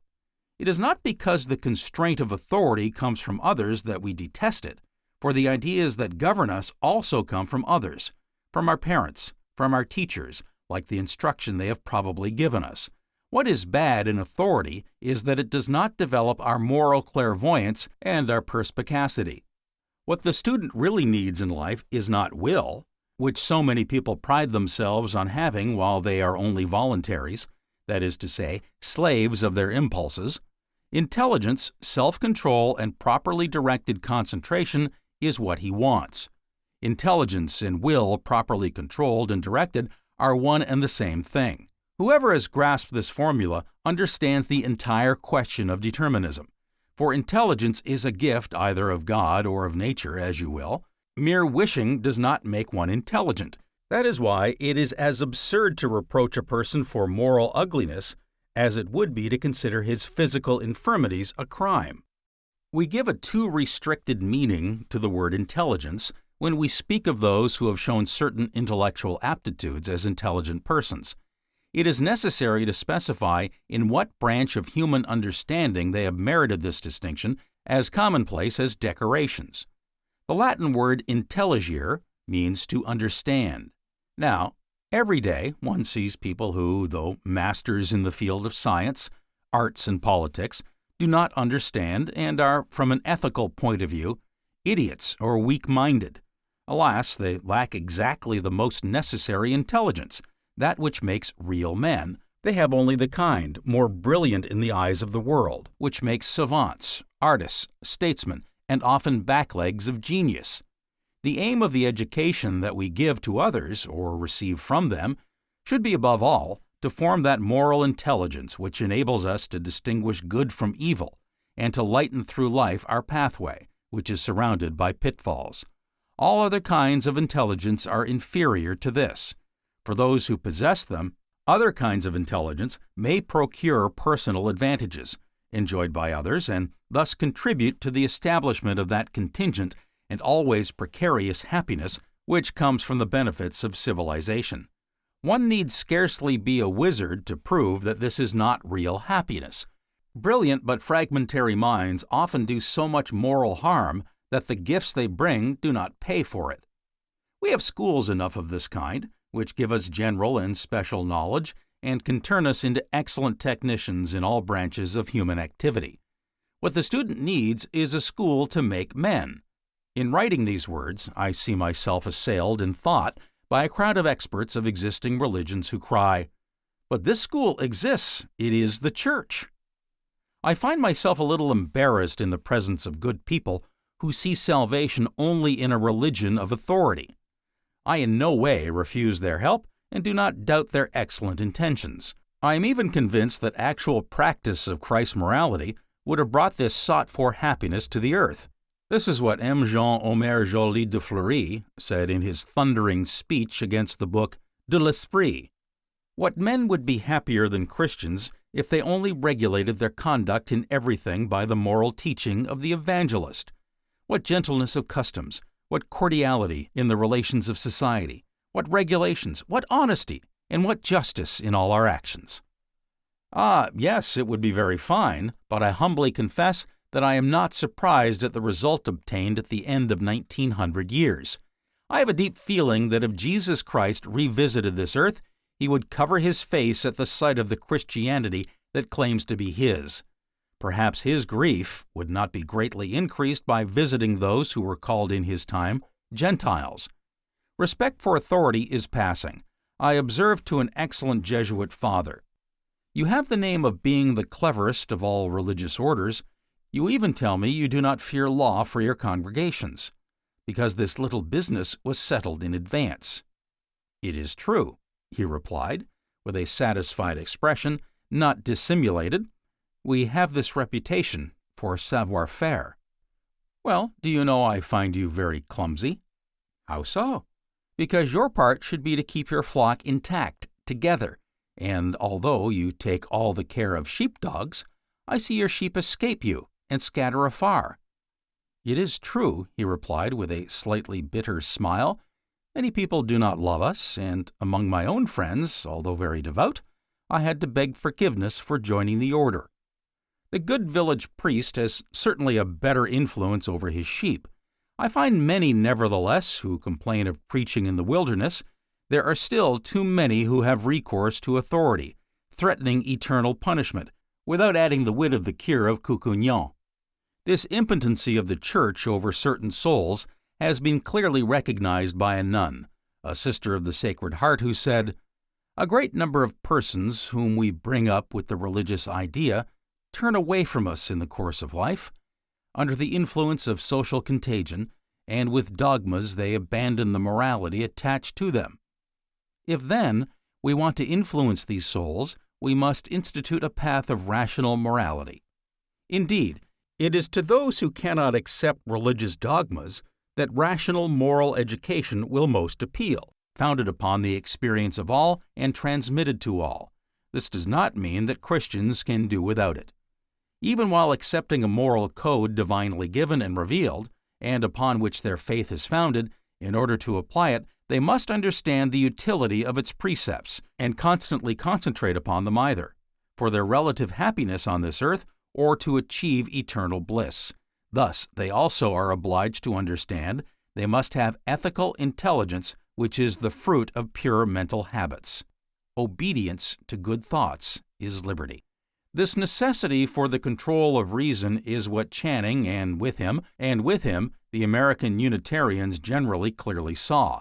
While remaining a Christian, he admits that revelation and reason, both given to man for his guidance, are necessarily in agreement and can never be in opposition.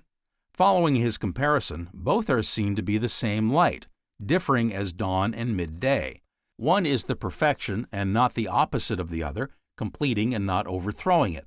He accepts dogmas on condition that they receive the assent of reason. Even for those unable to reach the point of this Christian rationalism, it remains evident that morality may be founded upon reason, and that a perfect harmony may be established from the point of view of the conduct of life between those who believe in religion and those who seek support in philosophy.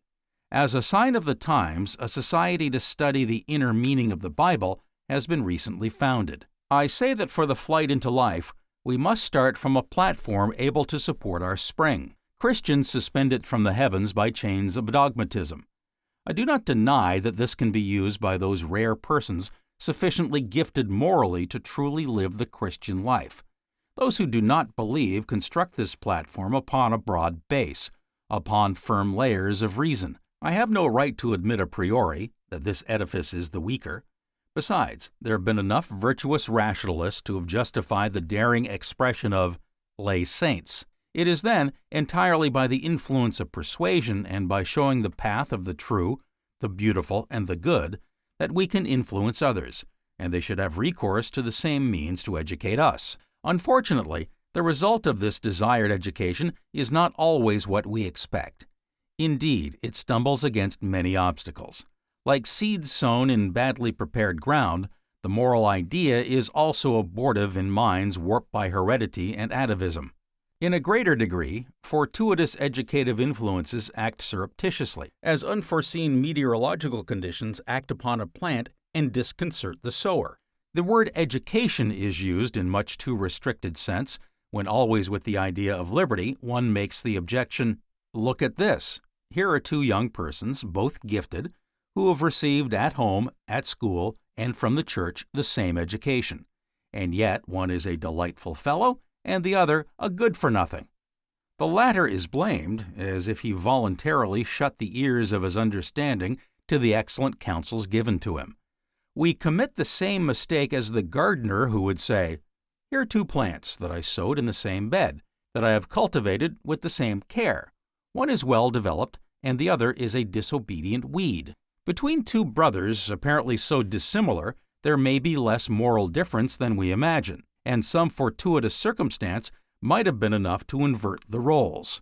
By the side of directed and desired education, there are many secret influences which are acting from the first day of life and which may lead the individual into a wrong path. We feel these influences every day. However absorbed we are in our surroundings, exposed to the contagion of all these germs of vice, which breed in the moral air that we breathe, and we become inoculated by speech, by reading, and above all, by example.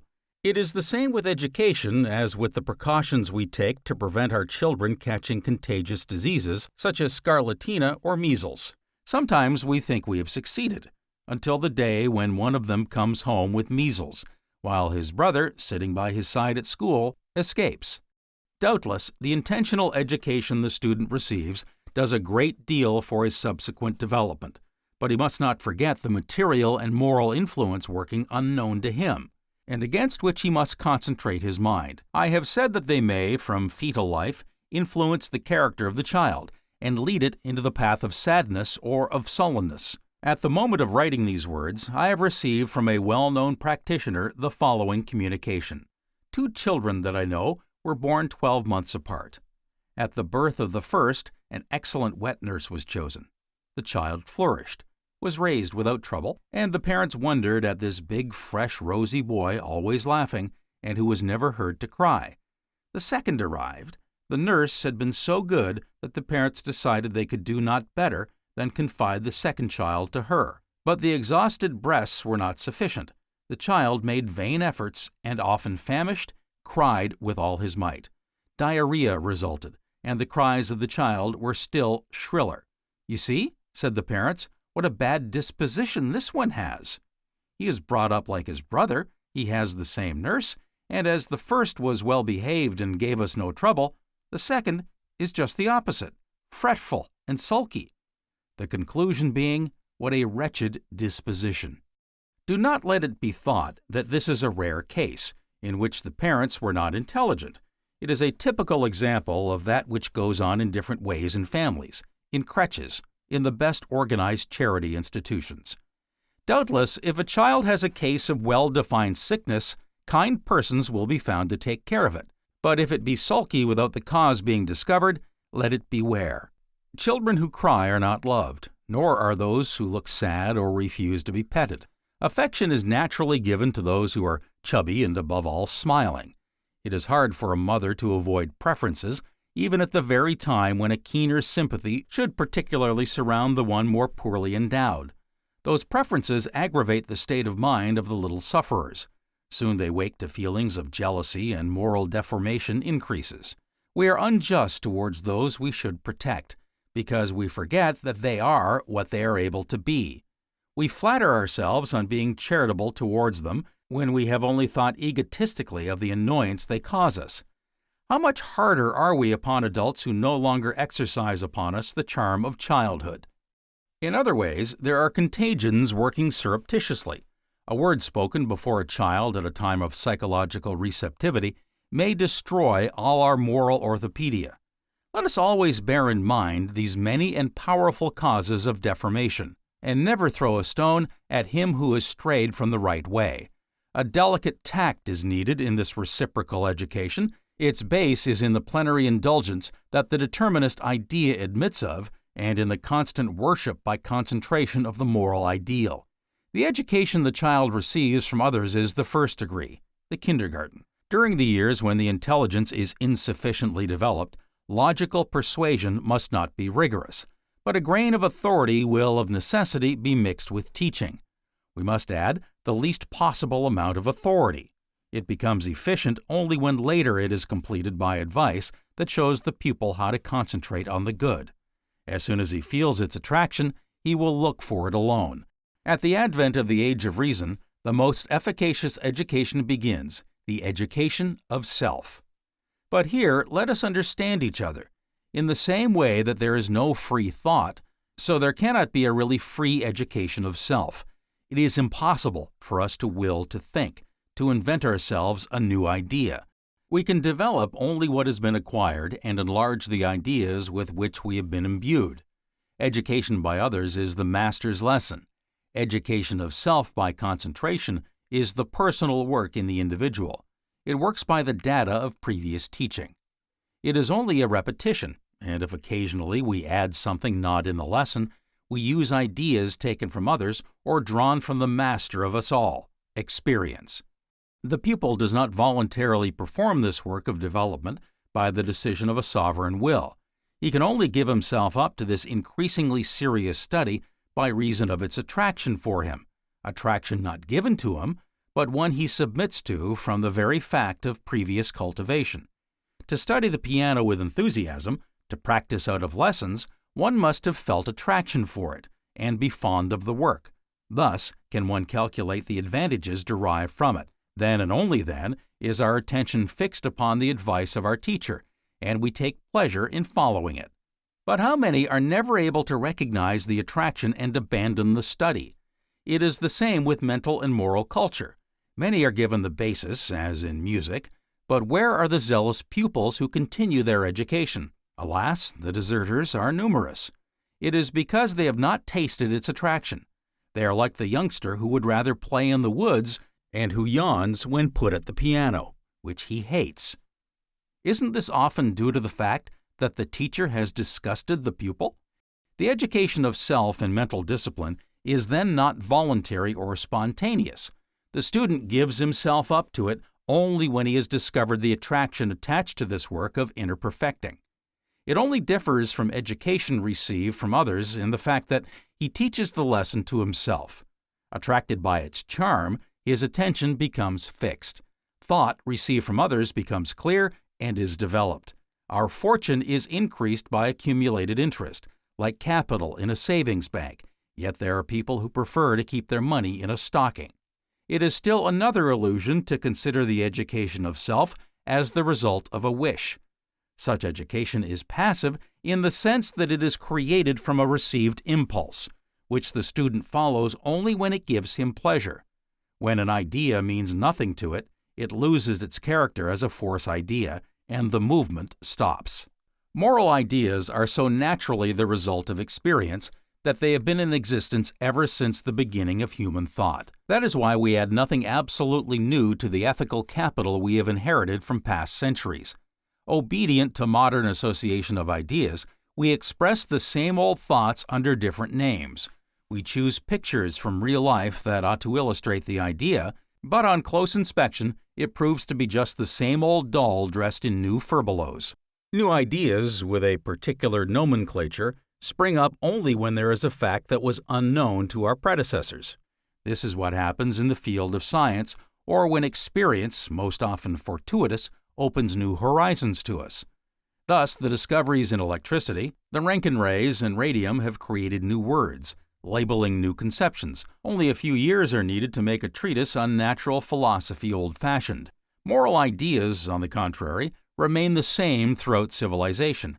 If we eliminate from ancient writings a few allusions that gave them local color, we shall find the ideas of Socrates, Epictetus, Seneca, and Marcus Aurelius absolutely modern and applicable to our times. In this field of ethical thought, men remain the same.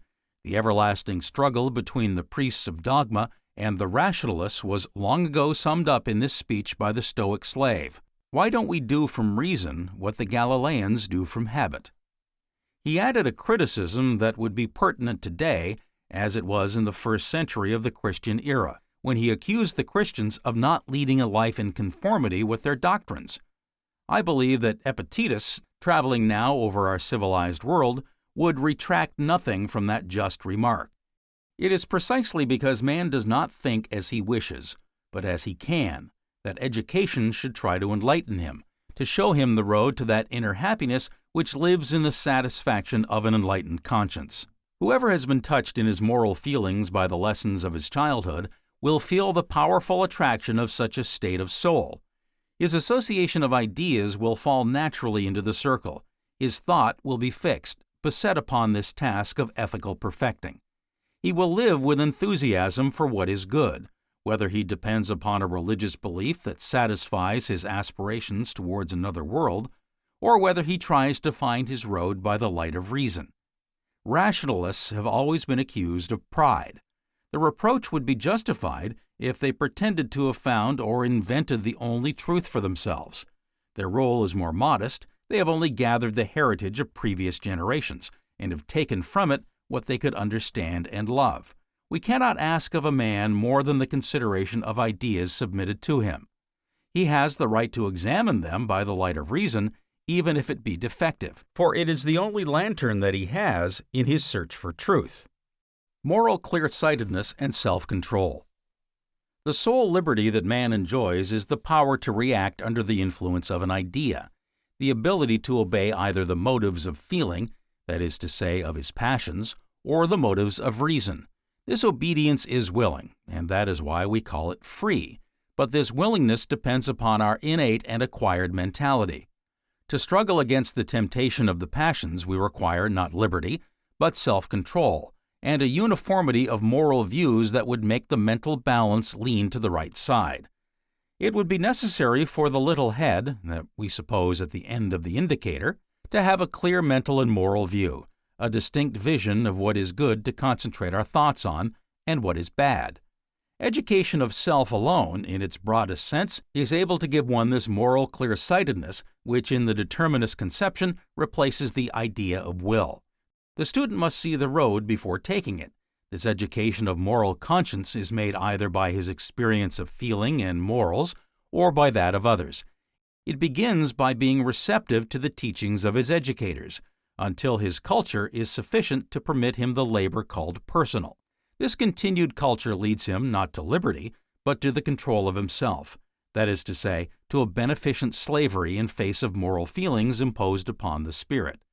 One may here speak of the categorical imperative, not native, and reduced to an imperceptible core of conscience, but acquired and firmly based upon our understanding. Of this noble idea of moral determinism, the wise Gaia was able to say, "Who does not act according to his thought acts imperfectly." The determination of thought. In analyzing the determination of thought, I have remarked that every mental representation of an act produces the immediate accomplishment of that act if it not be prevented by a contrary mental representation. This is a fact capable of verification, but requiring its expression to be perfected. That the idea may culminate in action, the mental representation must kindle a desire. The pure and intellectual idea has no motive power. It acquires this only by the addition of an emotional and passionate element. Then only does it become a force idea, according to common speech, sentiment, and passion. This is what so many great minds have not seen, accustomed as we are to admit a fundamental difference between reason and feeling, to disregard the tie that binds them. Hear what Pascal says, that mystical and neurasthenic genius who wrote so well and who so often thought imperfectly. Man's conversion is prevented by his idleness, his passions, his pride. In a word, by his self-love. We cannot expect to conquer this sentiment with an idea. A passion only yields to a passion. Truly, a passion only yields to a passion. A sentiment only yields to a sentiment. I could not put it better, but why did not Pascal see that all passions, with the exception of the purely animal ones, our ideas become sentiments from being forced upon our understanding? The passion that Pascal wished to oppose to human passions, to ever-recurring egotism, was religious passion, that is to say, an idea that had become hot from having been hammered into his head. It is true that man does not act directly under the influence of ideas. He is ripened by sentiments.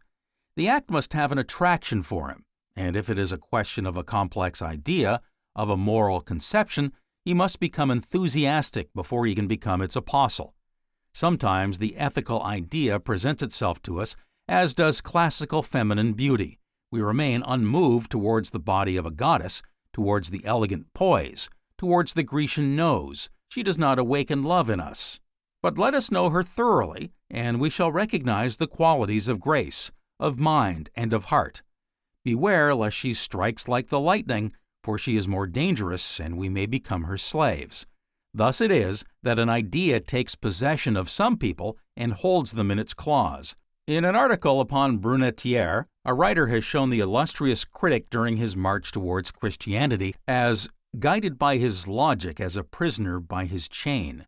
The expression is correct. It demonstrates the slavery many men are in concerning their own thought and their personal logic, which is not always that of others. That of Brunetière, through authority and tradition, brought him to Rome. That of many others keeps them away just as imperiously. Many people have noticed that certain thoughts produced a particular emotion, the strange sensation of a full heart, a precordial suffering. They think they feel that inhaling and forcing pump, called their heart, but which in reality is only a bodily function intended to keep up the circulation, associate itself with their joys as with their griefs, and in their unthinking language they immediately relegated feeling to the heart and ideas to the head. The fancy is poetic, and as such merits preservation, but the student, while studying psychology, must not take comparison for reason. Sentiments are not born in the heart, which has quite other functions. They are awakened in the mind, under the cold form of mental representation or picture.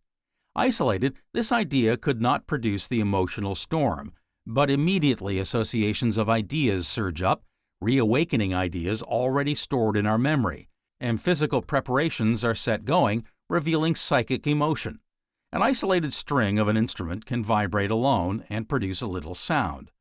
Vibrating between other strings properly stretched, it transmits its movement and we get harmony, which gives us more than its single sound. It is the same with the life of the mind. Innumerable ideas may follow one another through our brains. They are isolated strings, vibrating in succession. They produce no emotional movement. This is what generally happens in scientific work. In spite of the abundance of ideas busy in our mind, we remain cold in spite of intense intellectual work. We read a letter, and nothing among this succession of ideas at first disturbs us. Suddenly, we think we detect a reproach in an expression intended to be good-natured. We blush and our hearts beat faster. This is because the idea that sprang up awakened new ones. The shaking of a string transmitted itself to others, and the sound gained in volume. It is by this awakening of previous mental representations already, become sentiments because they are habitual and touching our pride, that the phenomenon of emotion is produced. It begins by an idea to which others link themselves. It ends in physiological disturbances, pallor, blushing, tears, heart beatings, catching of breath, stomach trouble, insomnia, neurasthenia, etc.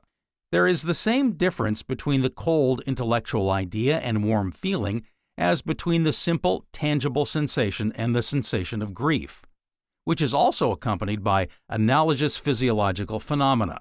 Excitement of the peripheric nerves becomes painful when it passes a certain limit, and this physical feeling varies in different individuals. If there are intense pains which induce in all people analogous reactions, there are others confined to certain persons. It is the same with emotion. An event to which our neighbor is indifferent throws us into the height of agitation, and we recognize it to be untimely and disproportionate to the cause which produces it.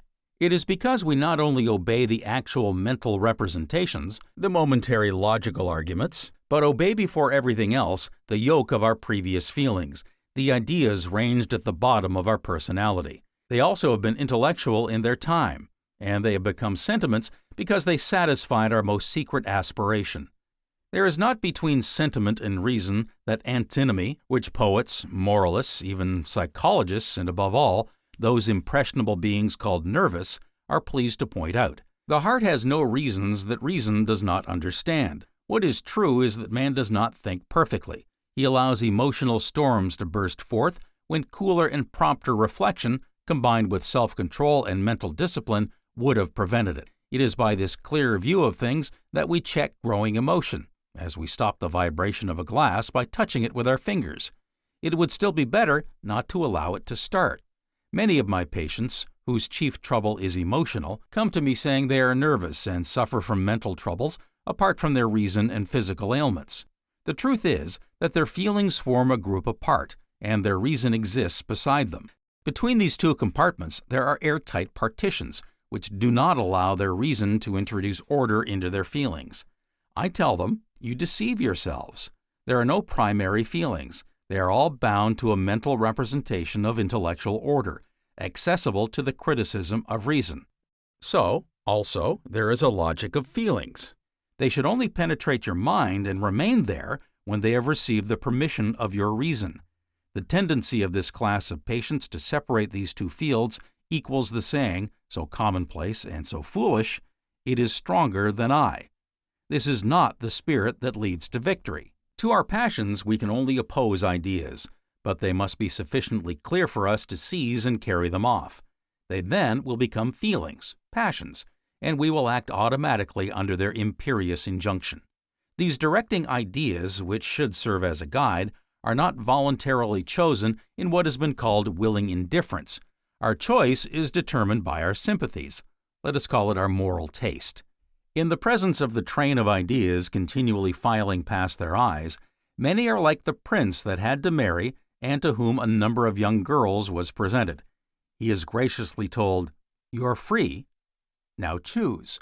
It is forgotten that only a certain number of the same social rank have been presented to him, and that his choice is forcibly restricted.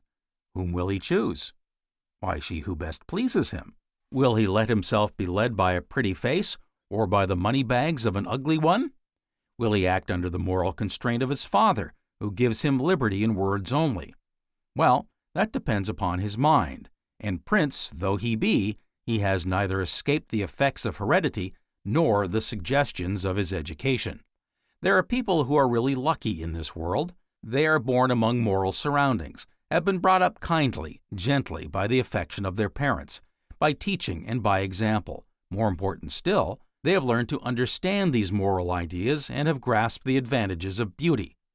Their education has been carried on with that ability which makes for sincerity, without forcing a choice upon them. Exterior constraints have disappeared, and the individual yields only to his personal sympathies. He feels himself free. Is it to be wondered at if he becomes wedded to these pet ideas, if he be guided through life by them? Other people have had the same advantages and have chosen badly, and like a dissipated elder son upon whom honorable marriage is urged, and who prefers loose women, they disdain virtue. Perhaps they have been treated with greater severity. Perhaps they are incorrigible, abnormal, incapable of appreciating real charm. Finally, others are not brought up with this care, but, like those young men who, without knowing many women, still find charming wives, they become enamored of virtue without being pushed towards it. Thus, one may go astray in spite of all the favorable educative influences which seem to act upon him, while another finds the right path alone. Education should compel nothing, for constraint produces opposition. It may suggest, present ideas, demonstrate the advantages of them, and create a liking for them without urging them with displeasing insistence. In the education of themselves, some are like the marrying man who, arriving home, thinks over the girls that have been suggested to him, finding in one new charms, in another more serious qualities. They also are smitten with ideas submitted to their judgment. Alas, they are often unfaithful to them, but the choice made, this love must increase and the bond become unbreakable. Education of ourselves, when it succeeds, unites us to an ideal of good. We may borrow these governing ideas from a set of doctrines, obey a religion that we admit to be revealed, those moral laws which Laplace called an eternal decalogue. There are also many people who require authority, who like to bend before it, as well as to use it over others. Needless to say, I am not one of them. We may also construct this ideal by thought, by an increasing attachment to conceptions which to us seem good, useful for us, for others, and for humanity. The ideal is the idea carried to infinity. We move towards the establishment of this conception like the mathematician who draws a finite line on the board and asks us to consider it infinite, by supposing that it continues forever. There is nobody in the world, however disinherited he may be, who has not experienced the benefit of kindness from a mother, a friend, or some person or other, perhaps only that of a faithful dog. From that minute, he has the conception of that virtue. It is easy for him to imagine somebody better than his benefactor, and beyond that other, still a better one. This always better leads us straight to infinity, to the ideal of kindness. In the same way we conceive the ideal of other virtues, if we concentrate our mind on virtue, whose beauty we recognize, and it is this gathered knowledge that will make the beacon of our ideal. Alas, many often allow this beacon to go out, which they should so carefully preserve, and render brighter by adding the ideal of another virtue. There are virtues whose beauty some do not immediately recognize. Thus, humility is very little appreciated and chastity is ridiculed. It needs a certain maturity of mind to arrive at patience and indulgence. These are not the virtues of youth. The greatest fault of man is to lower his ideal, while it can never be placed too high. It is not a goal within our reach.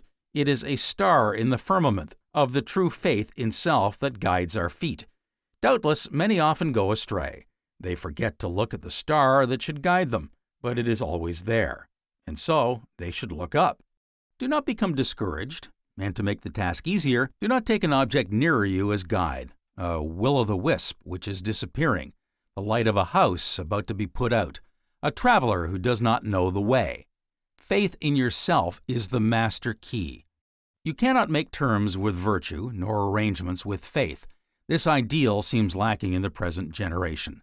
Man's faith in himself disappears, stifled under a mass of superstitions.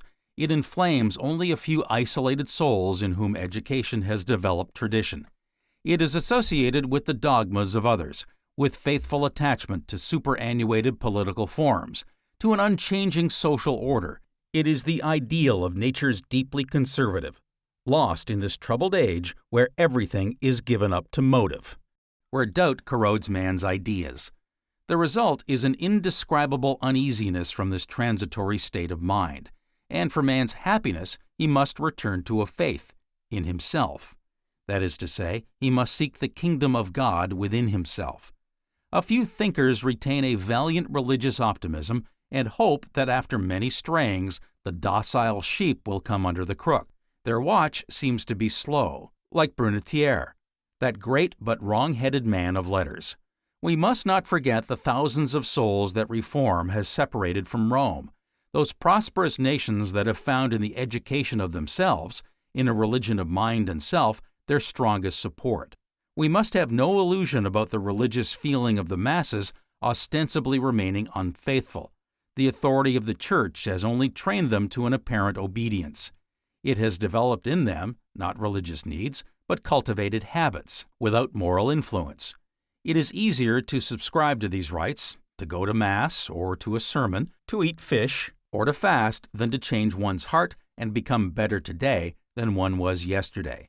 What man needs is faith in the inward powers of his soul, and an attachment increasingly greater to ethical vices, contributing to give him happiness and physical well-being upon this earth. Not that happiness depended upon circumstances, but inner happiness entirely resulting from a complete unison between conduct and the ideal aspiration. Some, who would have us think them very pious, speak disdainfully of this utilitarian morality that consists of the search for happiness. Now, those who rail would be unable to name an act of their lives that was not performed under the influence of this ineradicable desire. A moral that was not utilitarian would run a great risk of being a moral without utility and without force. Criticism of this independent morality would be just if personal interest were its guide. One must be blind to found morality upon egoism, but that is a word the sense of which we must agree upon before we wrangle about it. Faith in self, the master key. Who can tell the delights of faith in self?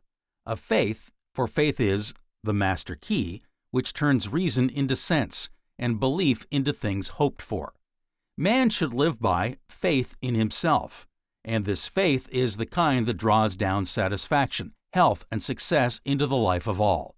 But we must not mistake, this kind of a faith is here but in its infancy. This is the faith that comes with purified reason. Through this medium one beholds and loves the world in its order and beauty. By its means, souls follow after and feel success, health, and guidance in their lives. With them, the tree of knowledge grows beside the tree of life, which is faith in self. When the soul hath the full measure of complement of happiness, when the boundless appetite of that spirit remains completely satisfied, that it can neither desire addition or alteration, that is truly faith in self. Man's will and intellect must be passive to receive by faith things hoped for. Discontent is a mingled web of faith and doubt in the soul. Faith in self is only obtained after many a death of doubt, inward and outward. Faith in oneself is a luminous star that leads the honest seeker into the deeper truths of mind and soul. Obedience to good thoughts is liberty. In this 19th century, when men are splitting hairs about predestination and the scheme of salvation, imputed righteousness and the like, let us deal with themes such as follow here: God in His world, divine immanence, God in man, the kinship of the divine and human, God in Christ, the incarnation, God in Himself. The world is in God, rather than God in the world. He could not write His image so that it could be read, save only in rational natures. Whenever we look upon our words in a right manner, we shall find an Urim and Thummim there. Faith is that which unites man more and more to the center of life and love. The foundation of heaven and hell is laid in men's own souls. The gospel is life whereby faith comes to dwell, in us and we in it. Belief in self attracts life and spirit, which flowing out from the source of all life returns to Him again as into its original, carrying the souls of good men up with it. It is only life which can fully converse with life. The waste, silent solitude found by those who make their whole life desolate of faith in themselves has nothing uplifting about it. It really proceeds from the stillness and fixedness of melancholy, of their own oppressed, cheerless nature. Know thyself. That the past centuries have been a time of stum and drang, for the soul is evident. The painful, often blundering search after what is true and real and would bear the stress of life is going on every hand. Conventions are being broken down, and in numberless cases the soul has felt itself nakedly face to face with the magical words of the lowly Nazarene, "Know thyself." The above illustrates the tone of my teachings and their epigrammatic force. Chapter 32, Lesson 30, Individual Mental Efficiency. The mental efficiency of an individual is in direct proportion to the quality of his mental powers and the control he possesses over them. Improvement in mental hygiene depends upon a knowledge of the causes which produce mental troubles and mental defects, and the application of proper means which will bring about in whole or in part the eradication of mental disorders. In many, inherent mental characteristics or lack of characteristics do not manifest themselves until middle life. Perverted mental states then begin to show themselves by the gradual or sudden manifestation of peculiarities in thinking, speech, feeling, and conduct. It is thus the various kinds of mental defectives and individuals with mental anomalies are produced. There are certain periods in the life of those predisposed to mental disorders where a mental breakdown is likely to occur unless some means of prevention are used. These danger zones are, for men, between the age of 30 and 60, for it is during this time that the strain and stress of life is more keenly felt. For women, the danger periods are at the oncoming of womanhood, pregnancy, childbirth, and the change of life. During the life of those who are predisposed to dementia, nervous and mental breakdowns, environmental conditions may be so bad that they not only pave the way for nerve storms, but they really precipitate them. As the mentally defective individual grows older, life's deteriorations and perversions manifest themselves, and if he is utterly destitute of mental discipline and ignorant of the causes which develop mental disease and mental defects, he is unable to properly adjust himself to his environment. While in this condition he comes in contact with his fellow men, and his fellow men judge him as being a mental wreck and call him insane. Dementia is a form of insanity caused by a lack of self-control and bad mental habits. It will be to the student's interest to note that almost one-third of the admissions to the detention hospitals are mental unfortunates suffering from dementia or allied diseases due to bad mental habits formed by faulty concentration. Specialists in mental and brain disorders know that many who suffer from diseases are the authors of their own misfortunes, and not always they alone, but their relatives and their fellow men. The reader must not be impressed that the above applies only to those nervous patients who, since the discovery of neurasthenia, crowd the physician's office. The writer's dictum does not refer to invalids alone. It applies to many who are perhaps too confident of their own mental balance.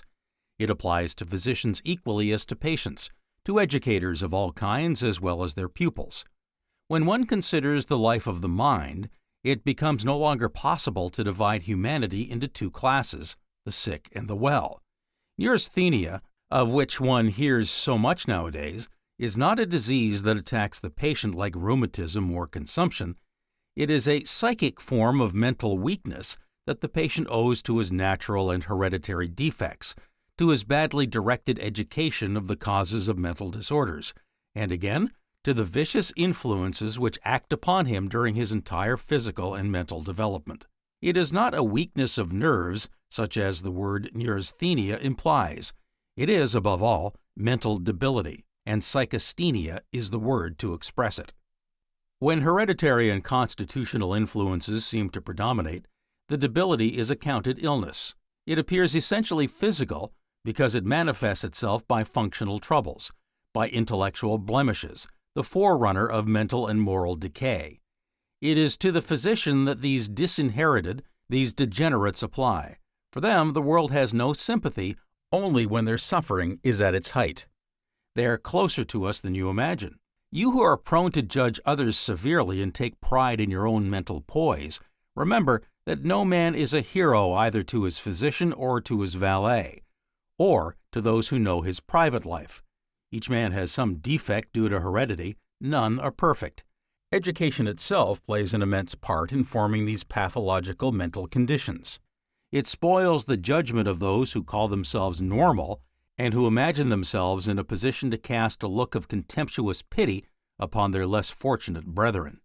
In the Carnavalet Museum in Paris is an autograph of Alexandre Dumas the Younger that is worth a whole treatise on philosophy. It says, "How does it happen that while children are so intelligent, men are so stupid?" The witty author adds, "Education must be responsible for it." Yes, education is chiefly to blame. No other hypothesis is possible. It is indeed to various educational influences, in the broadest sense of the word, to the influence of environment, that we must ascribe this gradual mental and physical decadence we so often encounter. The fact is, people do not learn how to think. Bad habits of thinking pass insensibly into actual mental disease. Again, a busy man who is capable of doing a great amount of thinking may not know, due to faulty education, of what brings on mental and physical ill health, when the danger line of a mental breakdown has been reached. He does not know his mental strength. He overworks his brain and brings on an abnormal mental state which quickly produces physical symptoms of a nervous breakdown. The fact is, men do not learn how to think. Schools impart to students, even more zealously, knowledge of which they can only use the smallest part. It burdens their memory and only serves to temper their intelligence with a commonplace stereotyped logic, which they think will equip them for the struggle of life. This hothouse culture does not develop their judgment. On the contrary, it clouds it by giving the student ready-made opinions to digest, without teaching him to appreciate their accuracy. Many today are prone to copy their neighbors when it is futile or even bad to do so. They respect traditions in all departments without submitting them, for an instant, to criticism and reason. Thinking seems to be very tiresome for some. The physician who every day is called upon to interview the mentally diseased experiences painful surprises in finding how warped are the minds of individuals who are proud of their intelligence and belong to recognized social and what are called governing classes. I have no intention whatever to speak here of present-day difficulties, as if the world had just started to go wrong. No, weakness of judgment and mental anomalies have always existed since the world begun, and this fact well justifies the epigram of George Eliot. We are born in a state of moral stupidity. Judgment is what is needed in life, a clear knowledge of our mind and defects, enabling us to foresee the immediate and future consequence of bad mental habits and wrong thinking. Men have this foresight when it comes to protecting their material interests. What intelligence do they not display when in the pursuit of these benefits? But when it comes to the question of mental hygiene and mental discipline, or to the question of their moral life, their conduct and the consequence of their acts, They lose their power of judgment. Life has only one aim: to be lived. And it is an art to live it well, to draw from it the sum of happiness for which the world desperately strives, from the voluptuary, who so easily loses his way, to the religious or philosophical idealist, who in a radiance of light sees love in his path. Many believe that peace and happiness does not belong to earth life, and soothe themselves with the hope of eternal bliss in the life beyond, which will at last compensate them for the injustice of destiny from which they suffer. I do not believe in this terrestrial discouragement. Among the vicissitudes of life, too many are avoidable, those for which we are responsible, for us to have the right to fold our hands and reserve our hopes for celestial joys. There are, without doubt, calamities that befall mankind, that trouble his life and which he is powerless to exorcise, but they will always befall poor humanity. Shall they necessarily destroy his inner happiness? No. While one sees many people who are afraid to live, who despair at the smallest failure, and who are unhappy, there are souls who bravely endure many ills, including poverty, the death of those who belong to them, and the ruin of all their hopes. Multiplied misfortunes fall upon their shoulders, but their faith and inner happiness remains unshaken. They do not take refuge in a disdainful stoicism, which would be a loss of feeling, but in a hidden content, which is their greatest possession. The overcoming of mental deterioration, improvement of mental health, the eradication of mental disorders, and the development of moral personality is only possible by the education of self. Every step man takes along this road contributes to his happiness and involves those who, willing or unknown to themselves, come under his influence. For the improvement of mental health, mental habits are important considerations. Poor hygienic surroundings, incorrect habits of thought and feeling, and false modes of living often makes life uncomfortable and tedious, and in many cases actually brings on a mental attack. Every individual has, in the course of his life, many trials and tribulations. He is the possessor of uncomfortable feelings, secret longings, troubled thoughts, ardent desires, and internal mental conflicts. Those who have learned the value of thought control and mental discipline bring these mental troubles under control and dispose of them by casting them out of their mind. Bitter thoughts, worries, and bad mental habits are brought from the dark recesses of the mind, are carefully considered, and then placed where they belong, a certain amount of weight or importance being given to each annoyance. One of the best methods of overcoming one's troubles, as stated elsewhere in this work, is to forget them, banish them away to the deep sea of nothingness. It is not necessary to incite your mind to think always of your misfortunes. Some people sleep 6 hours at night and let their mind dwell uninterruptedly upon their worries 18 hours a day. In their sleep, they dream about what has previously occupied their mind. One would think they would sometimes wish for a moment of rest from their ever-active morbid thoughts. The heart, that slave known as a bodily function, which is forced to pound along without compensation during the entire life of a nervous, worrying individual, should inspire their pity, but at least it has no feeling. Like a wild animal tamed, it is not conscious of its constant drudgery and misery. Is it any wonder nervous people have heart trouble when this organ is kept under a constant strain due to internal mental conflicts? Nervous people are always thinking of their troubles. When they are sad and miserable, they cry out and lament their lot. When they are happy, they cloud their present joys by selfish regret for the past and a morbid fear for the future. The brain of those who make up that large class of cases, the manic-depressive group, literally exhaust their mental health. What surprises the observing medical man is not the fact that there should be so many suffering from delusions and dementia, but that the brains of this class, who suffer from mental deterioration, should be able to resist the continual procession of morbid ideas and nervous emotions which they produce by their fevered and disordered mental activity. Those of this class, who must live and earn a livelihood, should interest themselves in others and affairs other than their own, as this tends to lessen the importance of their own trials and mental conflict, no matter how serious these may be. Another healthy means by which some find relief is to tell a sympathetic friend their troubles, and in this manner their trials deteriorate into comparative insignificance, and they come forth victoriously from their mental combat. Many who suffer mental ill health are, however, powerless to overcome their troubles. Their controlling desires and mental defects get the better of them, and they are unable to set them aside. Their strength to equalize and balance mental troubles is not sufficiently strong, and finally, after a long struggle, their beliefs and torments burst forth in the shape of false delusions, or they imagine that they hear voices. Sometimes they suffer from hallucinations claiming to have seen strange things, and it is thus they become insane. There are on the streets of every city today people suffering from physical diseases who should be in some hospital. There are also on these same streets thousands who are suffering from serious mental troubles and mental habits of a constitutional character. This large number of mental inferiors, eccentrics, mental wrecks, and others suffering from different borderline types of mental diseases, while allowed freedom and considered harmless, would, for obvious reasons, be much better off if sent to some sanitarium or hospital where mental ills are treated. There are over 225,000 insane people in the United States today, almost the number that goes to make up the population of such a city as Cleveland or Pittsburgh. The number of insane confined in state institutions on December 30, 1910, was almost 200,000.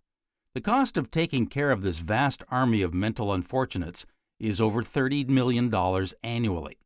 It is a conservative estimate that there is 1 out of every 500 population that is a mental wreck or a mental defective. Again, it is a conservative estimate that 1 out of every 600 of the population of the United States is today a victim of epilepsy, which is a chronic physico-mental disease characterized by irregular attacks of unconsciousness with or without convulsions. As I have stated before, what many need today is teachings in mental hygiene. The mental unfortunate, who is always troubled with the delusion of looking for slights from relatives and others, and who is constantly on the lookout for offense when there is none given, later may, in the absence of those balancing factors known as mental discipline and self-control, become the victim of permanent persecutory delusions. That is to say, he will imagine that he is being persecuted by others. The things which make logical thinking so difficult for many are preconceived ideas, dogmas of all sorts, false settled convictions, solidified in a word and obtruded upon them by those with whom they live, their relatives, so well-meaning but often so clumsy and ignorant friends and advisers, whom they have chosen unwisely, the class in which they believe, and socially all with whom they come in contact, to whose contagion they unwittingly lay themselves open. As the child imitates its parents, so they copy their neighbors and listen to their advice when it is even bad to do so. They respect traditions in all departments without submitting them for an instant to criticism and reason. Thinking appears to be very tiresome, while seeking thought control or mental discipline is checked by their pursuit of religious dogmas. Increasingly, mental defects and abnormal thinking, which have remained unchecked and which have not been intelligently analyzed nor controlled by their possessors, may come to the surface at a later time in their life in the form of mental disorders and false beliefs. It has thus been shown that the individual who tolerates abnormal thought and cultivates bad mental habits passes unconsciously into a state where he actually suffers from mental disease. Jealousy, selfishness, doubt, fear, suspiciousness, undue sensitiveness, morbid meditation, brooding, seclusiveness, worry, despondency, and excesses, if unchecked or uninterrupted, will run riot and make a mental and moral wreck of their victim. False education, conventional fallacies concerning health, the lack of practical mental and physical training, lack of mental hygiene, the endeavor to perform tasks beyond one's capabilities, alcohol, animal sensuality, idleness, dishonesty, the acquisition of useless and false beliefs, all encourage unhygienic mental habits and pave the way for serious mental diseases and nervous breakdowns later on in life. Unchastity is always followed by mental defects. In view of this, those who unite to work in common for the improvement of morality should not be so severely criticized. In speaking in public on the subject of chastity, a term so rarely written today that it has an archaic air, one often hears remarks mingled with the scornful laugh of some none too well-mannered young lady. One can see the discreet but yet mocking smile of many honest women. You detect also at times the heartbroken sob of the girl who has seen her dream of happiness crumble away. Why this quasi-unanimity of revolt when one dares to recommend self-control in this domain? Because, we are told, one must not interfere with the right of man to love. Is it not a natural law, a primordial, ineffaceable instinct? Far be it from me to condemn love even when it is reduced to the merest animal sensuality. By a false belief, many force themselves not to see the influence that amorous passion has upon the mind. It seems as if they were ashamed of it. Others realize very clearly the slavery in which they live. The Pharisee still constitutes the virtuous man in society. Judging from appearances, one might think humanity were all asexual. Man lowers himself beneath the brute when he gives himself up to libidinous thoughts. On the contrary, he raises himself by ethical thought to a more beautiful conception of love when he puts feelings of real affection first, and when the union of souls completes the bodily union. I should not care to make man a mental eunuch, avoiding by continual asceticism the slavery of passion. I understand chastity to mean, according to the dictionary, abstention from illicit pleasures and reasonable control in pleasure allowed. I do not speak here of that complete and definite abstinence which is unnatural, and I know that too many men take vows of chastity to keep them. However, this much I have to say, that the man or woman who indulges in unchastity is known by all medical men as a mental and moral pervert. No man or woman can steep their souls in the dregs of sensuality and retain their mental equilibrium. The Master Key, Part 6, Chapter 33, Lesson 31, Concentration Applied to Health and Disease, The Psychology of Faith and Doubt. Fundamental mental states of belief and faith for health generates health, while fundamental mental states of fear and doubt for health generates disease. In short, positive mental states of faith and doubt are for or against health. Fear and doubt of self to become immune to disease are active generators of mental poisons and physical toxicants, while worry is a destructive element ever tending to destroy mental discipline and overthrow the mind.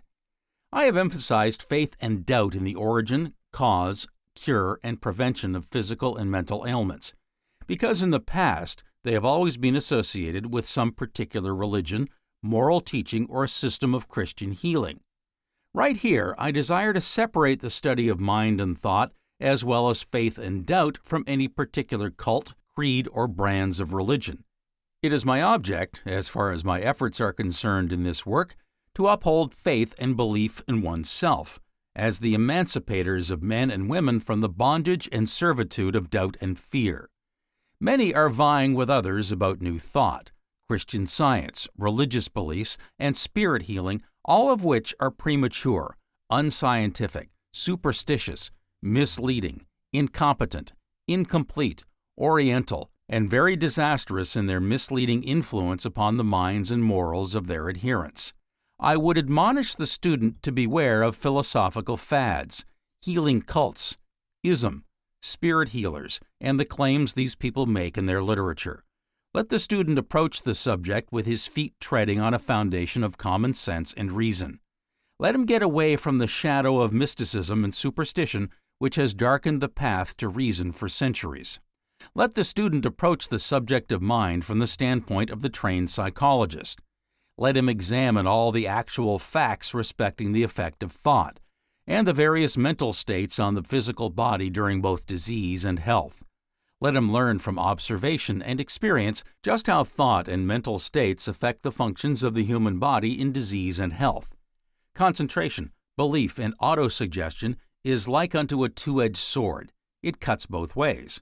Therefore, man needs a knowledge of its nature and possibilities as much to protect him from all of his own adverse concentration, autosuggestion, and morbid meditation as he does from that of others. The student should study the psychology of faith and doubt in such a way that he can obtain conclusions and be able to comprehend them. He will then understand the universal law of thought and mental therapeutics. He will know the psychology of faith and doubt. Every human being prefers health to disease, prefers happiness to misery, suffering, insanity, and an early death. When we look with pity upon those around us that are heavily laden with afflictions and begin to realize their pain and poverty, their sorrow and despair, we then begin to understand the truth of that line by Shakespeare which follows, "There is no darkness but ignorance." Sorrow, bodily disease, and mental ailments are in almost every case traceable to the individual being ignorant of the cause of their troubles, and the fact that by the intelligent application of concentration, he could become immune. Bad health is the fruits of a material and not a psychological education. The real student will study the psychology of fear and disease, faith and belief in self, as taught herein. It is only ignorance of the origin and cause of disease and pain that makes sickness and misery so prevalent. Many persons are loud in their lamentations and wonder why God has sent these afflictions upon them, while they bring them upon themselves by an improper use of their mind or mental forces.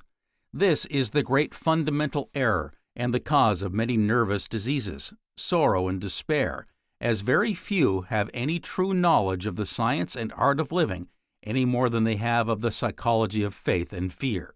The puzzling and perplexing problem of disease finds its only rational solution in the relation that exists between mind and body. The question is often asked why so many souls pass prematurely out of the physical body through the agency of disease. Why is it that you seldom hear of a natural death? Why have so few persons a perfectly sound and normal body? There is but one logical answer. The human body is developed and strengthened by positive thoughts concentrated on health, reinforced by a perfect faith in oneself for health. This regulates to healthy action the functions and organs of the body. People are now experiencing a decided reaction against the overly learned materialism of past years. It is mental efficiency, scientific concentration, mental discipline, and mental hygiene, combined with literal faith and belief in oneself for health, that courts and attracts physical well-being and mental equilibrium, while their opposites are harbingers of physical diseases and mental ailments. No observing or intelligent person will deny that a despondent or gloomy condition of mind affects the health. The body is the outgrowth of the mind, representing the nature and condition of the life forces within it. In the right control and direction of thought lies a mighty factor in the curing and healing of disease and pain, for we must deal with causes and not effects. A mind perfectly controlled and directed in the proper channels of strength and health-giving thoughts will produce and maintain a normal, healthy body. The human mind is a loom, constantly weaving. Our thoughts are the warp and woof of that fabric which the mind weaves. If the thoughts out of which the fabric has been woven are concentrated, positive, and health-giving, we have strong, healthy bodies free from disease and pain. But if our thoughts are negative and we have no faith, then our bodies, which are the fabrics woven from this impure and defective warp and woof, will be afflicted with disease and ailments. As stated above, if our thoughts are negative and we doubt our ability to ward off disease, this mental attitude affects the body and its various functions in health and disease. Our manner of thinking, the thoughts which are entertained in the mind or soul, shape and form the destiny of man, bringing to him sickness or health, poverty or wealth, affliction or happiness. What has been thought either by ourselves or our mothers determines what we are or what we will be. The mother, by her condition of mind, molds and forms the characteristics and traits of her child, as stated in a following chapter. Children are always stamped with parental individuality. Therefore, everyone sails this great sea of life, subject to concentration, heredity, and environment. Our surroundings from which we receive external impressions or suggestions furnish us with thought material. If we receive into our mind good material for pure health-giving thoughts, we have strong, healthy bodies. If we accept or select that which is bad and makes doubtful thoughts, we have weak and diseased bodies and are surrounded by afflictions and misery. From the right control and direction of thought, the soul receives happiness while the body receives health. Thought influences build and control every organ and function of the physical body. Mental discouragement and depression are accompanied by a disinclination for exertion and a sense of bodily fatigue. A combination of symptoms and complaints follows disappointments and worry, and the removal of the cause is followed by an immediate disappearance of the effect. A depressed or wearied condition of mind inhibits life and energy, and a constant dwelling of thought on some real or imaginary trouble wrecks the mind and destroys the human body. Worry sends to a premature grave or the insane asylum all who harbor it as a constant companion. The extent to which it kills is appalling to contemplate, and one should drive it out of his mind as he would a thief or an unwelcome guest from his house. This can be done by concentrating on peace and calmness. It is the duty of every man to suppress his evil and morbid tendencies and encourage those that are good and noble. We all know that in every human soul, as in the smallest bud or flower, are encamped the opposing hosts of good and evil, of disease and health. Every human soul at birth is launched upon the mighty sea of right and wrong, of disease and health, of joy and grief, of life and death, and it is only by a knowledge of the science of being that we are able to avoid the rocks and tragic depths of earthly life. Physical disease and discomfort are most always traceable to mental causes, many being mental in origin. The material body always responds to mental impressions. There is an abundance of evidence reaching from the remotest ages to the present time to support or demonstrate this fact. A merry heart doeth good like a medicine, but a broken spirit drieth the bones. Proverbs chapter 17, verse 22. A quiet, pleasant, and composed condition of mind resting upon a foundation of belief in self maintains a healthy body. Sleep knits up the raveled sleeve of care. Joy and happiness do the system far more good than drugs. Narcosis, sleep produced by narcotics, leaves the system depleted and weakened, while the sleep of those with a peaceful and contented mind restores and builds up the wasted energies of the body. Disappointment and gloom fill the physical body with disease and pain, sapping life's vitality and energy. Hatred and revenge poison the blood, and he who entertains revengeful thoughts brings a curse on himself. Anxiety and fear, or an irritable condition of mind, induces hysteria, insomnia, and other nervous symptoms. Those who are confident in their ability to ward off disease and sickness, thereby placing the life forces on the defensive, can expose themselves to contagious diseases without any fear of contracting them. This is especially true of the professional nurse and physicians who are so accustomed to being among the sick that they have no fear of exposing themselves to the most contagious disease. It is this fear and expectancy of contracting a disease, and which fills the mind of most people when they enter a sick room or are in any way exposed, that invites disease and makes the body susceptible by weakening those forces, which, if properly governed, will throw off the most contagious disease known. Every intelligent human being is making a pilgrimage in pursuit of health and happiness. This is true of the sinner as well as of the saint, of the humble as well as of the exalted, of the disinherited as well as the prosperous. This innate desire of the human heart for perfect health and happiness is universally recognized as its legitimate, inalienable, and divine right, for these aspirations and yearnings are common to all mankind. But how can true happiness and success in life be obtained? This is the great rock in the turbulent stream of life upon which poor humanity splits. Opinions upon this subject are at great variance. Some fancy health and happiness lie in wealth, others that peace and happiness come of knowledge, while others court ignorance to obtain it. Some seek and expect to find it here, and others are waiting patiently its acquisition in the great hereafter. As a natural consequence, of course, disappointments are many, and history swells with the record of broken hearts. A final analysis of the universal struggle for peace, health, and happiness leads to a definite conclusion upon the subject, and which cannot fail to interest every intelligent person. As the common aspiration is the acquisition of health and happiness, no reasoning person would seek it where it is not to be obtained. But without a true knowledge of the path which leads to it, The earthly wayfarer is left to fancy and speculation and becomes a creature of circumstance, hence the mistakes, disappointments, sickness, and sorrow of life.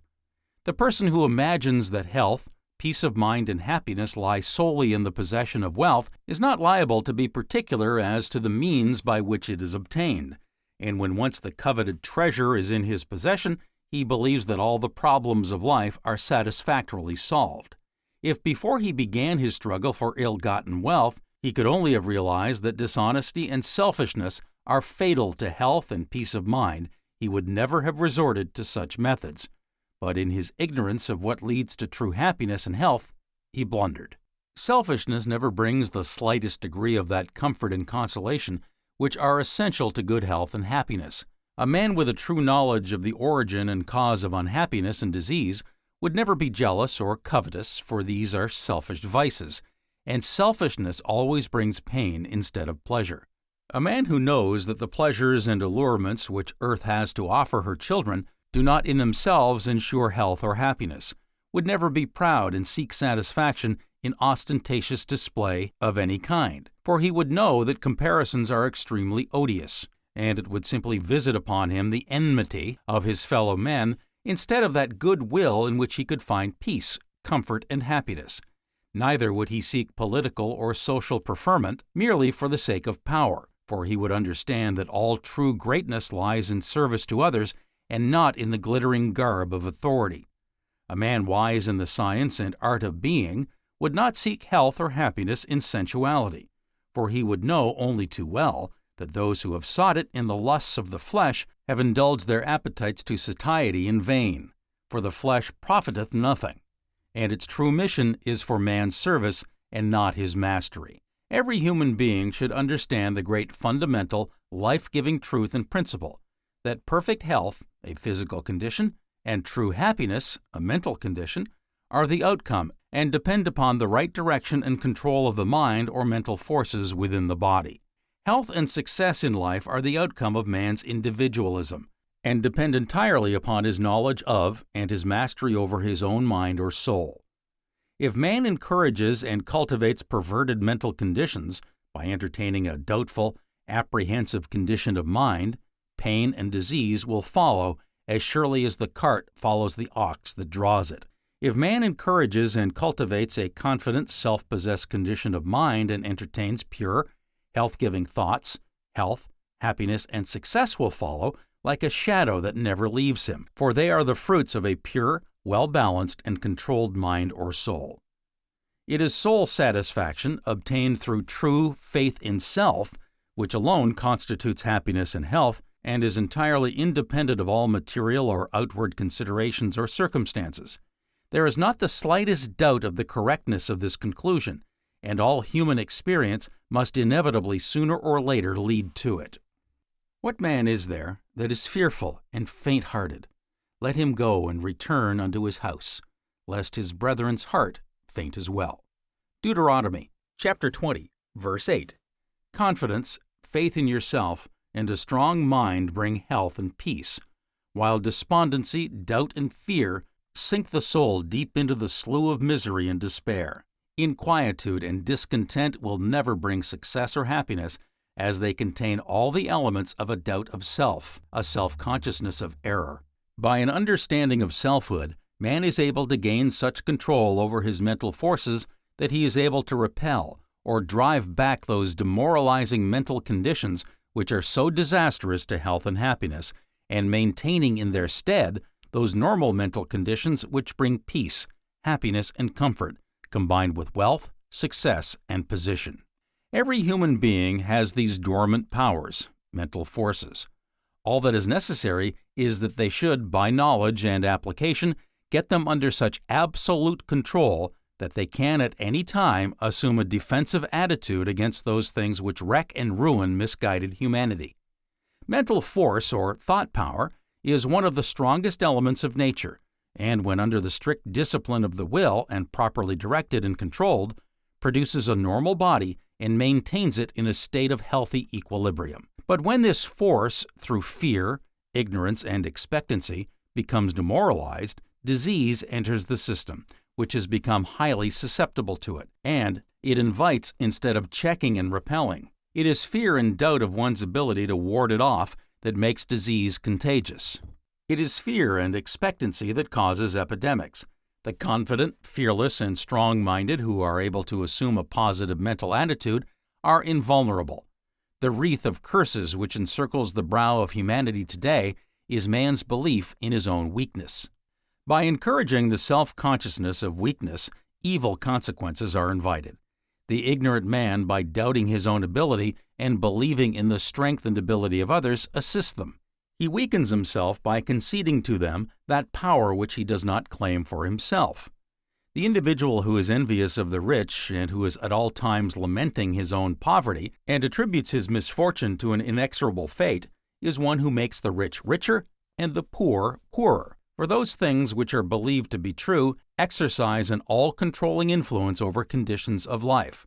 The unfortunate who actually believes that he is destined to be poor and that it was preordained, he should during his life always meet with reverses in misfortune, will, by maintaining this condition of mind, preclude all possibility of helping himself or being assisted by others. And until he changes this mental attitude of viewing his surroundings and harboring the belief that everything and everybody is against him, he will remain unfortunate and poverty-stricken to the same degree in which he indulges this belief. It is this lack of self-confidence and assertion, this self-confessed weakness and want of character which curses so many people with poverty, disease, and distress. The most deplorable evil that can overshadow the life of any man or his family is his own self-condemnation. The person who encourages this self-confessed weakness will never succeed, for he shapes his own failures, invites poverty, misery, and disease, makes himself a sorrowful creature of circumstances, the solicitor and receiver of evils which his own ignorance has invited and heaped upon his head.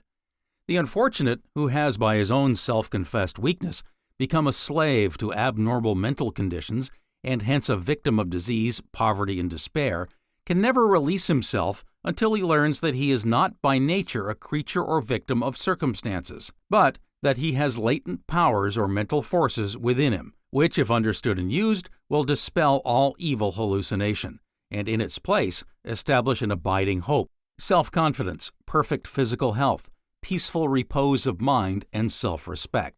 Self-respect, esteem for faculties, traits, ability, and gifts possessed should be inculcated in every mind, and this should become a part of man's education in the great school of life, and the fruits and rewards of their right use, also the terrible consequence of their abuse, should be conclusively shown and taught. There is apparent in many persons an extreme of modesty, or rather, a lack of self-assertion entirely inconsistent with the normal nature of the human mind, for it contains all the elements of self-condemnation and a morbid self-depreciation, which implies a lack of reverence toward the Almighty Creator, who has endowed all intelligent beings with the divine gifts of self-respect, esteem, and whatever talents or ability they may have. Every human being should be thankful for the gifts which have been bestowed upon him, and for the use or the abuse of which he alone is responsible. All power and energy to create or destroy comes from the mind or mental forces. This force or power should at all times be under the control of the will, which is the executor of the intentions, impulses, and emotions of the mind or soul. The will, when properly governed, produces thought force that builds a normal mind and body. It is this force which forms and shapes the destiny of man. As everything within the universe is subject to natural law, it becomes apparent to all who have been close observers of the mentality of man that the power to create or destroy health, strength, and happiness has its existence in the human mind. A man's belief or condition of mind is all that can control him. If he assumes by self-confessed weakness that he is impotent or that his body is susceptible to disease and pain, he will, as the result of this assumption, most certainly realize it. If he believes that he has inherited some disease or that he is always to exist in poverty, his belief will bring unto himself these things. Job, the patriarch, exemplified this when he said, "For the thing which I greatly feared is come unto me, and that which I was afraid of is come upon me." This is common sense and reason, and fully justifies every intelligent man and woman in seeking a perfect comprehension of the principles of scientific concentration and thought control. This knowledge is most certainly indispensable to every intelligent man or woman. All of their influence in and relation to the world, their health, their finance, their friends and enemies, are the concrete expressions of their mental conditions. It is this knowledge which leads to power, health, wealth, and happiness. The present is an age of transition from old and obscure conditions and doctrines into better and more enlightened ones, an age of destruction for many of the old and inconsistent dogmas which have been fostered by superstition and ignorance. Ignorance of the nature and possibilities of the mental forces within the physical body causes man to falter and waver, whereas he should always be confident, rising above his circumstances and conditions. Ever master of the occasion, for he that wavereth is like a wave of the sea, driven and tossed by the wind. James chapter 1, verse 6. The mental or life forces of man influence and affect everything within the range of human thought, everything within the horizon of intellectual effort, and from which emanates the theories, customs, hopes, fears, hatreds, superstitions, vices, and virtues of the human race. Most everyone has experienced the emotions of the heart, felt the thrills and ecstasies of love, the maddening fires of hatred and revenge, and knows how envy and desire defeat the better judgment and overcome the will, how weak the forces of reason are when passion pleads. Man should know how grand it is to be master of these ruling forces and guiding passions, but he will remain a sport and prey to passion until he has a true knowledge of concentration, self-control, and mental discipline. He that is slow to anger is better than the mighty, and he that ruleth his spirit than he that taketh a city. Proverbs chapter 16, verse 32. Observation will verify the statement that it would be impossible to enumerate the vast numbers who are suffering from perverted mental conditions. Pitiful victims are they whose lives are made miserable from the effect and influence of their own beliefs.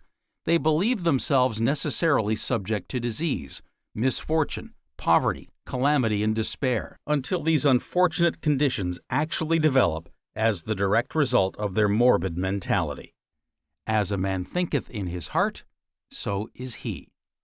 Proverbs chapter 23, verse 27. Heaviness in the heart of man maketh it stoop, but a good word maketh it glad. Proverbs chapter 12, verse 25. Many of our learned men persist in encouraging these demoralizing and morbid mental illusions. Morbid apprehension, mental depression, and irritability should be systematically antagonized by hope, confidence, faith in self, and mental tranquility. Chapter 34. Lesson 32. Concentration applied to fear and disease, expectancy and attention. The physiological effect of drugs is not always according to their known or proved properties, but according to the anticipation or expectation of the patient. Every medical man knows from his own practice that if a patient is given a decided suggestion or receives an impression that a fictitious medicine he is about to take will act in a certain way, marvelously good results sometimes follow, as in the administering of such substitutes as bread pills or sweetened water. A great many people are under the impression that pills always act as a laxative, and if given bread or even an astringent in pill form, an operation of the bowels will follow. The plan of substituting something for a narcotic mixture, without which a nervous patient thinks himself unable to sleep, is, as we all know, continually resorted to, and is an instance of the beneficial employment of the imagination, and the effect of expectancy upon the mind or mental forces. This also well illustrates what great influence and power the mind has over the organs and functional duties of the body, causing unusual and extraordinary physiological effects and conditions, as illustrated in the following instance. A lady who, while sitting upon the upper deck of the steamer City of Mackinac, when crossing Lake St. Clair, became so badly frightened by the grating of the paddle wheel over a sunken crib that she gave vent to a series of screams and begged for someone to save her. This was the first time in 6 years that she had uttered a word. influenza having partially paralyzed her vocal organs, and medical science had failed to cure her. Since this occurrence, however, she has recovered her full powers of speech. Most everyone, especially physicians, know of some particular instance illustrative of the effect of mind upon the body, which always responds and registers mental impressions and psychological conditions, such as the case of a physician who, when about to administer chloroform to a hysterical woman who was about to be operated upon for the removal of 2 tumors, discovered that the chloroform vial was empty and that the inhaling bag was entirely free from odor of the anesthetic. While waiting for the return of the person sent to the drugstore for a new supply, he thought that in order to familiarize the patient with the process, he would place the inhaling bag over her mouth and nose. He did so, and instructed her to breathe quietly and deeply. After taking a number of deep inspirations, she suddenly cried out, "Oh, I feel the effects of it already. I'm going." And a moment later, her eyeballs turned upward and she became completely unconscious. As she was found to be perfectly insensible to pain, the physician suggested that the surgeon proceed with the operation. He did so and removed 1 tumor without disturbing her in the least. When about to begin operations for removing the remaining 1, she partly came to. The inhaling bag was once more applied with the suggestion that she was going to sleep again. When the patient immediately lost consciousness and the operation was performed successfully without pain or knowledge to the patient. This woman, it is said, had taken chloroform 3 years before. Recollection of her previous experience, combined with expectation and the application of the inhaling bag, were sufficient to cause her to self-induce precisely the same psychological condition that a liberal application of an anesthetic would have produced. The power and effect of the imagination is wonderful, and there is no question but that sickness and even death itself is often caused by it, as is readily seen in an instance given by Dr. Hack Tuck. The victim was a Frenchman who had been condemned to death for committing some crime, and his friends, wishing to avoid the disgrace of a public execution, consented to his being made the subject of an experiment. It was stated to the condemned man that it had been decreed that he must be bled to death. The executor then bandaged the victim's eyes, and after his arm had been slightly pricked, a small stream of warm water was made to trickle down it and drop into a basin, the assistants all the while keeping up a continuous comment on his supposed weakening condition. "See how pale he looks? He is getting faint. His heart is beating slower and slower. His pulse is almost stopped," with numerous other remarks of this sort. In a short while, the miserable man died with decided symptoms of cardiac syncope from a hemorrhage, without having really lost a single drop of blood, a victim of his own imagination. That decease and kindred states are induced by autosuggestion, self-thought, and can likewise be induced by suggestions from without, there is no doubt. Let a man's friends repeatedly tell him that he is looking bad and that he does not seem able to be about, that he should take care of himself, or he will be down sick with this or that complaint, and it is almost a certainty that unless he is positive in his belief in himself for health and can concentrate his mind against the suggestions, he will temporarily deteriorate in health.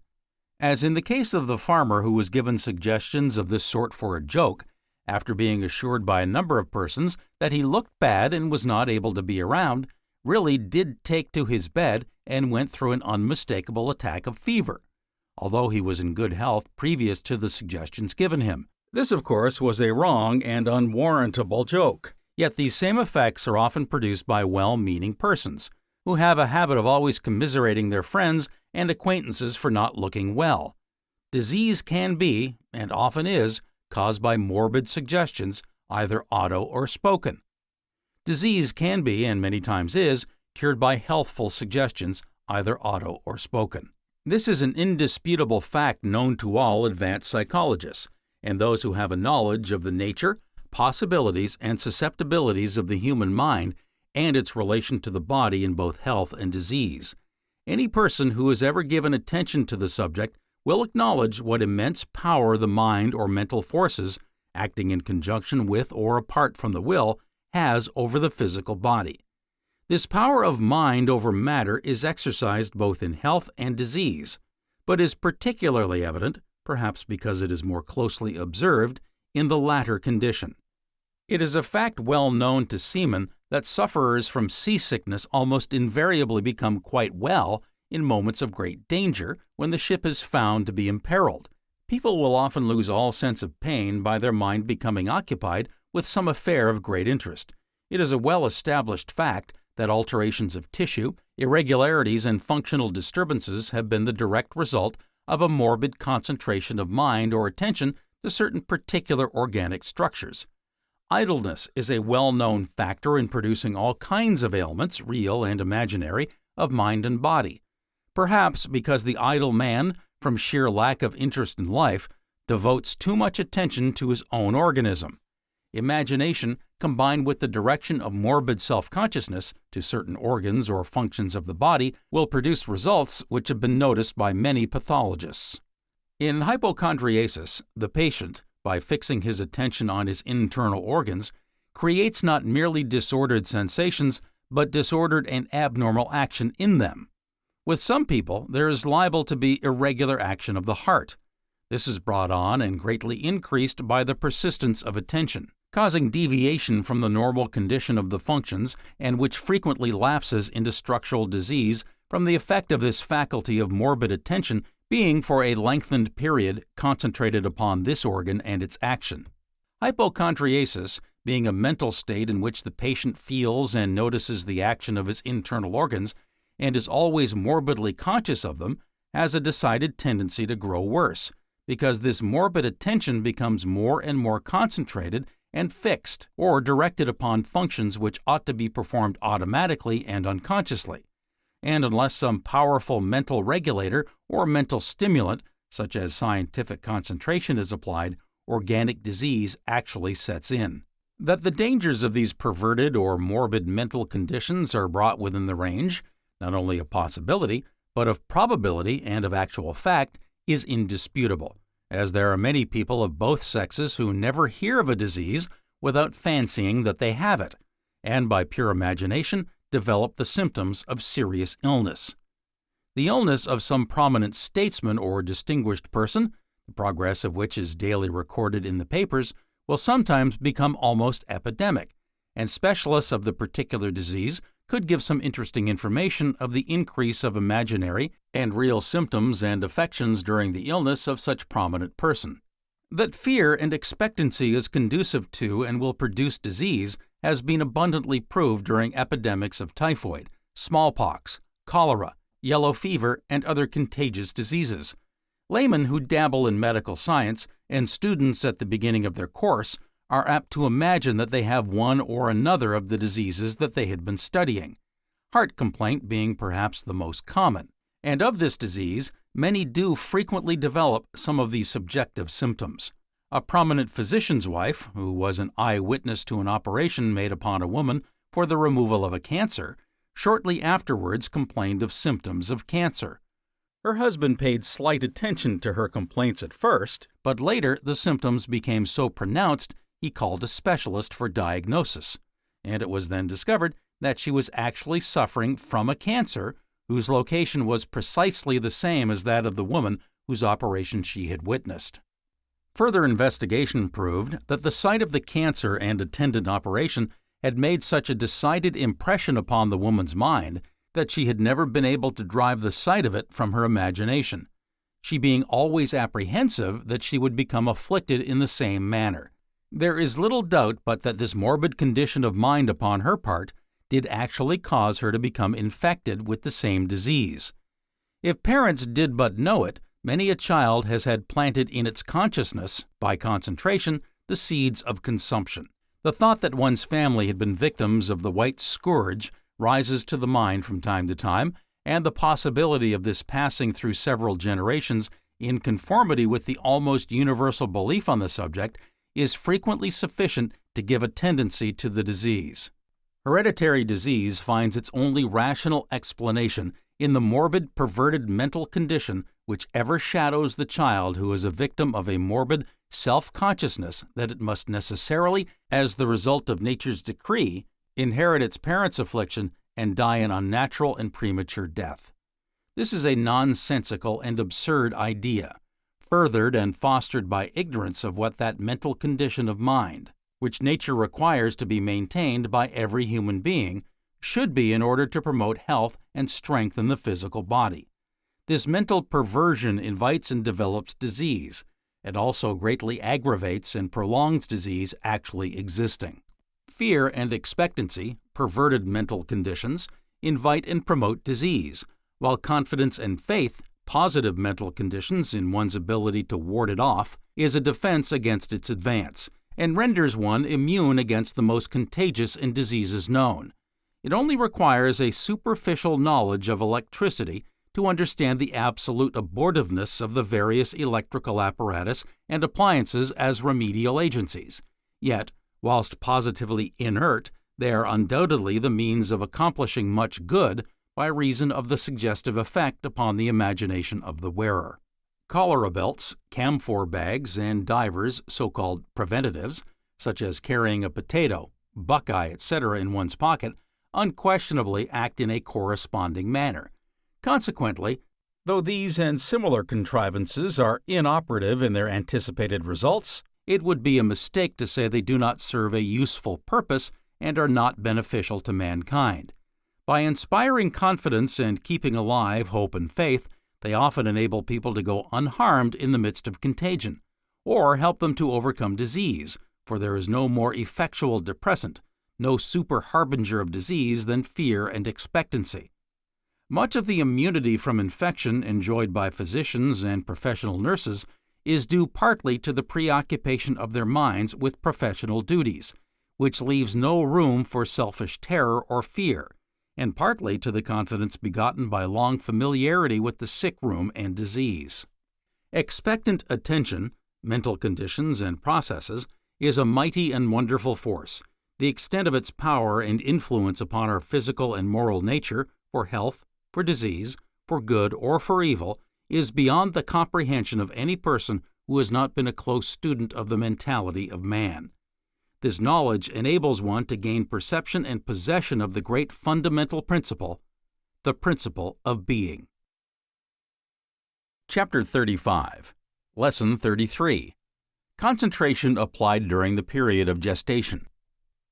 The effect of the concentration and realization of the female at the time of conception and during the 9 months of gestation upon the unborn child in the uterus has escaped most authors of works treating on the subject of psychology. The fact of impressions passing to the child before birth, as in the case of birthmarks, may be turned to good account, especially if the mother has some knowledge of concentration. In such a case, she could prepare herself by holding in her mind mental image of the kind of child she would like. The longer such a preparation had been in operation, the more likelihood would there be of the character of the fetus being affected. The question of reincarnation need not enter into the problem, and will not be considered here. What I wish to emphasize is that with concentration intelligently applied by the prospective mother, prenatal culture is a possibility. For up to the time of birth, the mother could, with full assurance of obtaining results, concentrate her mind on the nobility of feature, form, and character she desired for her child. Did you ever note the scowling face of some children? It's a true reflection of their mother's mental state during pregnancy. It will be remembered that the Greek mothers contemplated statues of beautiful women or powerful men, or the gods and goddesses so as to influence their unborn children, this being done knowingly. There is nothing to prevent a similar practice being returned to today. But with the knowledge we now have of the power of thought and intelligent concentration in the molding of form, no less than character, the physical degeneration on which so many writers and speakers have touched during the last few years can be remedied very much. There is wonderful power in the mind when directed by concentration and realization. This is fully demonstrated in the action of the psychic or mental forces from whence there are impressions and wonderful effects produced by the female during the period of gestation. By many, these effects have been attributed to diverse superstitions. The effect of concentration is evidenced, as stated above, in pregnant women, who stamp upon their child the image of things intensely desired or mark their offspring in some particular manner. This image or sign imprinted by the appetite, faith, realization, fear, or desire of a mother on her young does certainly confirm the fact that her mental state during this period has a decided influence upon the child. For let a woman during the period of gestation intensely desire cherries, strawberries, or any particular fruit, but touch her face or other part of the body with her fingers, and without doubt the child will be stamped in the same part of its body with the sign or image of the fruit desired. We find a most remarkable instance of concentration and observation in the history of Jacob. It is as follows. Jacob agreed with Laban that he would still guard his sheep, provided that Laban would give him as a reward for his services all spotted lambs and goats that should in the future be added to his flock. Laban consented to this proposal, and Jacob became immensely rich. It is worth the trouble to insert the passage relating to this transaction as an application of the mysterious doctrine of concentration even in animals. When Jacob would no longer watch over the sheep and desired to go away with his wives and children, Laban said unto him, Genesis chapter 30, verses 27 to 43, I pray thee, if I have found favor in thine eyes, tarry, for I have learned by experience that the Lord hath blessed me for thy sake. And he said, Appoint me thy wages, and I will give it. And he said unto him, Thou knowest how I have served thee, and how thy cattle was with me. For it was little which thou hadst before I came, and it is now increased unto a multitude. And the Lord hath blessed thee since my coming. And now, when shall I provide for mine own house also? And he said, What shall I give thee? And Jacob said, Thou shalt not give me anything. If thou wilt to do this thing for me, I will again feed and keep thy flock. I will pass through all thy flock today, removing from thence all the speckled and spotted cattle, and all the brown cattle among the sheep, and the spotted and speckled among the goats, and of such shall be my hire. So shall my righteous answer for me in time to come, when it shall come for my hire before thy face. Every one that is not speckled and spotted among the goats, and brown among the sheep, shall be counted stolen with me. And Laban said, Behold, I would it might be according to thy word. And he removed that day the he-goats that were ring-streaked and speckled, and all the she-goats that were speckled and spotted, and every one that had some white in it, and all the brown among the sheep, and gave them into the hands of his sons. And he set 3 days' journey betwixt himself and Jacob. And Jacob fed the rest of Laban's flocks. And Jacob took him rods of green poplar, and of the hazel and chestnut tree, and pilled white streaks in them, and made the white appear which was in the rods. And he set the rods, which he had pilled before the flock in the gutters in the watering troughs, when the flocks came to drink, that they should conceive when they came to drink. And the flocks conceived before the rods, and brought forth cattle, ring-streaked, speckled, and spotted. And Jacob did separate the lambs, and set the faces of the flocks toward the ring-streaked, and all the brown in the flock of Laban. And he put his own flocks by themselves, and put them not unto Laban's cattle. And it came to pass, whensoever the stronger cattle did conceive, that Jacob laid the rods before the eyes of the cattle in the gutters, that they might conceive among the rods. But when the cattle were feeble, he put them not in, so the feebler were Laban's, and the stronger Jacob's. And the man increased exceedingly, and had much cattle, and maidservants, and menservants, and camels, and asses. This proves clearly that the sheep and the goats could be made to bring forth their young changed in color and appearance, corresponding with the pilled rods which were placed before them by Jacob as they drank from the waters. In these days, the theory that the features of the offspring of a human mother can be affected by an object upon which the mother gazes is pronounced absurd, and yet this theory, in the very nature of things, is as fully established as the fact that the mental qualities of many children differ totally from those of their parents. The fact that the sheep and the goats, upon seeing the objects which Jacob so skillfully placed before them, brought forth their young differing in appearance from themselves, has a very deep significance. Either Jacob knew what the result of this stratagem would be from experience, or it was revealed to him in a dream.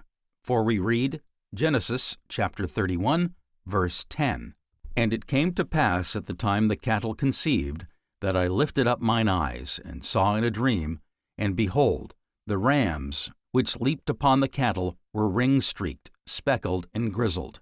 With the water which they drank, and which at the same time they saw their own reflection, they transmitted the image of the speckled rods to their young. The writer has not the space here to enter into a more extended reproduction of facts and evidence to further show the benefits to be derived from prenatal culture. However, the fact that the female progenitor, both human and animal, is capable at the period of gestation to transmit to her offspring the image and likeness of surrounding objects upon which the mind has been concentrated has a surer foundation than is commonly believed to be possible. We are only at the beginning of the science of prenatal culture, and the eugenists of the future and those of today who talk so knowingly of sex hygiene and eugenics must pay more attention to mental influences and mental impressions than they have done up to the present if they wish to gain ground. Chapter 36. Lesson 34. The Secret of Abundance. The Poverty Cure. Poverty is as much a disease as pleurisy. Only the former attacks the mind and the latter the body. You never knew an energetic, spirited, and pushing man really poor. The poor in purse are almost invariably poor in mind. Of course, one must not include in this category people who prefer leading a simple existence, with no hankering after servants, motor cars, large establishments, and 1,001 etceteras, which characterize modern life. There are many who, with a humble cottage and plain fare, scarcely have any use for money, their wants being so few. By poverty, I mean a state in which men can scarcely get enough to eat or cannot pay their way as they would like. Going a step higher, I should include among those whose ambitions rise above their means, but I am not concerned at present with this class. My present aim is to stimulate those who are in want of means to sustain life comfortably, to show them a way out, to revive that hope which once they had in abundance, but which contact with the world was well nigh utterly obliterated. The cure of poverty, it must be admitted at the outset, is no light task, but it is curable in nearly every case. It does not seem to have occurred to people, except a very few, that no one need be poor. The saying about the poor being always with us seems to have been taken as an utterance that applied to all countries and ages, and the problem of the unemployed, which every civilized nation has to face, lends color to the idea. As a matter of fact, if we take nature, we see that she is almost wantonly extravagant. Look at the millions of seeds produced in flowers which cannot possibly grow up. Note the myriads of tiny cells which constitute the spawn of fish. Mark the lavishness and prodigality with which vegetation covers our fair earth, and you will recognize that there is nothing miserly or stinting about Dame Nature. This is really a lesson for man. If he could but see it in the right light, and I, like many writers on the subjects of faith and confidence in oneself, have been endeavoring to the best of my powers to scatter broadcast during the last few years the conception that no intelligent, able human being need be in dire want. One of the objections frequently raised by those opposed to a sensible socialism, not the view put forward today by socialists, is that there is not enough money to go around, and it has been affirmed that the earth could not produce sufficient food to maintain the inhabitants if the number grew beyond a certain proportion. These good people forget that not a tithe of the treasures of the earth have been extracted, and that science would have to be reckoned with where the question of food supply was concerned. I merely instance this objection because it stands in the way of reform with many people. First, the well-fed moneyed class consider that the state of things is irremediable, and then the poor man imagines that conditions as we know them today are part of the natural order of things, and that if he were not in poverty, somebody else would be, and that it might as well, perhaps, be himself who should suffer, and so he loses whatever grit he has in him, and he becomes what many would be inclined to call philosophic, but which I should prefer to designate resigned. I trust I have effectually removed this barrier, and now comes another and important one which bars the way to plenty: the belief that the ability to make money is only given to a few people who are really clever, or that there are a class of people who may be termed lucky. I think I have shown in this volume that there is no such thing as luck or chance. We must admit that people differ mentally as well as physically, but it is frequently more in degree than in kind, and it is often the case with those who have had a defective bringing up or a scanty education that they are prone to exaggerate their weaknesses. This exaggeration acts very prejudicially and is at the root of much of the poverty amongst the people. To cure poverty, you must believe what is an absolute fact, that you are of use in some way, that you have something in you, that the impression of your acquaintances that you are a very commonplace person is merely an impression caused by your own conduct. In turn, this impression has reacted on you till you begin to believe firmly where before you had only a suspicion. It will show in your conversation, stamp itself in your walk, your features, your manner, all around. You advertise your littleness wherever you go by your appearance, and servility clinches the unfavorable opinion formed of you by a prospective employer. All that is written above should be read and reread till it burns into the mind as the cure of poverty has been revealed. To get a better opinion of yourself, think. I know it is the most difficult task that could beset all poor folk. Had they learned to think, they would not have been poor. They would rather do anything than think. Many will plead that they are not cut out for thinking. They have had no education. Shakespeare hadn't, but it did not prevent his becoming a genius. Few self-made men have had any education, and many men highly educated are as poor as crows. We live in the busiest age on record, and the hands or brain of every human being are urgently needed. If you went to an employer of labor and told him you had an idea which would save his expenses by a third or increase the efficiency of his business, do you suppose you would not gain his ear if you approached him in the right attitude? Improvements are capable of being made in everything you can mention. Once you have learned to concentrate your mind and think, you have solved the problem of poverty, and for this reason. You have opened up unsuspected avenues of thought, suggestions that will mean money to you in the long run. You have the same stuff in you as Milton, Goethe, Edison, but it never occurred to you, did it? It only wants rousing, bringing into activity. Every man is a gold mine to himself, and instead of letting others exploit him, he should exploit himself. It is never too late to begin, unless you've turned 80, and with some men this age would not be an insurmountable barrier. With a better opinion of yourself and the habit of thinking and controlling your thoughts so as to concentrate them, you will begin to make plans. Judgment and tact, that rare virtue, will show themselves. Means will come to you to overcome difficulties, and you will come into possession of that priceless gem, initiative. You will see the necessity of being thorough in whatever calling you may take up, so that an employer can rely upon you. Once gain the confidence of an employer, and poverty and you will rarely meet. Make it a point to know your business from top to bottom.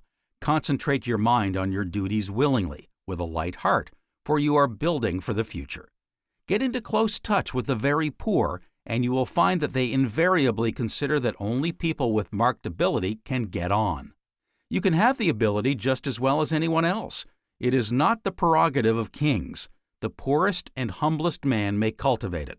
But, mark well, thinking is the basis of it, for by it you dispel ignorance, the greatest curse from which mankind suffers today.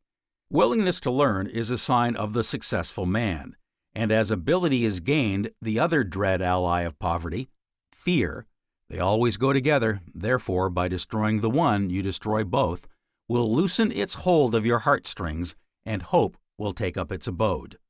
At this point, you should take stock of yourself. You will now have valuable assets, and the next step is to make the most of them. Are you working with system? Are you utilizing your time well? Are you getting the best and highest out of yourself?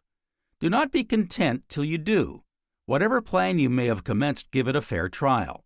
Too many cases of failure have arisen from giving up too soon and not sticking with bulldog tenacity. To the man who sets his teeth in vows, he will go through. Whatever the cost, fate gives way. It is a well-known fact in psychology that an idea, even though devoid of truth, a mere delusion, if held sufficiently long in mind, becomes at length to be regarded as a truth. A knowledge of this law is of incalculable worth to you. Test it now if you are poor. Apply it to your own case. Banish for the time being the canker of care, the paralyzing effect of worry and doubt in yourself. Probably you've been indulging in the luxury of these mental visitors for days or weeks, so you can afford to dispense with them for 10 or 20 minutes. I know full well the great sacrifice I am asking you to make, for you have an idea that by turning over these worries separately, you are deriving a species of sympathy which is very comforting. You have, perhaps, poured your woes into the ears of friends, some willing and others the reverse. You have afforded the only solace that life holds out, just as some people are only happy when they are miserable. When you are miserable, the state is so infectious that your friends avoid you when circumstances permit. We are all familiar with the class of persons who are always finding fault and picking holes or criticizing others or things generally, deriving immense satisfaction and comfort from the discomfort they cause. Probably they have seen no harm in this habit of supplying sympathy to themselves. As a matter of fact, their greatest enemy could not have inflicted a greater injury upon them. What practical good has it done them? Has the habit solved their problem? What it has done in reality is to have weakened their makeup to an incredible extent. It has literally poisoned the spring of success. It has magnified their weakness and their want of self-reliance. Every time you sympathize with a weakness, you strengthen that weakness and render yourself less capable. You paralyze sources of action, destroy initiative, prevent the inception of new ideas, and clog the mental machinery, the one factor which is to lift you out of the slough of poverty. It deepens within you the feeling that you are hardly dealt with, that other folk are helped and are lucky, while everything goes wrong with you. I know the feeling, which is better understood than expressed. Get among the unemployed, and they will tell you how by a bad trick another fellow did them out of a job, or how a chap who can't do his work a patch as well as you can has been in regular work for years. Cease whining, cease envying. The men who have kept their places have had some qualifications, for there is not much room for sentiment and favoritism in business. The man who holds a post because he is in with the foreman or an official is on very insecure ground, for changes are frequent, and removal of the foreman may be followed by the dismissal of the incompetent employee. If he does hold his position, however, it is no affair of the other fellow. Every man is concerned with himself alone. It is his business to see that he is thoroughly efficient in whatever his calling may be, quick, diligent, reliable, ready to be shown or to learn. Such a man is certain of regular employment. He can employ himself, in fact, for as soon as a man has confidence in himself, he is fit to be his own employer. Each time an unkind, mean, angry thought passes through your brain, each time you criticize others, pass judgment on them, discuss their failings with others, you are nursing the poverty habit. And for this reason, poverty is a condition of inharmony. Prosperity is a condition of harmony. All criticism, etc., creates inharmony, and it and harmony cannot exist in the mind at the same time. One inevitability neutralizes the other. Inharmony antagonizes, and the antagonism being destructive in its character mental force, which is only generated in sufficient quantity to meet the demands made upon it by the body and mind. Mind is wasted. This waste of energy might be turned into another channel and produce force which would enable problems to be solved and ideas carried to completion. Further than this, the entertaining of such thoughts cause physical changes in cell tissue, manufacturing by some of those marvelous processes of chemistry poisons, which break down the health, and no one who is poor can afford to dispense with good health. Men who are in poverty and rags do not trust themselves, or they would never have been in poverty. They have placed their trust in other people, hoping that they would make it all right. If they did not, then fear rushed in, and away went their hope, followed in hot pursuit by self-respect. I do not care how low down a man may be, where he may be placed, however sordid, however apparently hopeless his position, he can remedy it. But the cure must begin by trusting in himself. He has the same force, the same powers at the back of his mind as all of us. All that is needed is to use them, and the thing can only be used by bringing it into the daily life. By idealizing surroundings and the daily life as outlined above, you are insensibly led away from poverty and its inevitable degrading surroundings. An actual new life is lived, and in casting off the influences of the old, the mind takes on new aspects. Hope and trust are born into the nature, and ambition and determination are not far behind. There will be the belief that circumstances are beginning to change. Poverty and doubt pulls down. Hope raises. No one wants to engage a man soddened with the quality of misery or pennilessness. It would get on the nerves of many an employer, and when the staff was reduced, the man stamped with these qualities would be the first to go. A man of this type never does good work. He has no heart. Therefore, his work is more or less mechanical, and this is soon noticed. We cannot expect employers to be philanthropists.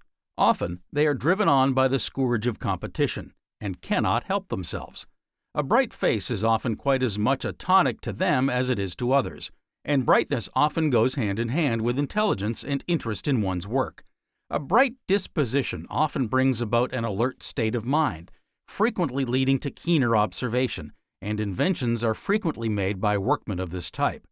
Bright intelligence also often leads to smartness of movement, dexterity in one's calling, and the quick eye of the employer, who is always surrounded by the clock watchers and stallers, soon detects the stuff a man is made of. When an employee really begins to take an interest in his work, then he is on the right path. But it does not necessarily follow that a man in poverty need be an employee. If he will faithfully follow the instructions given in this volume, he may devise means by which he will free himself from his cramping environment. Not a quarter of the inventions possible have been invented. Not a tithe of the riches in the earth has been suspected. Not a thousandth part of the possibilities of existence has been touched up to the present. And all these possibilities are open to you. But you must think. When an idea comes along, do not dismiss it as wild and improbable, but try and make it as clear as you would the idea of a house you would like to live in. When Professor Morse offered to sell his telegraph apparatus to the American government in 1845 for $100,000, the offer was refused. Today, the Morse system is capitalized for $222 million. Professor Alexander Graham Bell offered to sell his telephone patents to the Western Union Telegraph Company for $60,000, but the officers of the company said it was only a toy and had no commercial value. This same toy, according to the annual report of the American Telephone and Telegraph Company just issued, earned $160 million last year and has now more than 5 million telephones in use throughout this country. Of course, I do not imagine that you will initiate a colossal scheme like the first two, although any man who is not a congenital idiot may become a genius if he wish. But this illustrates the idea I am endeavoring to make plain, that provided we are fair to ourselves and try to develop more of what is in us, we are certain to enlarge our mind or expand our consciousness. Many and many a man fails to improve his surroundings through lightly casting aside an idea which only needed a little more maturing, a little more hatching, to blossom into a really good thing. It is not education we lack. We have too much of what goes under that name, and the fact that the vast majority of wealthy men were never conspicuous for their learning enforces the assertion. But a lifting or a shifting of our conception, a different standard of value of ourselves, and once that different attitude towards ourselves is adopted, the way is comparatively smooth. A hint may be gleaned from the case cited above. Don't get in a rut. All poverty-stricken men travel in them. Don't do a thing in the way your forefathers did it if it can be done in a better manner. Always be on the lookout for improvements, and cultivate the habit of observation. A Russian proverb says, "He goes through the forest and sees no firewood." By the cultivation of concentration and observation, the wits will be sharpened, and the mind more alert, quick to take advantage of an opportunity, quick to apprehend, and the best aid to that indispensable qualification to all success, executive ability. Cut yourself off from your newspapers for a time. That is, unless you can discriminate. There is a large number of daily newspapers published in this country. Sunday papers, some of them, printed on cheap paper, and news to match. Analyze any of them, and it will be seen that they consist for the greater part of full reports of every crime committed in the United States, and the bulk of the cases occurring in other parts of the world. The most sordid details, the most abject, Pitiful, sickening, and disgusting items are given as fully as the law of the land will permit. The shady, poverty-sodden side of humanity, with all its weaknesses, its vices, its wickedness, its meanness, craftiness, is set forth with such a superabundance of minuteness that not only could a criminal career be learned by it, but it would even induce many weak-minded people to emulate the men figuring in them. Revolting incidents from the divorce court, the hashing up of trickery and chicanery of the world. In a word, anything and everything which will not only depress, but will drag the mind down, are to be found in the wretched specimens of the gutter press. Wallowing in the filth, is it any wonder that a man's tastes become debauched, that he loses an interest in good literature, or that he keeps his poverty chains about him? Never mind being out of date with your news for a few weeks or months. When a crab is going to cast its shell, it hides in a crevice where it can lie undisturbed until the new shell has taken the place of the old one, when it can once more go forth. So with a man who would cast off his old mind. While the shedding process is going on, let him feed his mind with the best food obtainable. Good literature is plentiful and cheap enough, in all conscience. But I would advocate dispensing with cheap newspapers in the ordinary sense, or read only the best with comments on the world's happenings or thoughts. The daily paper has got to be looked upon as a sort of necessity by some people, and it is a good sign when it proceeds from a keen interest in one's country or progress of mankind, but even this can stand aside for a short time, as can the religious press for much the same reason. They all tend to weaken the optimistic faculty in man. Naturally, man is a bundle of hopes, but as one after another is damped by wet blankets, hope begins to give up, and then indifference, misery, and finally hopelessness sets in, from which the grave kindly rescues many. The sensational and sentimental drama and sickly poetry are two other sources which contribute to this weakening process. They hold before the eye with dramatic force the conflicting emotions which surge in the human breast, its passions, its foibles, as well as its noblest impulses, and while it may be a veritable mirror of life, it is not what many would have. It is a fresh probing of wounds some souls would fain heal, an awakening of sad memories they would prefer to bury forever, an ever-recurring reminder of the dark side of existence, which they would cast from them forever. When we read heart-rending accounts of misery, see plays poignant with grief, we discuss them with friends, or if we keep silent respecting them, someone will discuss them with us, so that we keep alive within us and sear into our very soul the pains from which we have struggled to free ourselves. In conclusion, the cure of poverty is the result of real growth, mental and emotional. The nature which is poor in love, in sympathy, in goodwill, belief in himself, and his inherent powers is poor in pocket. To stint and stunt the nature is to stint and stunt the money-making possibilities. If you feed on poverty thoughts, there is no use for money. It could not be appreciated, and however much might be obtained, it would do no good, but would dwindle away. Many are familiar with the old saw, "A fool and his money are soon parted." Most of us have known cases where very poor people, accustomed to live from hand to mouth, having come into money, have soon been in the same plight. The proper use of money can only come to those who have evolved to a point where they can use it intelligently. Money can never make brains in a man, but brains can make money, and all the wealth in the world is the result of brains. A lump of gold would not have any value were it not for the brains which first enabled it to be wrought into something, coin or jewel, etc. The most precious substance in the universe today, radium, would not have been a penny a ton a century ago because brains had not discovered any use for it, and the same thing applies to everything. Evolve yourself and make yourself of use. There is a need for you. You fill a position which only you can fill. It may take you some time, but what you gain is yours for all time. The enrichment of character means that new layers of yourself have been reached, and everything brought into manifestation must express itself, or in other words, must act so that the added growth will open up opportunities you cannot foresee at present, and poverty will no longer affright. As like attracts like, so the poverty mind attracts poverty, and so long as the mind remains of that type, so long must poverty be expressed in the environment. A locomotive made to run along on steel rails does the thing for which it was made. It cannot fly in the air or travel on water. A clock fulfills its functions by indicating time, but no one would expect it to record changes in the atmosphere. So with mental states. It is no use having ideals if the mind has not reached those levels where the ideals can be used. The mind that would have comfortable circumstances must always keep at a higher level, because by doing so, the within thus created would find the without inadequate, or not corresponding, so the without would follow the within. Or a simpler illustration would be the pouring of a jelly into a mold. If the mold were misshapen or plain, so would be the shape of the jelly. If the mold were artistic or beautiful, the jelly would have to pattern itself likewise. When you grow a mind in which sufficiency or plenty is the dominant thought, in which the notion of poverty would appear so grotesque, so foreign to your nature as to be unthinkable, then you have created a mold, and the substance which will fill it. Your circumstances or environment must follow the pattern. Truth gives rise to truth.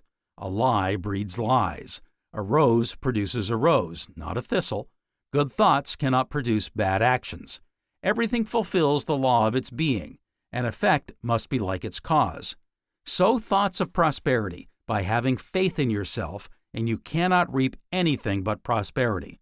But the thoughts must ever be of this type. To think now of poverty and then of prosperity will only yield indifferent results, for one neutralizes the other, as I have shown more than once in this book. Reflect well over this truth. Poverty will not pass away until you create something better to take its place, and every man can create this something better. Take courage, go in, and win. 12 affirmations for the elimination of poverty. The following sentences will, if repeated with understanding daily, bring about the change in consciousness which will eradicate completely doubt and the poverty habit.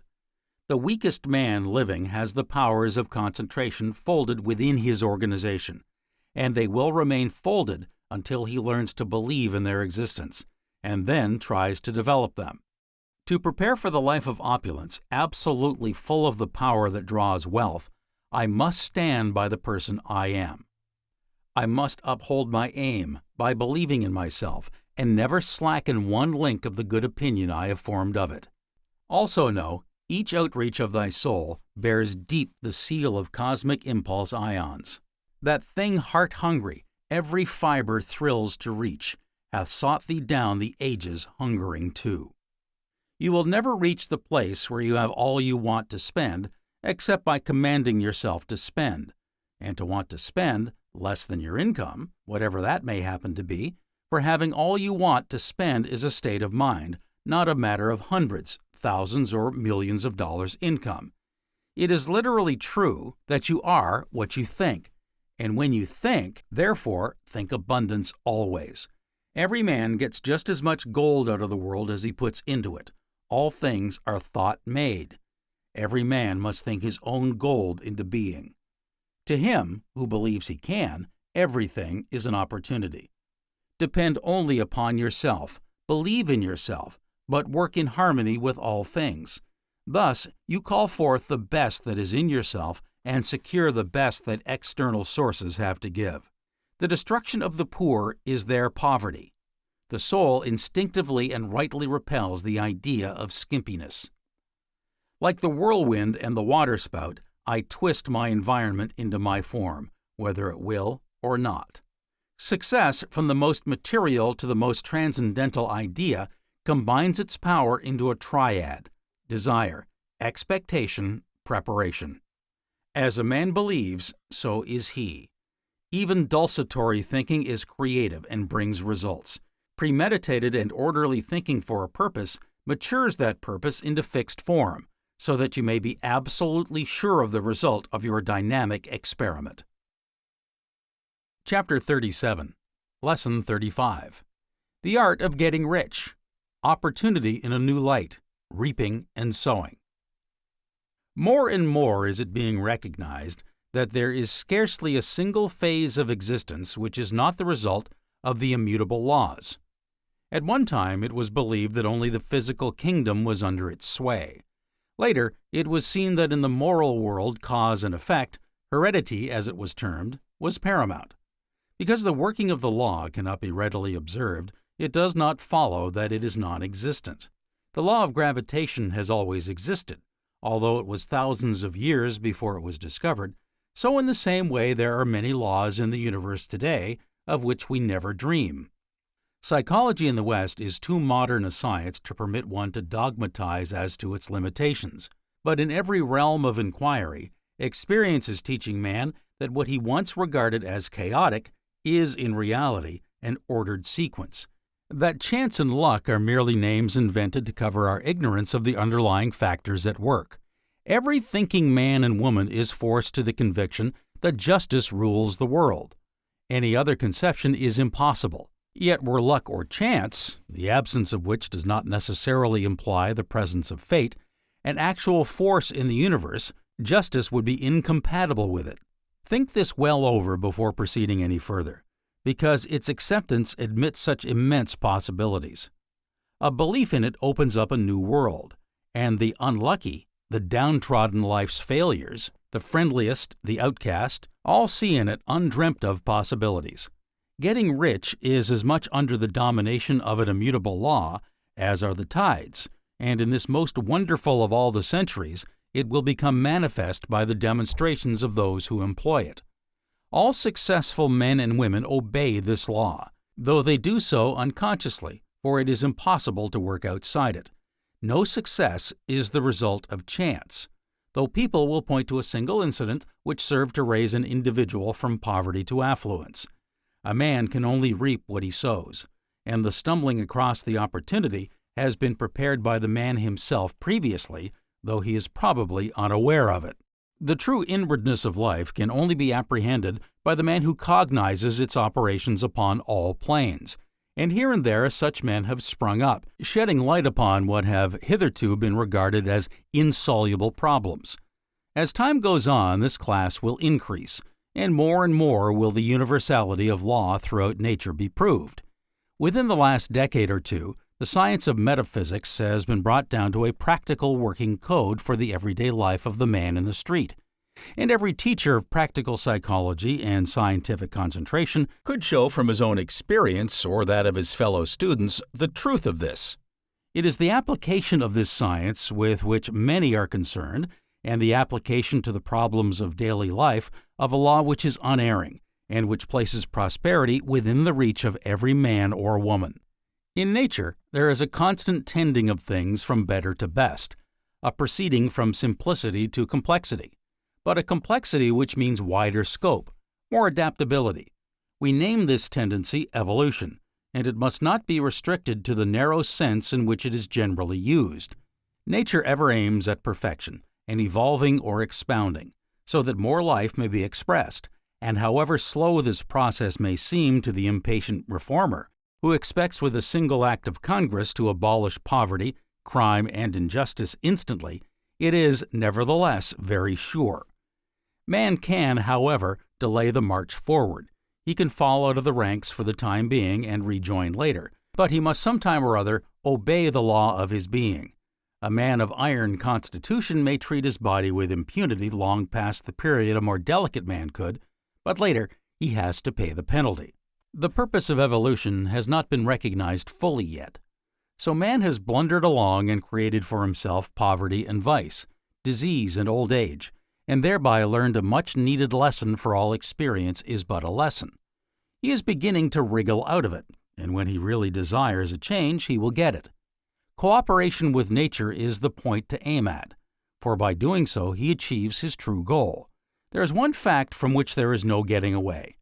Progress is eternal, and man can help in this progress if he wishes. There does not seem one epoch in the history of the world when the inhabitants of it were more alive than today. Mental activity and industrial activity were surely never more intense. Scarcely a plot of the Earth's surface remains unmapped, and few regions that are at all hospitable, but have been annexed by some government or other. We have vast continents in an undeveloped condition, and the wealth of the world continues to increase at a rapid rate. If there are more for the trade of the world, there are more opportunities than ever there were. Life is far more complex. The wants of today have been 1,000-fold increased as compared with those of our forefathers, As lesser evolved nations follow in the wake of the United States and Europe, and that they will is a foregone conclusion, look at Japan. More and more wealth will be created. It is outside my purpose to consider whether all this leads to more happiness among humanity. The point is that where a century ago there was one opportunity, today there are 100 consequent upon our more complex civilization. This complexity is the outcome of the forces of evolution at work, and rightly interpreted, like pain and disease, are important factors in the advancement of man's conquest over his environment. Opportunity is not that which comes once or twice in a man's lifetime, but something which may be created at pleasure. This superstition has perhaps played more havoc with the human race in all ages in regard to getting on in life than that of any other. Quite a host of proverbs foster this delusion, such as, "Every dog has his day," "There is a time in the affairs of men which, taken at the flood, leads on to fortune." Few men can say that they have not missed opportunities. We all do frequently, and it is galling when so many men become despondent and lose heart when they realize that they have allowed a splendid chance to slip through their fingers, especially if, as sometimes happens, it is apparently through no fault of their own. The superstitions in which they have been cradled, which obsess their parents and great-grandparents, which confront them nearly every day of their lives among their fellows, thundered at them from the pulpits, emphasized in the literature of all nations and times, objectivized in the columns of the newspaper, in the records of crime and suicides, but above all, in one's own daily life. It is perhaps not surprising that the bogey of opportunity should bear the semblance of reality.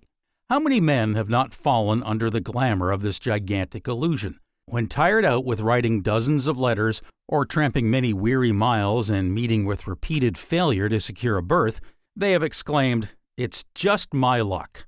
You see, the idea is so ingrained in one's makeup, part of one's nature, that it seems very real.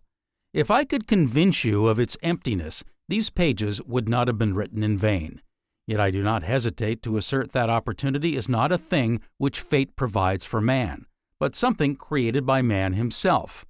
The limits of space do not permit the proof of this assertion being shown step by step, but that man is master of his fate has been proved by hundreds if not thousands of students of concentration and faith in self in America, the home of the movement which is spreading over East and West rapidly, and destined in the not far distant future to revolutionize all preconceived ideas of the world, man's place in it, and his destiny.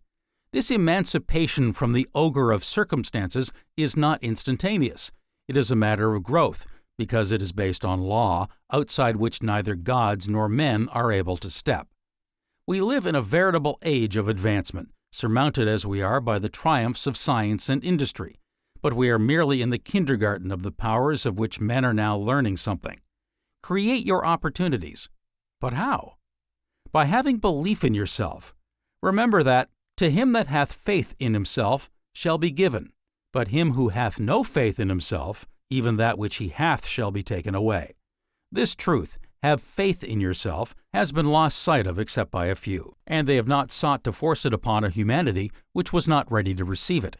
Even today, with some, it is a matter of experiment more or less.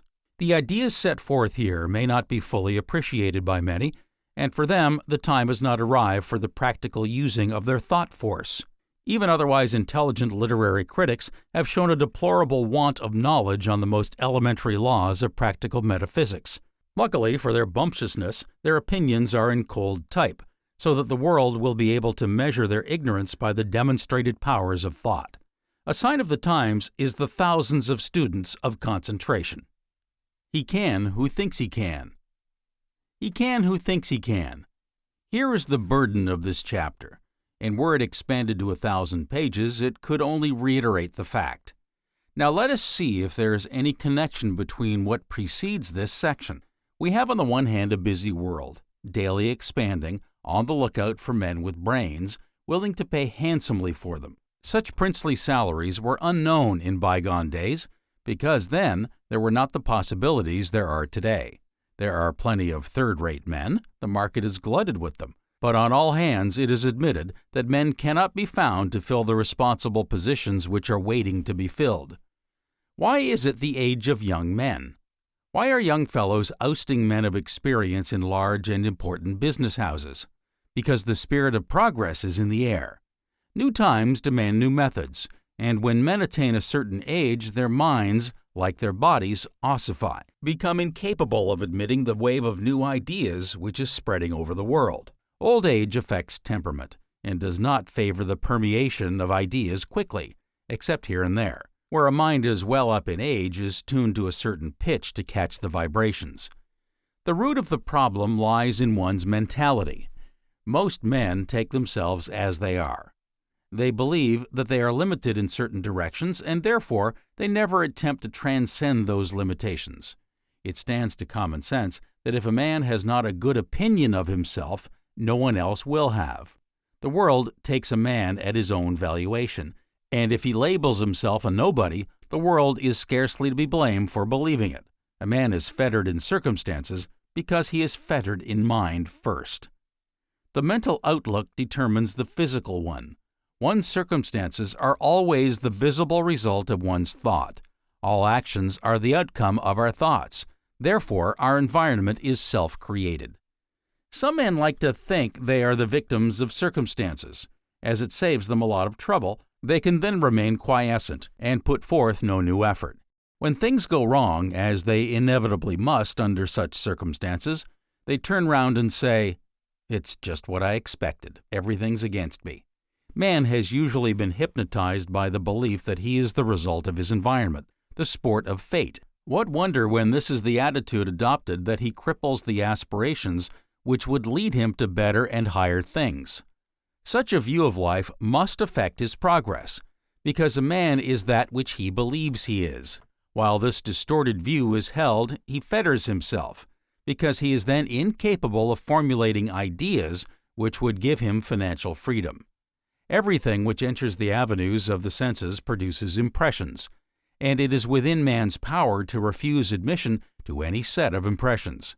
An undesirable element may crop up in his environment, but he may forbid its entering his mind, and so long as he prevents undesirable thoughts or things, both are much the same, from entering his consciousness, he cannot be affected by adverse conditions. The mind cannot follow two trains of thought at the same time, and at the center of the mind, man is perfectly free to initiate or originate any thought he likes. It is only on the periphery, as it were, that he is at the mercy and impressions and thoughts of others. And so long as he centers his usual consciousness on this outside, so long must he expect to be lacking in originality, force, judgment, and resourcefulness, without which prosperity cannot successfully be wooed. The periphery of the mind is made up of the scum of the current thought of the day, of Tom, Dick, and Harry, of the common garden man, who thanks his stars he is like the rest of his fellows. The owner is pleased to call it his mind. It is the unconscious receptacle of any thoughts of a similar nature. Man alone possesses the power to either accept or reject thoughts, and it is by virtue of this fact that we have such a multiplicity of objects around us. It is the presence of the marvelous inventions and the extraordinary advances made by modern science that demonstrates this unique power. Only one greater power can be possessed by any creature: the ability to create thought. The man who can initiate thought is the man who has the world at his feet.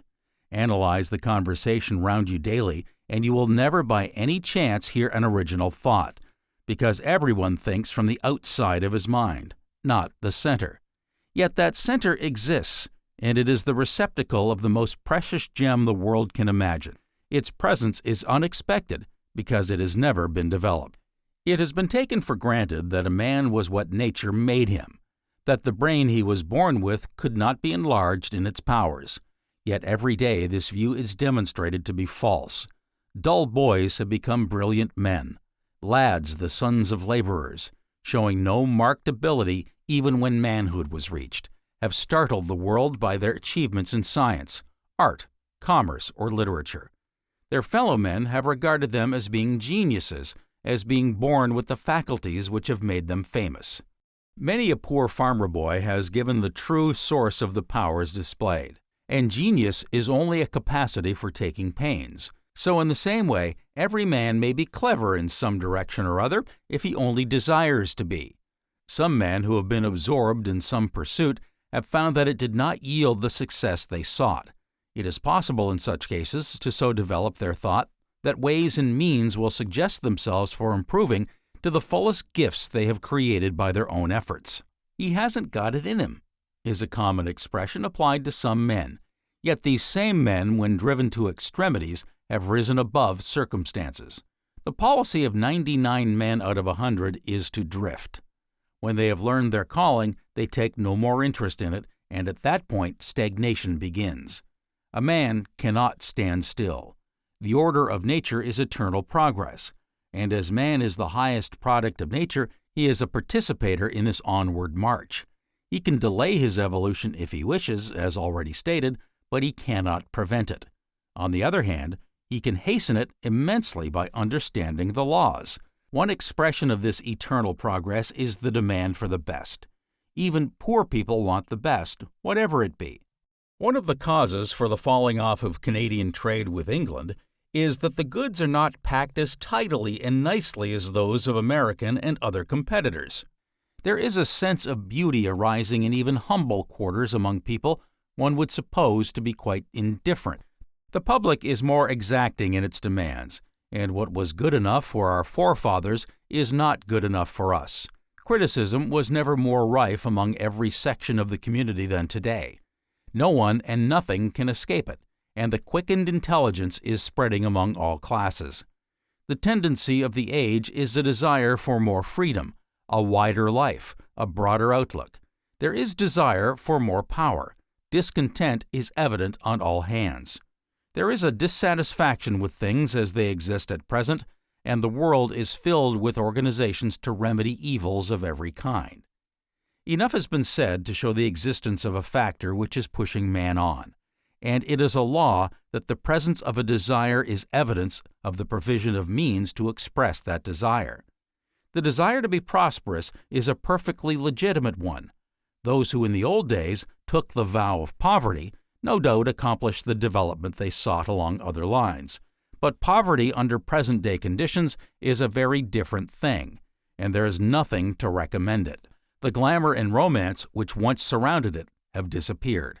In a world which is, as has been said, daily increasing in wealth and must continue to increase, until every square yard of the earth that can be tilled or exploited has rendered its service to man, there is no necessity for poverty. No one need be poor, nor need anyone be governed by circumstances. Every man may make his own. The primary step to be taken is the creation of a desire or wish to reach some point. Without this, riches will not trouble anyone. While there is, as stated above, considerable discontent in the world with present conditions, there is a large class of persons who regard contentment as the one virtue to be cultivated above all others. They try to believe that happiness and contentment are synonymous, because somebody, somewhere, and at some time, said or taught so. That is sufficient. They tell each other this, and by dint of assiduously endeavoring to believe it, contentment is sanctified. In this way, some of the greatest humbugs and illusions of the ages have acquired an odor of truth and respectability. Contentment is one of them. When a man is quite content, he is on the downgrade. He has ceased to grow. So long as growth remains an animal or plant, stagnation is impossible. The meaning of growth is desire to express the individual or nature, and once that end has been attained, there is a gradual decadence, simply because there is nothing more to express. Nature will not tolerate lumber, and the man who believes he has exhausted his powers is removed from the scene of his operations. He signs his own death warrant. It has frequently been remarked how businessmen who have retired and had no hobby have not long survived their new existence. The creation of a desire is not difficult, but there must be clearness in the desire and persistency in holding it, because if the desire is nebulous and spasmodic, the man will not work understandingly, and the prosperity will be very haphazard. He must outlive the good he has in view, and if this is adhered to, it will materialize. As mind exists for the expression of the man, so once a man has created by his thought an environment. That environment must surround him sooner or later. No power on earth can keep it away from him. He may delay its consummation because he will have to outwear the causes he has set going, but every cause must be exhausted sometime. As soon as a man has realized in his consciousness the goal, he aims at people and things instrumental to his success will be magnetically drawn to him, for like attracts like on every plane. Many instances of this could be cited where space sufficient.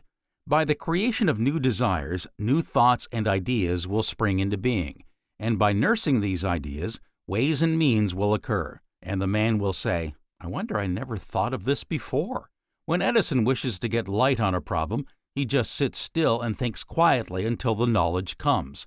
Intuition is a real force in every human being, but thanks to the practical attitude taken everywhere, it has been almost stifled. The genius and the inventor get flashes now and then, which illuminate them for the moment, and any man or woman could do the same if he or she cultivated the power. Concentration, as students have told me, has made them over again, and the individual of little intelligence need not despair, for the whole of the consciousness cannot manifest at once. Consciousness is like an iceberg. The portion which is seen, corresponding to the ordinary consciousness, is only a tithe of the real size of the berg, which is hidden away in the depths of the water. Many a man who has passed 40 or 50, who has not led an active mental life, gets it into his head that he is too old to pull his brains together, that it is all very well for a young fellow. Suppose, for instance, he decides to improve his education and commences to take up the study of some subject. He is brought into touch with new terms, strange words, and lines of thought quite foreign to him. He finds his mind muddled, to use his own words, and he gives the study up, disgusted. He either comes to the conclusion that he is not cut out for study, or that he is too old to begin to learn. Both suppositions are wrong.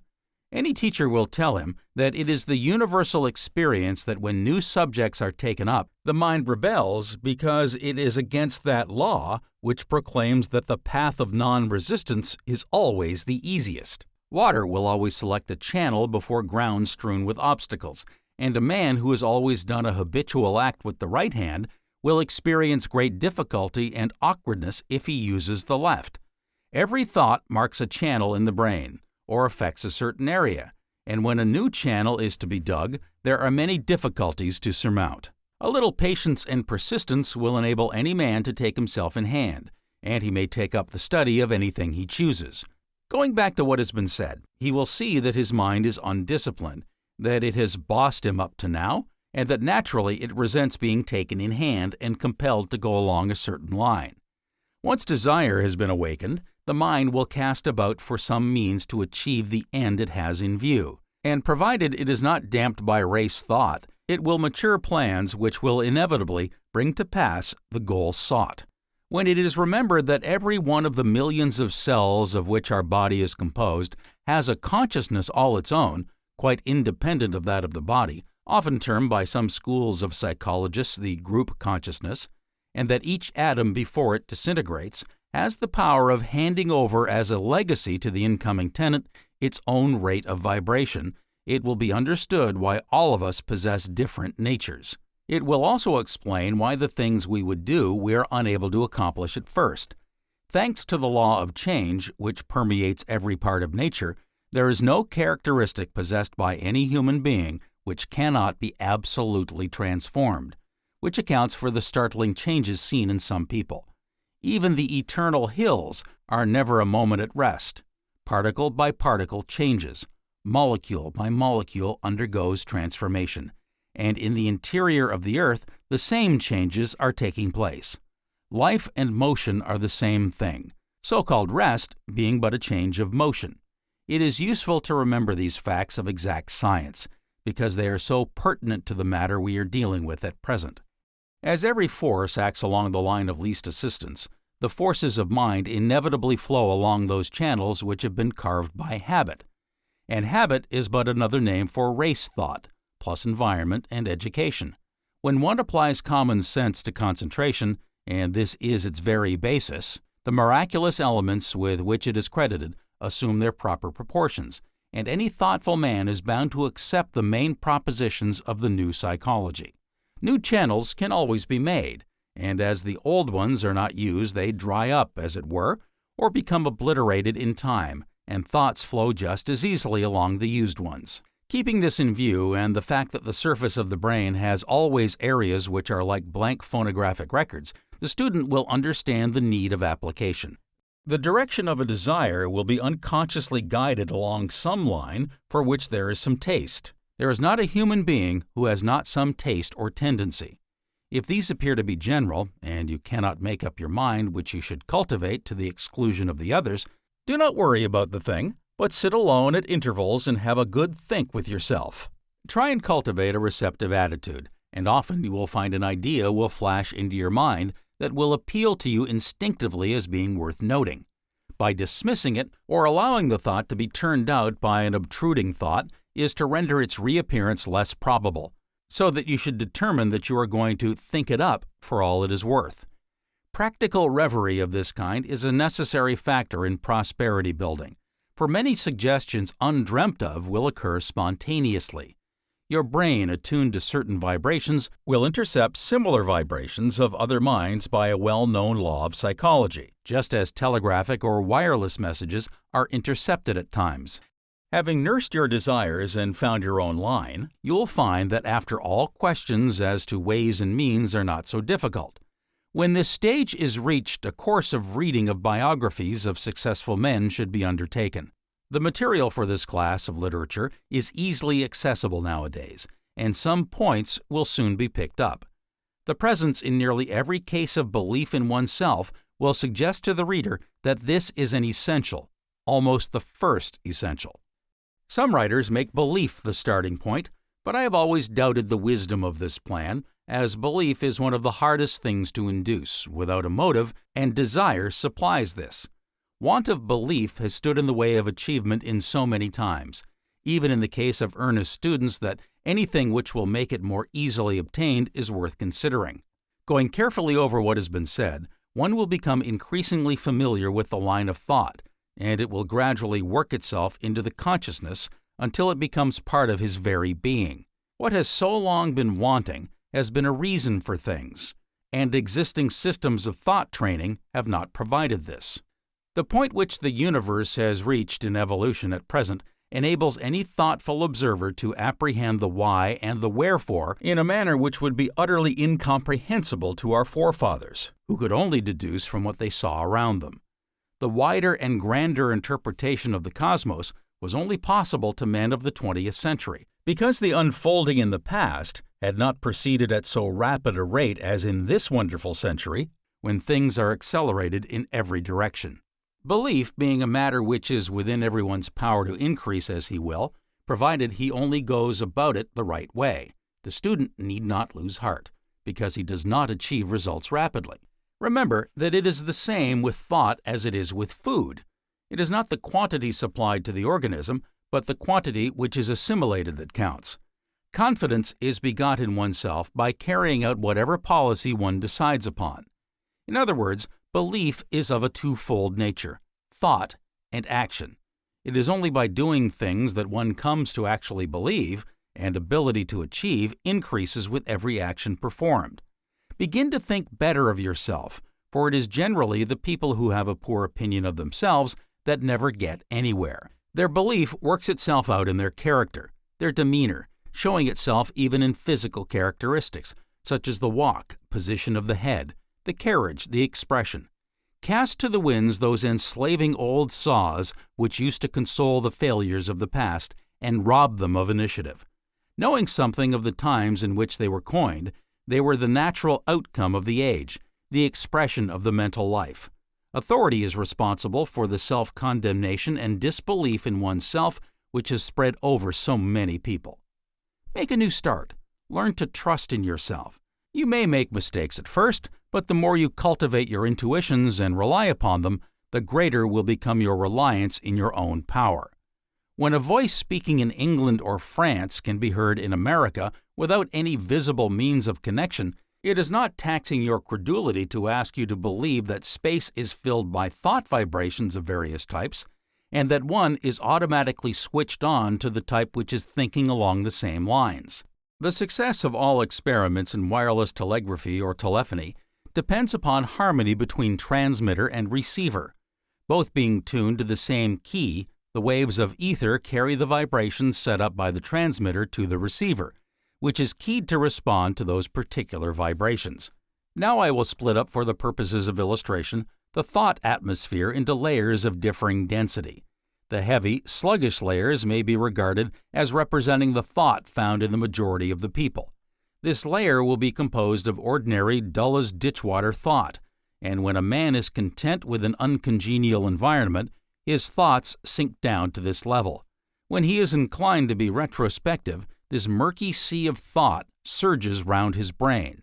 He unconsciously absorbs and stores away in his mental storehouse masses of this destructive thought. The more he stored away, the more frequent would be the habit of chewing the cud of bitter reflections, and his brain machine would respond more readily to the vibrations of this lowest level of thought. This would produce a state of mind where he felt that he must let loose the accumulated mass of thought to gain relief, and he would yearn for sympathy. To whom would he unbosom his troubles? Should he go to the successful man, the prosperous merchant? No, because he would be unappreciative. He would fail to understand him. The optimist would cheer him up, and he would feel that it was not exactly what he wanted at that moment. A callous man could not give him the aid he sought, so he would seek solace from someone who had experienced the same difficulties he had passed through. How common are such instances? Birds of a feather, like attracts like. He who would be prosperous must avoid the unlucky, the unfortunate, for the sympathy they receive in this direction but fetters them more closely, as it keeps their mentality on the low plane it should have risen above. Raise the thoughts by determination not to succumb to the temptation of dwelling upon actual conditions. These were the result of previous thought, and so the future is being woven of the fabrics of the present, your thought, for as the student must again be reminded, all action is preceded by thought. By the initial impulse, you raise your mentality to another higher plane, and every time you succeed in doing this, you strengthen your thought by the ascension of analogous thoughts, thoughts from the minds of men who have scaled the heights of prosperity. You catch or intercept their thought currents, strengthening and solidifying your own mental structure.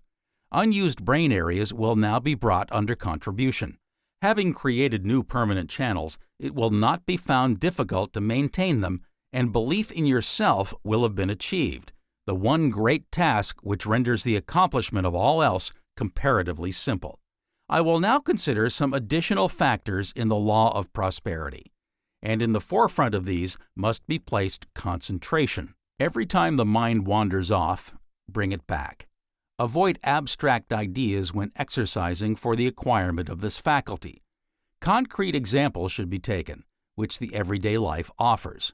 It is infinitely easier to concentrate on that in which we are interested. Let that subject be your work, whatever it may be. Let your work be representative of yourself, and your best self at that. If you are an employee concentrating on your work, it will be more thoroughly done, and you are unwittingly fitting yourself for a higher position. It will insensibly lead to your taking a live interest in your work, and if this is done, it will make you a better workman. Doing a thing because it is your livelihood and doing it because you love to do it are two widely different things, and he who loves his work never finds time hang heavily upon his hands. He rarely gets tired, and hence attracts a joy from his daily duties which the artificial pleasures of theater or ball do not yield to their devotees. It follows that equability and calmness will be built into the nature, and incidentally, the health will be improved. Good health will be needed, unless one be left a fortune, and even then, riches without it will not benefit one much. Besides, the doing of a thing well fits a man to undertake more responsible work, and if his present employment does not offer this, he will find the opportunity later, or create it himself. A good memory is a necessity, and concentration is an important aid. Mind-wandering, or the dissipation of mental energy, which is so commonly found in the unsuccessful in life, is more effectively corrected by concentration than by anything else, and one secret of concentration is interest, a real, living, intense, wholehearted interest. This is a quality which is generally very colorless in the man who lacks riches. If he has any live interest, it is not of a constructive type, but takes his mind along channels which do not accomplish anything. As a rule, a man who is wholly absorbed in a subject has a good memory as regards that particular topic. He retains a mass of facts and figures which, applied to another subject, would make him an expert. So he who would acquire the art of getting rich must cultivate his memory. A promise once made must be fulfilled, for the old-time excuse of a bad memory may pass occasionally, but it will not always be accepted. More money is lost through a bad memory than is supposed. Many a good order which would have led to larger ones has been lost through failure to call upon a customer or send him some data required. We in the West are always too ready to promise because we do not wish to displease our friends. But one should be very chary in giving one's word, when there is not much probability of carrying out what you have pledged to do. Do not imagine that it is a good plan to improve a bad memory by relying upon it for a mass of details which it has no right to contain. Modern life gives us myriads of facts and things to remember with which our forefathers never had to trouble themselves, with the result that there is a far greater tax upon the power of recollecting. There is no particular virtue in loading up the memory with trivialities, things which the mind cannot use for any purpose. Therefore, these small things should be delegated to a notebook. Have no fear that the mind will be weakened thereby. Rather, will it leave it the freer to attend to the really important things. For after all, the really important things one does in a day's work are few. The bulk of the time of many is spent in pottering about. Even the day's work of many a so-called busy man could be boiled down to a couple of hours through a want of system and method, and a paying of time and attention to insignificant things quite out of proportion to the necessities of the case. With the use of a notebook commences order, system, the delegation of duties to their proper quarter, the saving of time which can well be devoted to the working out of problems which bear on the fact of your advancing, and the conservation of mental energy which would otherwise be exhausted. A prominent cause of failure in modern life is the worry habit, and this is induced as much by a multiplicity of details as by anything else. The man who would solve the problem of riches must be of a calm temperament, but the man who worries has a mind alien to this requirement. With the relief of the mind from little matters, the memory can readily be trained to respond, and to yield up whatever is required of it. Then the full meaning of the oft-quoted phrase, "His word is as good as his bond," will carry weight with it. No man can rely upon himself alone altogether. Put a man in the Sahara Desert, and he might remain there all his life and never be a cent more in pocket. Put him, on the other hand, where there are a number of men, and it is certain that someone will want his help or counsel in some way. Man is naturally a gregarious animal, and he is a dissatisfied one too. That is, he is always wanting something which he thinks will minister to his comfort. It is this very never-content attitude which evolves him, and as he may plan to theorize to secure more of these comforts, he has to invoke the aid of his fellow men in some shape. Man, being a bundle of wants, is the safeguard of his getting on. Through it, new industries spring into existence every day. New luxuries or necessities, according to the view taken, arise, and the demand must be met. The man in request will be he who anticipates the wants or demands of his fellows. History teems with examples of men of this type, and the evocation of faculties which perfect the judgment will show what is wanted and how best to supply it. It is the man with ideas that the world wants, and whatever he asks will be given him. It is a common thing to hear an unsuccessful man say, "If only I had scope, I would not be where I am now." As a matter of fact, the position he was in furnished all scope necessary, but he had failed to recognize or utilize it. When a man fails to win out in a position he has been in for years, the cause is not in the position, but the man. Experience confirms this every day. Two men will carry on the same kind of business in the same street, and to all appearances, conditions will be equal for both. After some years, one will have built up a good business, and the other will be where he was, marking time, as it were, or have lost ground. The fault is not business being overcrowded, for one business is as good as another. When Baron Rothschild was importuned by an anxious mother as to which business gave the best results, he replied, Selling matches is as good as any other, provided you sell plenty. It is method which tells, the way of looking at things, the mental attitude, in short. If a man can really believe he can make a business a success, he will do so, but he has to be steeped to the ears in this belief. Once he gets on fire with the notion, the obstacles which meet him become very minor matters. The feeling that he can make the thing go brings forth all that is in him. Unsuspected suggestions will occur to him. For one thing, he will clear out of the time-honored ruts which his forefathers always followed so assiduously. He knows that there must ever be wants of some kind, and there is no logical reason why he cannot supply those wants.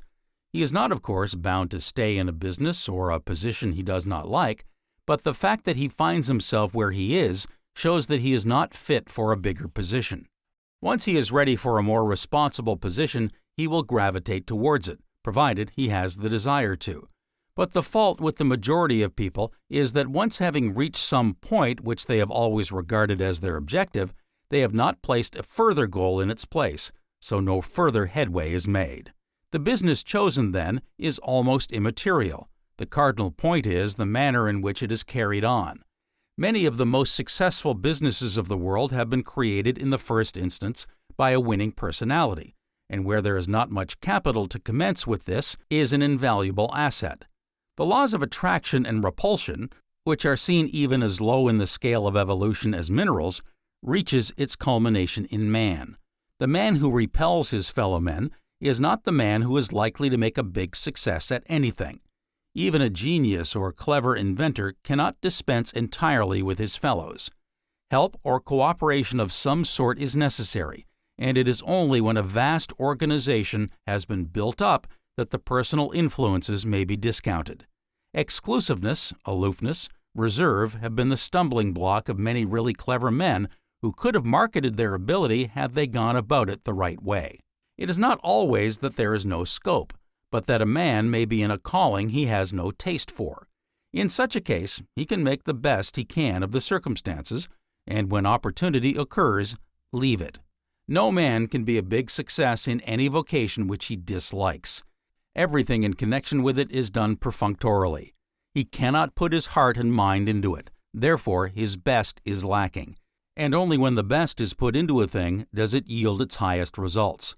If all men followed the nomadic life that is still practiced by some tribes in the East, there would be small room for initiative. The wants of the tribe would be few. Food, shelter, and clothing would be sufficient. Thanks to modern civilization, 1,000 avenues are open to the man of today. Art, science, commerce in their innumerable combinations.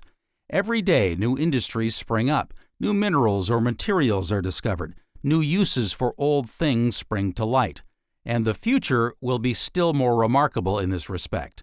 All this means countless opportunities, and the glib talk of there being no equality of opportunity is sheer nonsense. The man at the bottom is not there because he has not had any opportunities, but because he is not fit to be anywhere else. It is futile to talk of abolishing slums by legislation so long as slum minds exist. Poverty is no hindrance to riches. Often it is the greatest aid. If you doubt this statement, look at the lives of the rich men of the world, the multimillionaires. How many of them began life with wealth, education, influential friends? The world is changing its thought. In the past, those who believed in the art of getting rich were among the isolated few and were looked upon with suspicion by the many. In the present, the great majority desire to take advantage of opportunity, and most of these believe it is possible. This change of thought is due to the fact that earnest men and women are fast eliminating the term impossible from their vocabulary. Many are now convinced that life is not made for poverty and disease. They now believe that these are but a temporary creation of man gone astray. They do not believe that this world is a vale of tears, nor that we must suffer in the present in order that we may gain bliss in the future. We do not gather figs from thistles, neither can a life of poverty and disease be the direct cause of a life of pleasure. It is an immutable law that like causes produce like effects, and many are beginning to intelligently use this law in shaping their life and destiny. The source of all riches is within. There is no more difficulty in becoming rich than there is in becoming clever in a business or profession. Only some men find the secret more easily than others. Adverse circumstances never yet held down a man who was determined to rise. The more insuperable the difficulties, the more powerful has the man become who has emerged from them. All the enemies of a man has to contend with are of his own creation. One by one, he can vanquish them if he will. What man has done, man can do. What is the one desideratum in the acquirement of wealth? Talent? Not exactly. Some very talented men have been very poor. Education? No, there are plenty of educated men miserably poor. Trust in ourselves must come first. After that, all is secondary. This is the common asset of every wealthy man. Luck, fate, chance, opportunity have no claim to consideration. All men and women, with very few exceptions, are hypnotized by them. Opportunity, surely you must say, plays some part. Contrast the two following opinions respecting opportunity on the next page. The opinion expressed in the first you are probably familiar with, but the opinion expressed in the second is not so well known. Opportunity. The first opinion. Master of human destinies am I. Fame, love, and fortune on my footsteps wait. Cities and fields I walk. I penetrate deserts and seas remote, and passing by hovel and mart, and palace soon or late, I knock unbidden once at every gate. If sleeping, wake. If feasting, rise before I turn away. It is the hour of fate, and they who follow me reach every state. Mortals desire and conquer every foe, save death. But those who doubt or hesitate, condemned to failure, penury, and woe. Seek me in vain and uselessly implore, I answer not, and I return no more. Opportunity. The second opinion. They do me wrong who say I come no more, when once I knock and fail to find you in. For every day I stand outside your door, and bid you wake and rise to fight and win. Wail not for precious chances passed away. Weep not for golden ages on the wane. Each night I burn the records of the day. At sunrise every soul is born again. Dost thou behold thy lost youth all aghast? Dost reel from righteous retribution's blow? Then turn from blotted archives of the past, and find the future's pages white as snow. Art thou a mourner? Rouse thee from thy spell. Art thou a sinner? Sins may be forgiven. Each morning gives the wings to flee from hell. Each night a star to guide thy feet to heaven. Laugh like a boy at splendors that have sped. To vanished joys be blind and deaf and dumb. My judgments seal the dead past with its dead, but never bind a moment yet to come. Though deep in mire, wring not your hands and weep. I lend my arm to all who say, I can. No shamed-faced outcast ever sank so deep, but yet might rise and be again a man. In the first opinion, opportunity is shown as coming or knocking, but once at every mortal's door, and if you follow it, you will reach every state mortals desire, save death. But if you hesitate, you are condemned to failure, penury, and woe. You seek opportunity in vain. It answers not, and returns no more if you fail to take advantage of it. In the second opinion, it is shown that opportunity stands outside and knocks every day at man's door, and bids him wake and rise up to fight and win. Opportunity is also shown as lending its arm to all who say, I can, and that you can rise again and be a man. Needless to say that the writer believes literally in the opinion of opportunity, as set forth in the second opinion, and that those who have faith and confidence in themselves take advantage of opportunity whenever it comes. Sincere, honest desire is the star that leads one to opportunities, while faith and belief in oneself enables the confident man or woman to take advantage of the opportunity at any time. Right here, faithful student, I again ask you to read all of this chapter over again, for the ideas being new will require some repetition before they can effectually bring you to take action. But you may object and say, I am only an average sort of a person. I'm not gifted with any special ability. This is because you have not discovered yourself. You have got it into your head that having grown up, you are what you were as a child, plus the result of experience and environment. But you are infinitely more than this, as I have already shown. Your abilities are latent, like the strength that lies coiled up potentially in the muscles of everyone. It is action which brings forth the strength, so it is putting into practice the abilities that you will evoke from yourself that will enable you to reach the goal you have in view.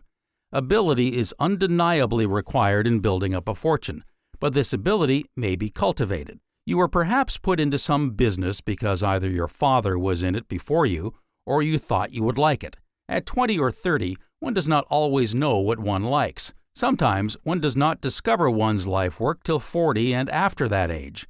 And then one thinks that as one is doing that kind of work, it would be better perhaps to go on doing it for all time.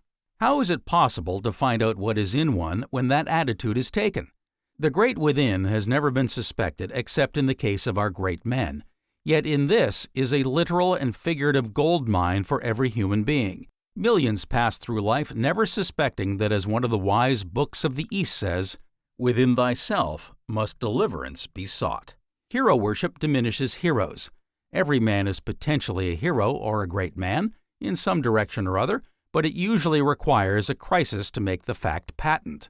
No sane man dare place a limit on man's powers, for as a matter of exact science, no limit has ever been found. The oldest and at the same time newest of sciences, psychology, has never had a fair trial. Its consideration has always been a purely academic one, never dreaming that it had another side, and that it was one of the most practical and matter-of-fact sciences of which we had any conceptions.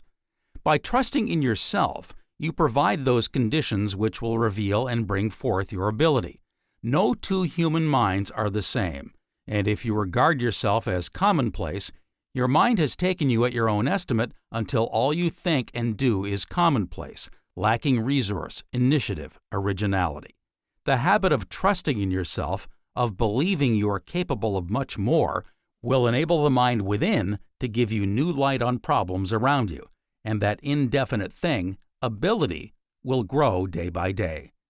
It may sound strange to learn that man has power to create any circumstances he desires, but it is nevertheless a fact, and is being demonstrated constantly by students who have taken up practical metaphysics.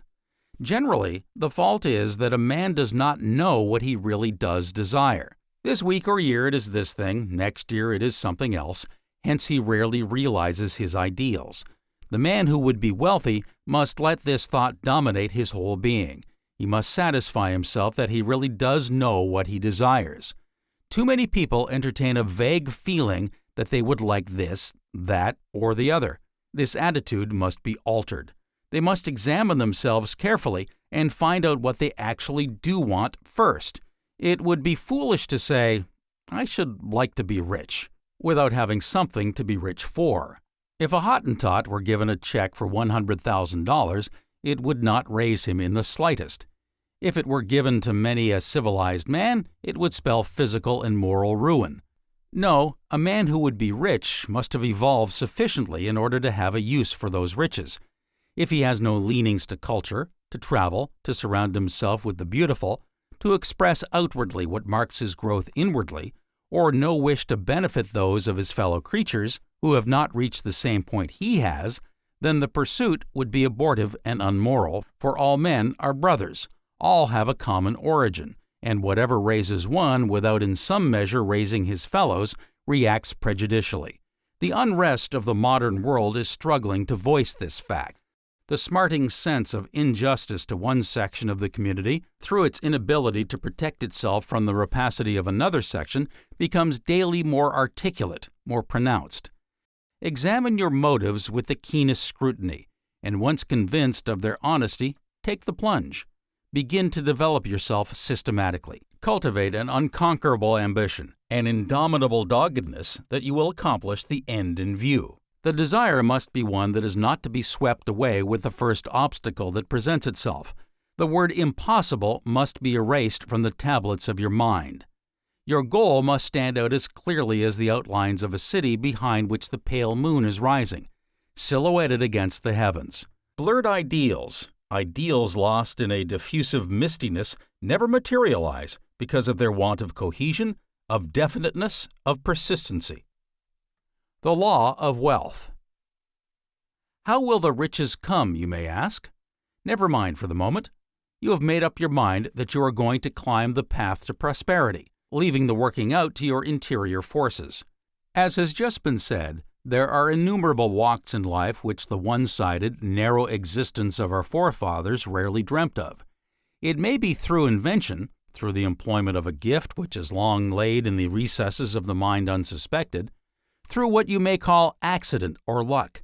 But remember, whatever you create mentally is absolutely certain to express itself outwardly. This is the law. You doubt it? Look at any man who is not well-to-do. Is he accustomed, when considering finance, to think in six figures? Does he not, as the head of the household, often say, "We can't afford this. This is too dear"? Is he not ever seeking to economize along this line or that, or complaining, if in business, of the heavy rates, and the increasing cost of things, and the keenness of competition which will eventually drive him out of the place? I do not assert that every man who is not wealthy talks like this, but I do say that all who think poverty express poverty.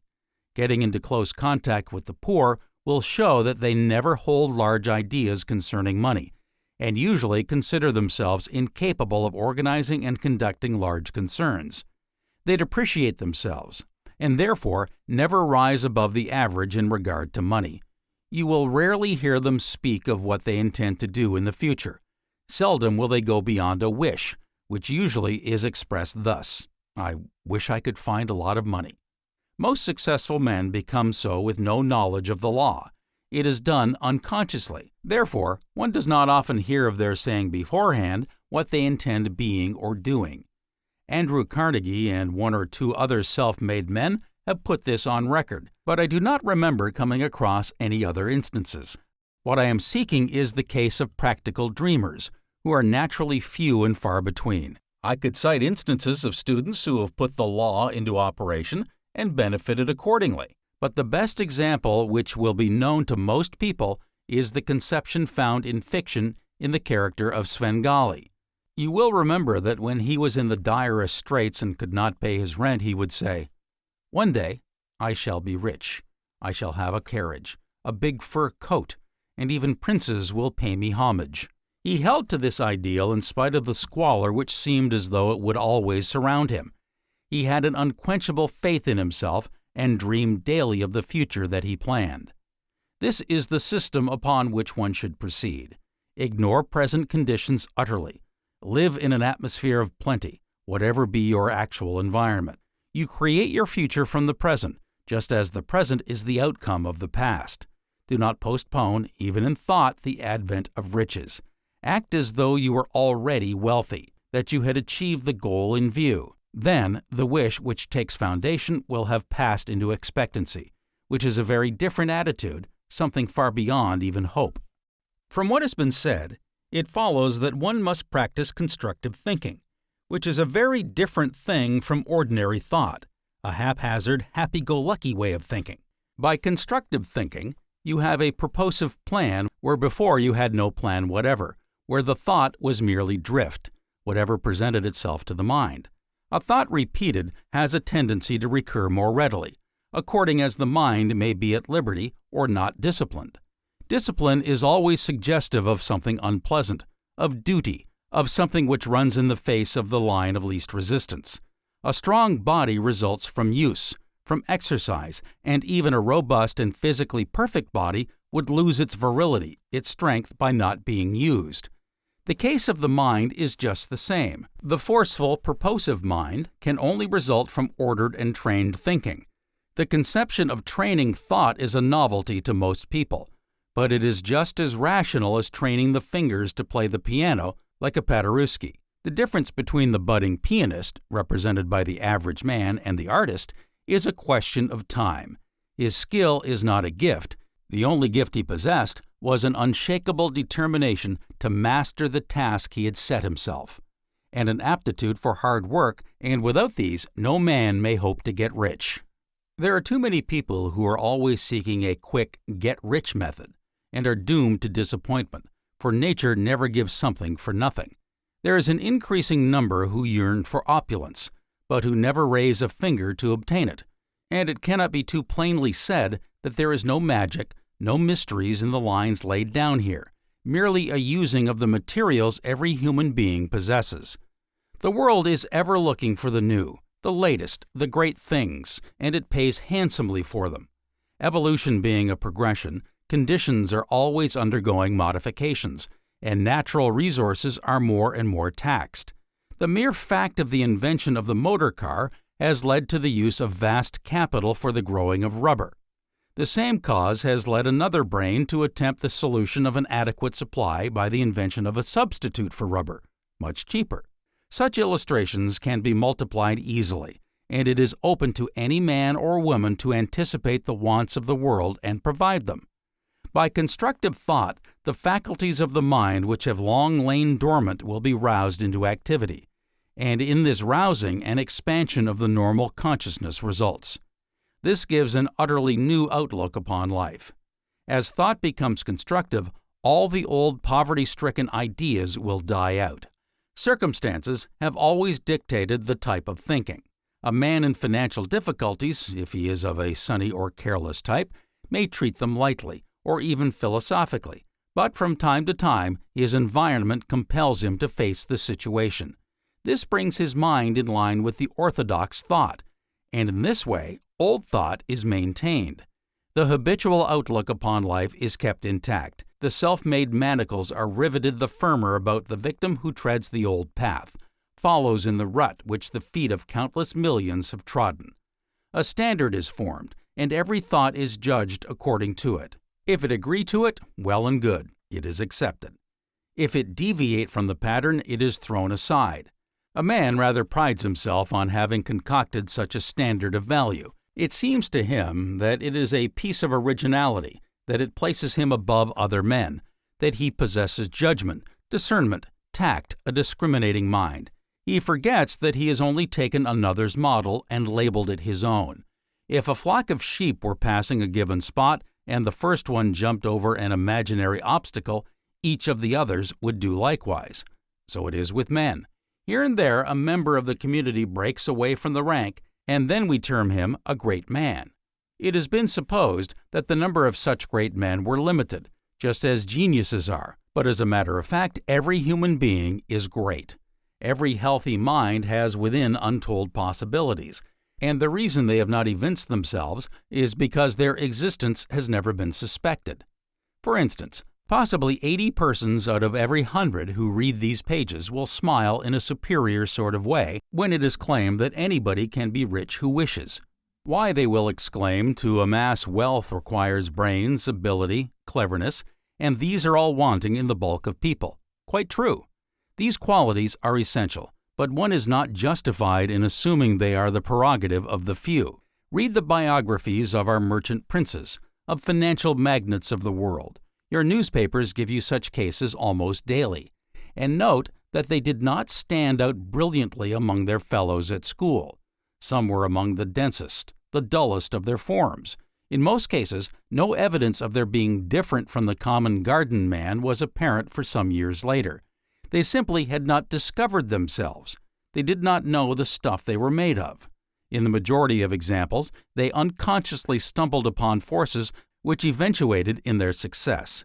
Today, thanks to the new science of practical metaphysics, man knows that he can attain the highest goal he can intelligently conceive, and this through the medium of constructive thinking. Try to grasp this assertion. Think of the countless suicides which could be averted by such a belief, the immense happiness which could be brought to thousands of lives by its acceptance. The fault with most people is that they do not trust themselves. They will seek advice from persons quite incapable of helping them instead of relying on their own interior powers. To begin this constructive thinking, try and find just where you stand. Take stock of yourself mentally.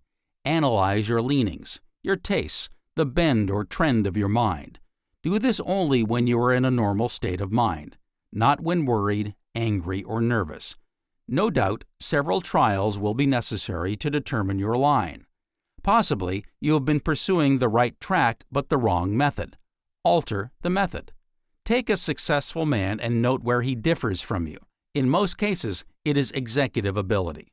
Well, you can gain that. He did not know the law you do, and hence you can do it more efficiently than he. Do you know your business from A to Z? Have you gone in for the latest or most up-to-date plant? Do you pack your goods in the most approved fashion? Some countries have lost millions of dollars annually from bad packing, Germany scoring in this instance. Have you learned to hustle, not bustle? Have you overhauled your staff, assuming you have one? Are they reliable, capable? Have you all the details of the business at your finger ends? Do you personally supervise it or leave it to a third-rate man? Are you polite to customers? Do you organize a trouble department, placing a tactful man in charge who investigates all complaints, legitimate or otherwise, and settles the matter with the dissatisfied ones? These questions could be indefinitely increased. Many will suggest themselves to you once you put your thinking cap on. It is then that you can determine if you are cut out for the calling you are now in, or if you could do better in some other line. Let your natural inclination have a hand in the debate with yourself, and you are not likely to get far out. If you should find on going carefully into the matter that you would have more scope in something which was more congenial, remember it is never too late to change. Many of the most successful men in the business world today have followed callings very different from those to which they were brought up. Of course, one would not go to the other extreme and attempt half a dozen lines at the same time.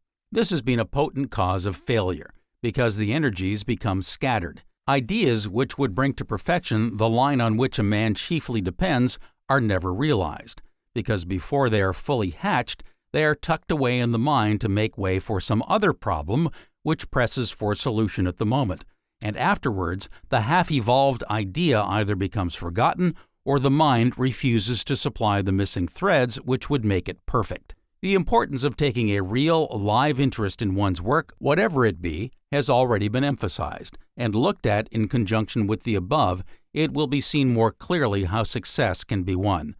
Receptivity is not a frame of mind the average mortal cultivates, especially if he be a businessman. He will tell you he has something better to do with his spare moments, that he barely has time to get through his work. Yet the cultivation of receptivity is an absolute necessity. It will be by freeing the mind of all worries, all plans, endeavoring to make it a blank for the time being, that the most illuminative thoughts will strike. A literal, not merely a figurative expression, the mind. Where this frame of mind cannot be attained, it will be found a good method to desire on retiring for the night, that the answer to some question which demands attention should occur to you the next morning. Nearly always the subjective side of the mind, or the subconscious, will supply the information desired. And with a little more practice, receptivity, which it must be remembered is the reverse of thinking, will be acquired. Then it is that you will find out whether you are on the right track in regard to your occupation. Receptivity permits the entrance of thoughts which have long been struggling to express themselves in the ordinary consciousness. Dickens and other writers have put it on record how their characters, conversations, incidents, and ideas concerning their books leap to their minds when in this mood.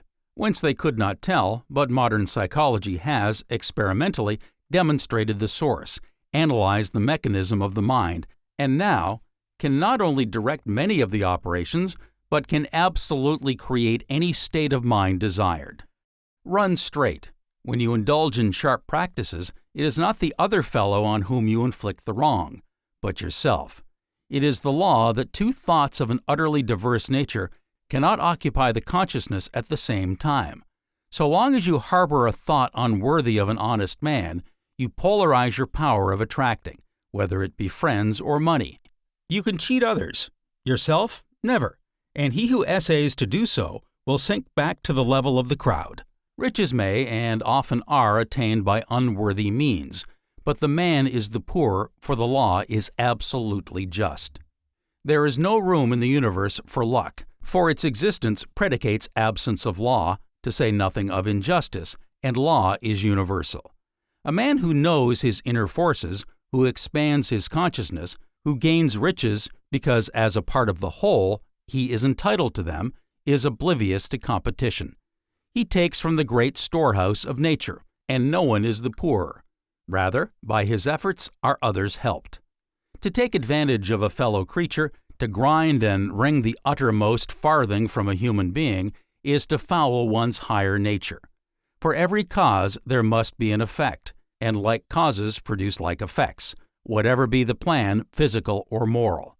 One cannot handle pitch without being defiled, and ever to doubt the honesty of others is to weaken your own honesty. This is one reason why in this suspicious, critical age there is such a dearth of real happiness. To feel mean, angry, suspicious is to invite those very qualities into your own being. To take their lodgment there and to undermine the character, and the man without character can never be truly rich. There are plenty of cases of miserable, wealthy people who would envy the happiness of poor men, so far as money is concerned. Every human being is his own nemesis, from whom there is no escape, and it is about time this law were known, and much unnecessary misery saved thereby. It is as well to know something of the law, so that the weak-kneed may think twice before going astray. Many people are in different circumstances because they have never supposed they would ever be otherwise. They have expected it to be natural that some folk, the favored few, should be wealthy, and others, the masses, with whom they identify themselves, should be poor. Hence, they have not looked into their own natures to bring to the surface all the riches lying there. Character is only another name for a set of ideas which have become crystallized. Therefore, we see people who are colorless because the life thought, which should be pulsing through their being, cannot flow on account of the condition of the channels, which have never been kept open since childhood. In childhood, one's fancy is elastic, and one thing can be believed as easily as another. Romance and imagination die away with the years of maturity, and in place of the spontaneity of youth, there grow sets of ideas, the product of the senses, the result of ready-made thoughts. Opulence, luxury, freedom from care, abounding health get to be looked upon as the prerogatives of specially selected individuals. Living among commonplace people tends to set the stamp of commonplaceness upon one, and the way in which this spreads is seen, in one direction, by the slovenliness of speech, which is so conspicuous, and the equal slovenliness of newspaper English. There has always existed a dead level, though each generation raises it higher, and the active propagation of one-eyed ideas, which are driven into the minds of people by a power which the past knew not, the hard times advocate, is more thorough than it used to be. The low standard of the marriage state is another sign of the times, and the passing of chivalry and romance, which is everywhere apparent, is a still further outcome of them. The connection between all this and art of getting rich is the decadence or the failure to use the idealizing faculties, which cuts one off from an important source of wealth because one cannot readily differentiate oneself from one's environment. It can be done, however, only the task may require more effort on the part of the man. The mental stagnation which strangles all clear thinking effectually shuts out ideas which would be money-making and hides man's true greatness from him. The antidote is clear. Another set of ideas must be substituted, and here romance may be reinstated. Practical dreaming is as good a term to employ as any. Build air castles to your heart's content, but unlike the mere dreamer, do not regard your creations as mere dreams. The more frequently you go over the picture, the more clearly will the details stand out. Where gaps were seen in the early attempts, suggestions for filling them will occur, until at length the entire structure will stand out in the mind's eye boldly and perfectly. The bringing down of theory to practice will simply be a matter of time, for the power which has brought into existence the abstract creation has merely to be extended to the concrete one now. One immense step will have been achieved by castle building. You will know what to aim at, leaving out of consideration the masses of the cities there are millions of human beings who drift all their lives. Want of purpose, want of objective, indifference are the chief characteristics of this class, who will do anything but think. Tenacity of purpose, earnestness, bulldog determination, patient persistence never characterize these people.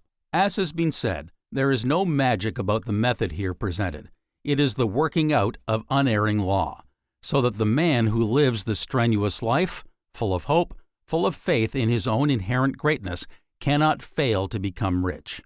The outcome of such lines being followed is the creation of an inexhaustible storage battery, always charged, which can always be depended upon. As the man progresses, as success after success results from his efforts, he becomes filled with a certainty that all causes must be followed by effects. Even his mistakes, for he will make these for a time, will teach him lessons which before he failed to understand. That marvelous but little understood asset of the human makeup, the intuition, will solve problems as they arise if the right mental attitude is taken. This attitude is the quiet turning of the mind in upon itself, shutting out the without so that the voice of the within may be heard. Many a successful businessman of today owes his success to the flashes of the ocean of consciousness behind the ordinary workaday world, and the power to let it come through can be attained by anyone. All questions as to choice of calling, system, industry, thrift, investment, and the usual list of qualifications usually given to the aspirant for wealth are in reality very minor and need not be treated here. To recapitulate.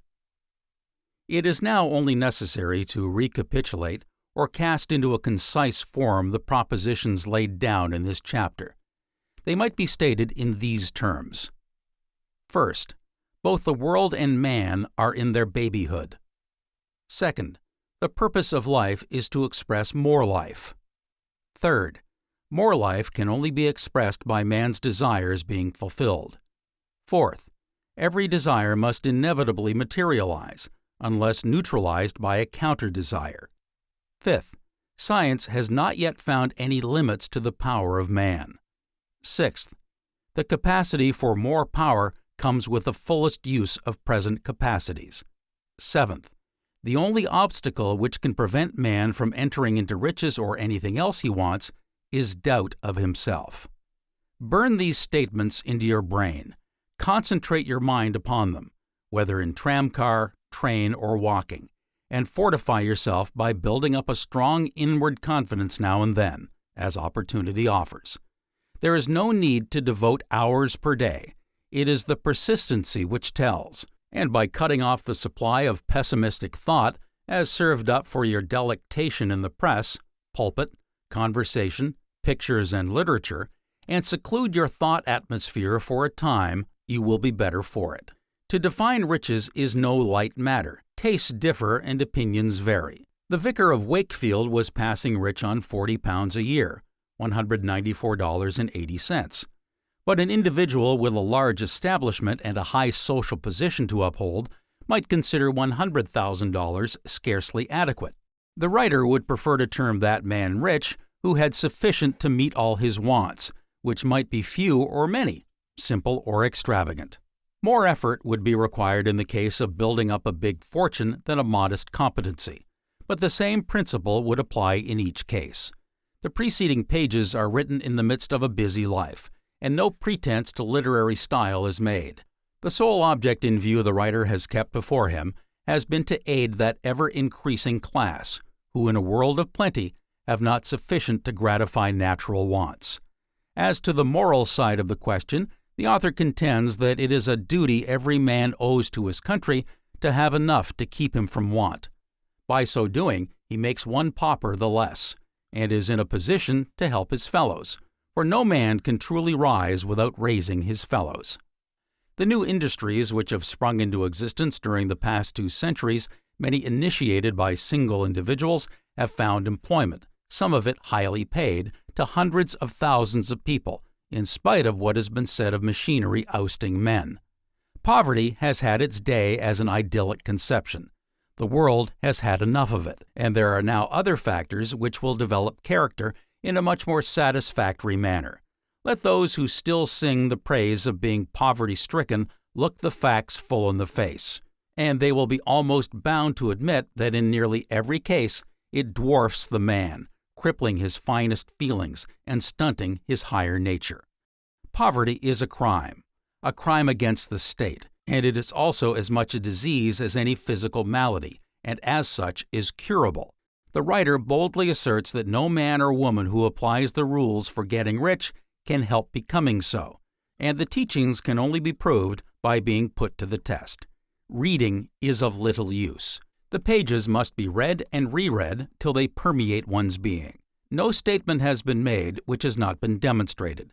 If the student fails to demonstrate the truth of the assertions, it is not they which are at fault, but himself. He is manipulating unchanging law, and his ability to demonstrate it is no proof of its non-existence. Faith in self-belief in chance. Faith in self is the key to success. Doubt of self is the cause of failure. Belief in chance is something, but faith in self is everything. Belief in chance is sober, serious, grave, and respectable. Belief in self is all that and more too. It is not second sight, nor is it the sixth sense, but it is the life of all of these things. Faith in self gives one the keen eye, the quick ear, and the business spirit. It is the interpreter of all mysteries, the surmounter of all difficulties, the remover of all obstacles. It is useful in all places and at all times. It is useful in meditation, for it shows a man his way in the world. It is useful in business, for it shows him his way through the world. Belief in chance may be power, but faith in self is skill. Belief in luck and chance may have weight, but faith in self is momentum. Belief in chance thinks it knows what to do, while faith in self knows how to do it. Belief in chance makes a man respectable. Faith in self makes him respected. Belief in chance is wealth. Faith in self is ready money. For all practical purposes of life, faith in self carries it against belief in chance 100 to 1. Take them upon the stage of life and put belief in chance against faith in self, and belief in chance will play a tragedy that will scarcely survive long enough to be hissed, while faith in self keeps the house in a roar night after night with its successful acts. There is no want for dramatic talent which believes in chance. There is demand for dramatic talent which has faith in self. Take belief in chance and faith in self before the bar of justice, and let them shake their learned fingers at each other's nose in legal rivalry. Belief in chance sees its way clearly, but faith in self is first at its journey's end. Belief in chance has many a compliment from the crowd, but faith in self receives the fees from its clients. Belief in chance speaks loud and learnedly, faith in self logically and triumphantly. Belief in chance makes men wonder that it gets on no faster. Faith in self excites astonishment that it gets on so fast. And the great secret is that faith in self has no weight to carry. It makes no false steps. It hits the right nail on the head. It loses no time. It takes all hints, and, by keeping its eye on the weathercock, is ready to take advantage of every wind that blows. Take them on the lecture platform. Belief in chance has nothing worth hearing. Faith in self is sure of an abundance of hearers. Belief in chance may obtain a living. Faith in self will make one. Belief in chance gets a good name. Faith in self a great one. Belief in chance argues. Faith in self converts. Belief in chance is an honor to the profession. Faith in self gains great honors from it. Take them in business life. Belief in chance feels its way. Faith in self marches promptly forward. Belief in chance is ignored. Faith in self is obeyed. Belief in chance is sometimes honored with approbation, while faith in self is always blessed by preferment. Take them in the United States Senate. Belief in chance has the ear of the senators, but faith in self wins their hearts and gets their votes. Belief in chance is unfitted for skilled employment, but faith in self fitted for it. Faith in self has a knack of slipping into a well-paying position with as sweet a silence and glibness of movement as a billiard ball insinuates itself into the pocket. Faith in self seems to know everything without learning anything. It has served an invisible and extemporary apprenticeship. It wants no drilling. It never ranks in the awkward squad. It has no left hand, no deaf ear, no blind or lame side. It puts on no looks of wondrous wisdom. It has no air of profundity, but plays with the details of place as dexterously as a well-trained hand flourishes over the ivory keys of the pianoforte. Faith in self has all the air of commonplace and all the force and power of genius. Generalizations from observation.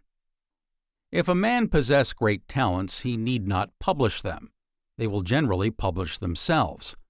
The love of knowledge inspires an interest in all humanity. Speak after the manner of a self-confident man, if you would that all true men hear and give you credence.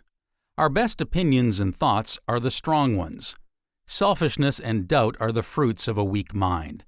Faith and belief in oneself are the symbols of success. Fill thy mind with useful knowledge, and thou shalt avoid empty words. He who talks more than his share of the time always shows weakness and egotism. The disappointed efforts of mankind in every department of life generally originate and terminate in secret selfishness. Instead of enjoying life, those who are destitute of self-confidence live a compound funeral all their days. Sometimes the faces of those who have suffered while living from a terrible doubt of self are for the first time peaceful when they are laid in the grave. Often, when men speak loudest, their inward courage is weakest. Honesty, faith, and self-reliance are the three sparkling gems in the crown of true manhood. Good ideas often take wings and fly beyond our reach, while bad ones cling to us like barnacles to a vessel. True reason ripens not in the torrid zone of passion, nor amid the frosts of bigotry, which always congeal truth. The higher, nobler thought was never dishonest. Therefore, the divorced were never truly married. Evil becomes supreme monarch of the mind when seated on the throne of a selfish ambition. The exercise of faith in yourself for health and good common sense are the best remedies known to prolong human life. Calm reason never seeks to prevail by unreasonable arguments. The mind of the truly good changes often, the heart never. A selfish man covets that which he does not need, while a liberal man often bestows on others that which he really needs. Many men unwittingly enter into co-partnership with error and doubt to work out their own destruction. Many men talk as easily as they breathe, and with quite as little thought. Meditation in the quiet calm of nature is the poising of the mind's wings for flight. Men fail, sicken, and die through feebleness of will. All the potencies of man reside in the will. Practicability, from a material standpoint, congeals the fairest blossoms of mental flowers. It is the small-minded, weak man who quenches the fire of his own success by his doubts and skepticisms. To avoid obsession by doubt, keep the mind positive and the body strong. Obsequiousness begets friends, truth, hatred. Hippocrates said to his pupils, "The affliction suffered by the body, the soul sees when we shut our eyes." Search for good in everything, and when found, speak of it at once to your friends and neighbors, that they may rejoice with you that it has been found. Sordid desires are the creatures of indulgence that enslave men to habits of error and wrong. The prevailing misery throughout the world consists in placing too little value upon self. Genuine friendship will always subordinate self-will to the welfare of a friend. If you treat a man like a brute, he is justified in behaving like one toward you. Thoughts, like many persons, are often more valued for their dress and surroundings than for their true character. Public opinion is but the mist arising from the great ocean of thought, and upon descending, it may be in quiet showers or furious storms. Conventional politeness is often but the chalice in which time-servers are accustomed to offer us the poison of hypocrisy.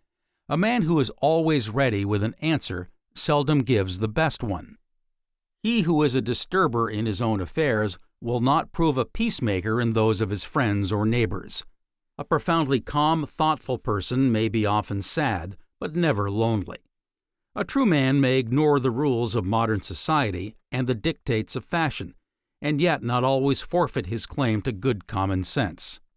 Truth lies in a straight line, following which a man may always stand erect in the full dignity of his manhood. But falsehood and error ever take a zigzag underground course, pursuing which he must bend his better judgment, twist his higher conscience, and warp his manhood till he ceases to be a man.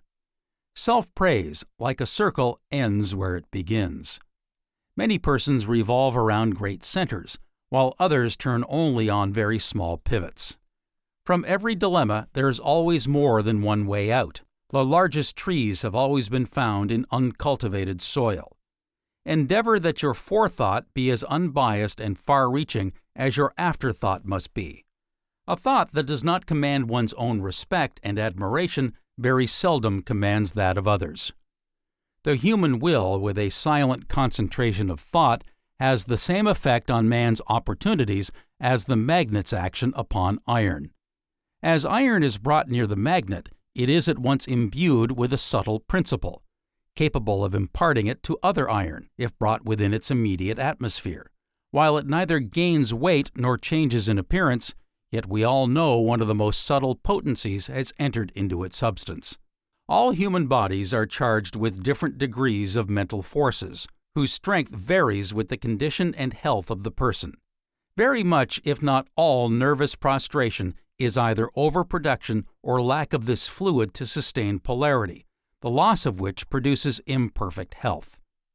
We often best enjoy that which we least understand. A man's character can always be read by the comparisons he makes. There are thoughts that often intrude, not as beggars, but as true gift-bearers. None can understand the true value of self-control better than they who appreciate its blessings. In youth, many often woo and wed habits and errors from which in afterlife they strive in vain to be divorced. When men cease to bend the knee to mammon and become free from great possessions, they are in a more natural state of being. I hope that you've enjoyed this presentation, and please remember to subscribe to receive notifications of upcoming recordings. This recording is a production of Master Key Society for the purpose of research, study, and discussion. The views and opinions expressed in this book belong to the author and may not always reflect those of Master Key Society or its affiliates. The video and audio is copyright 2024, Master Key Society.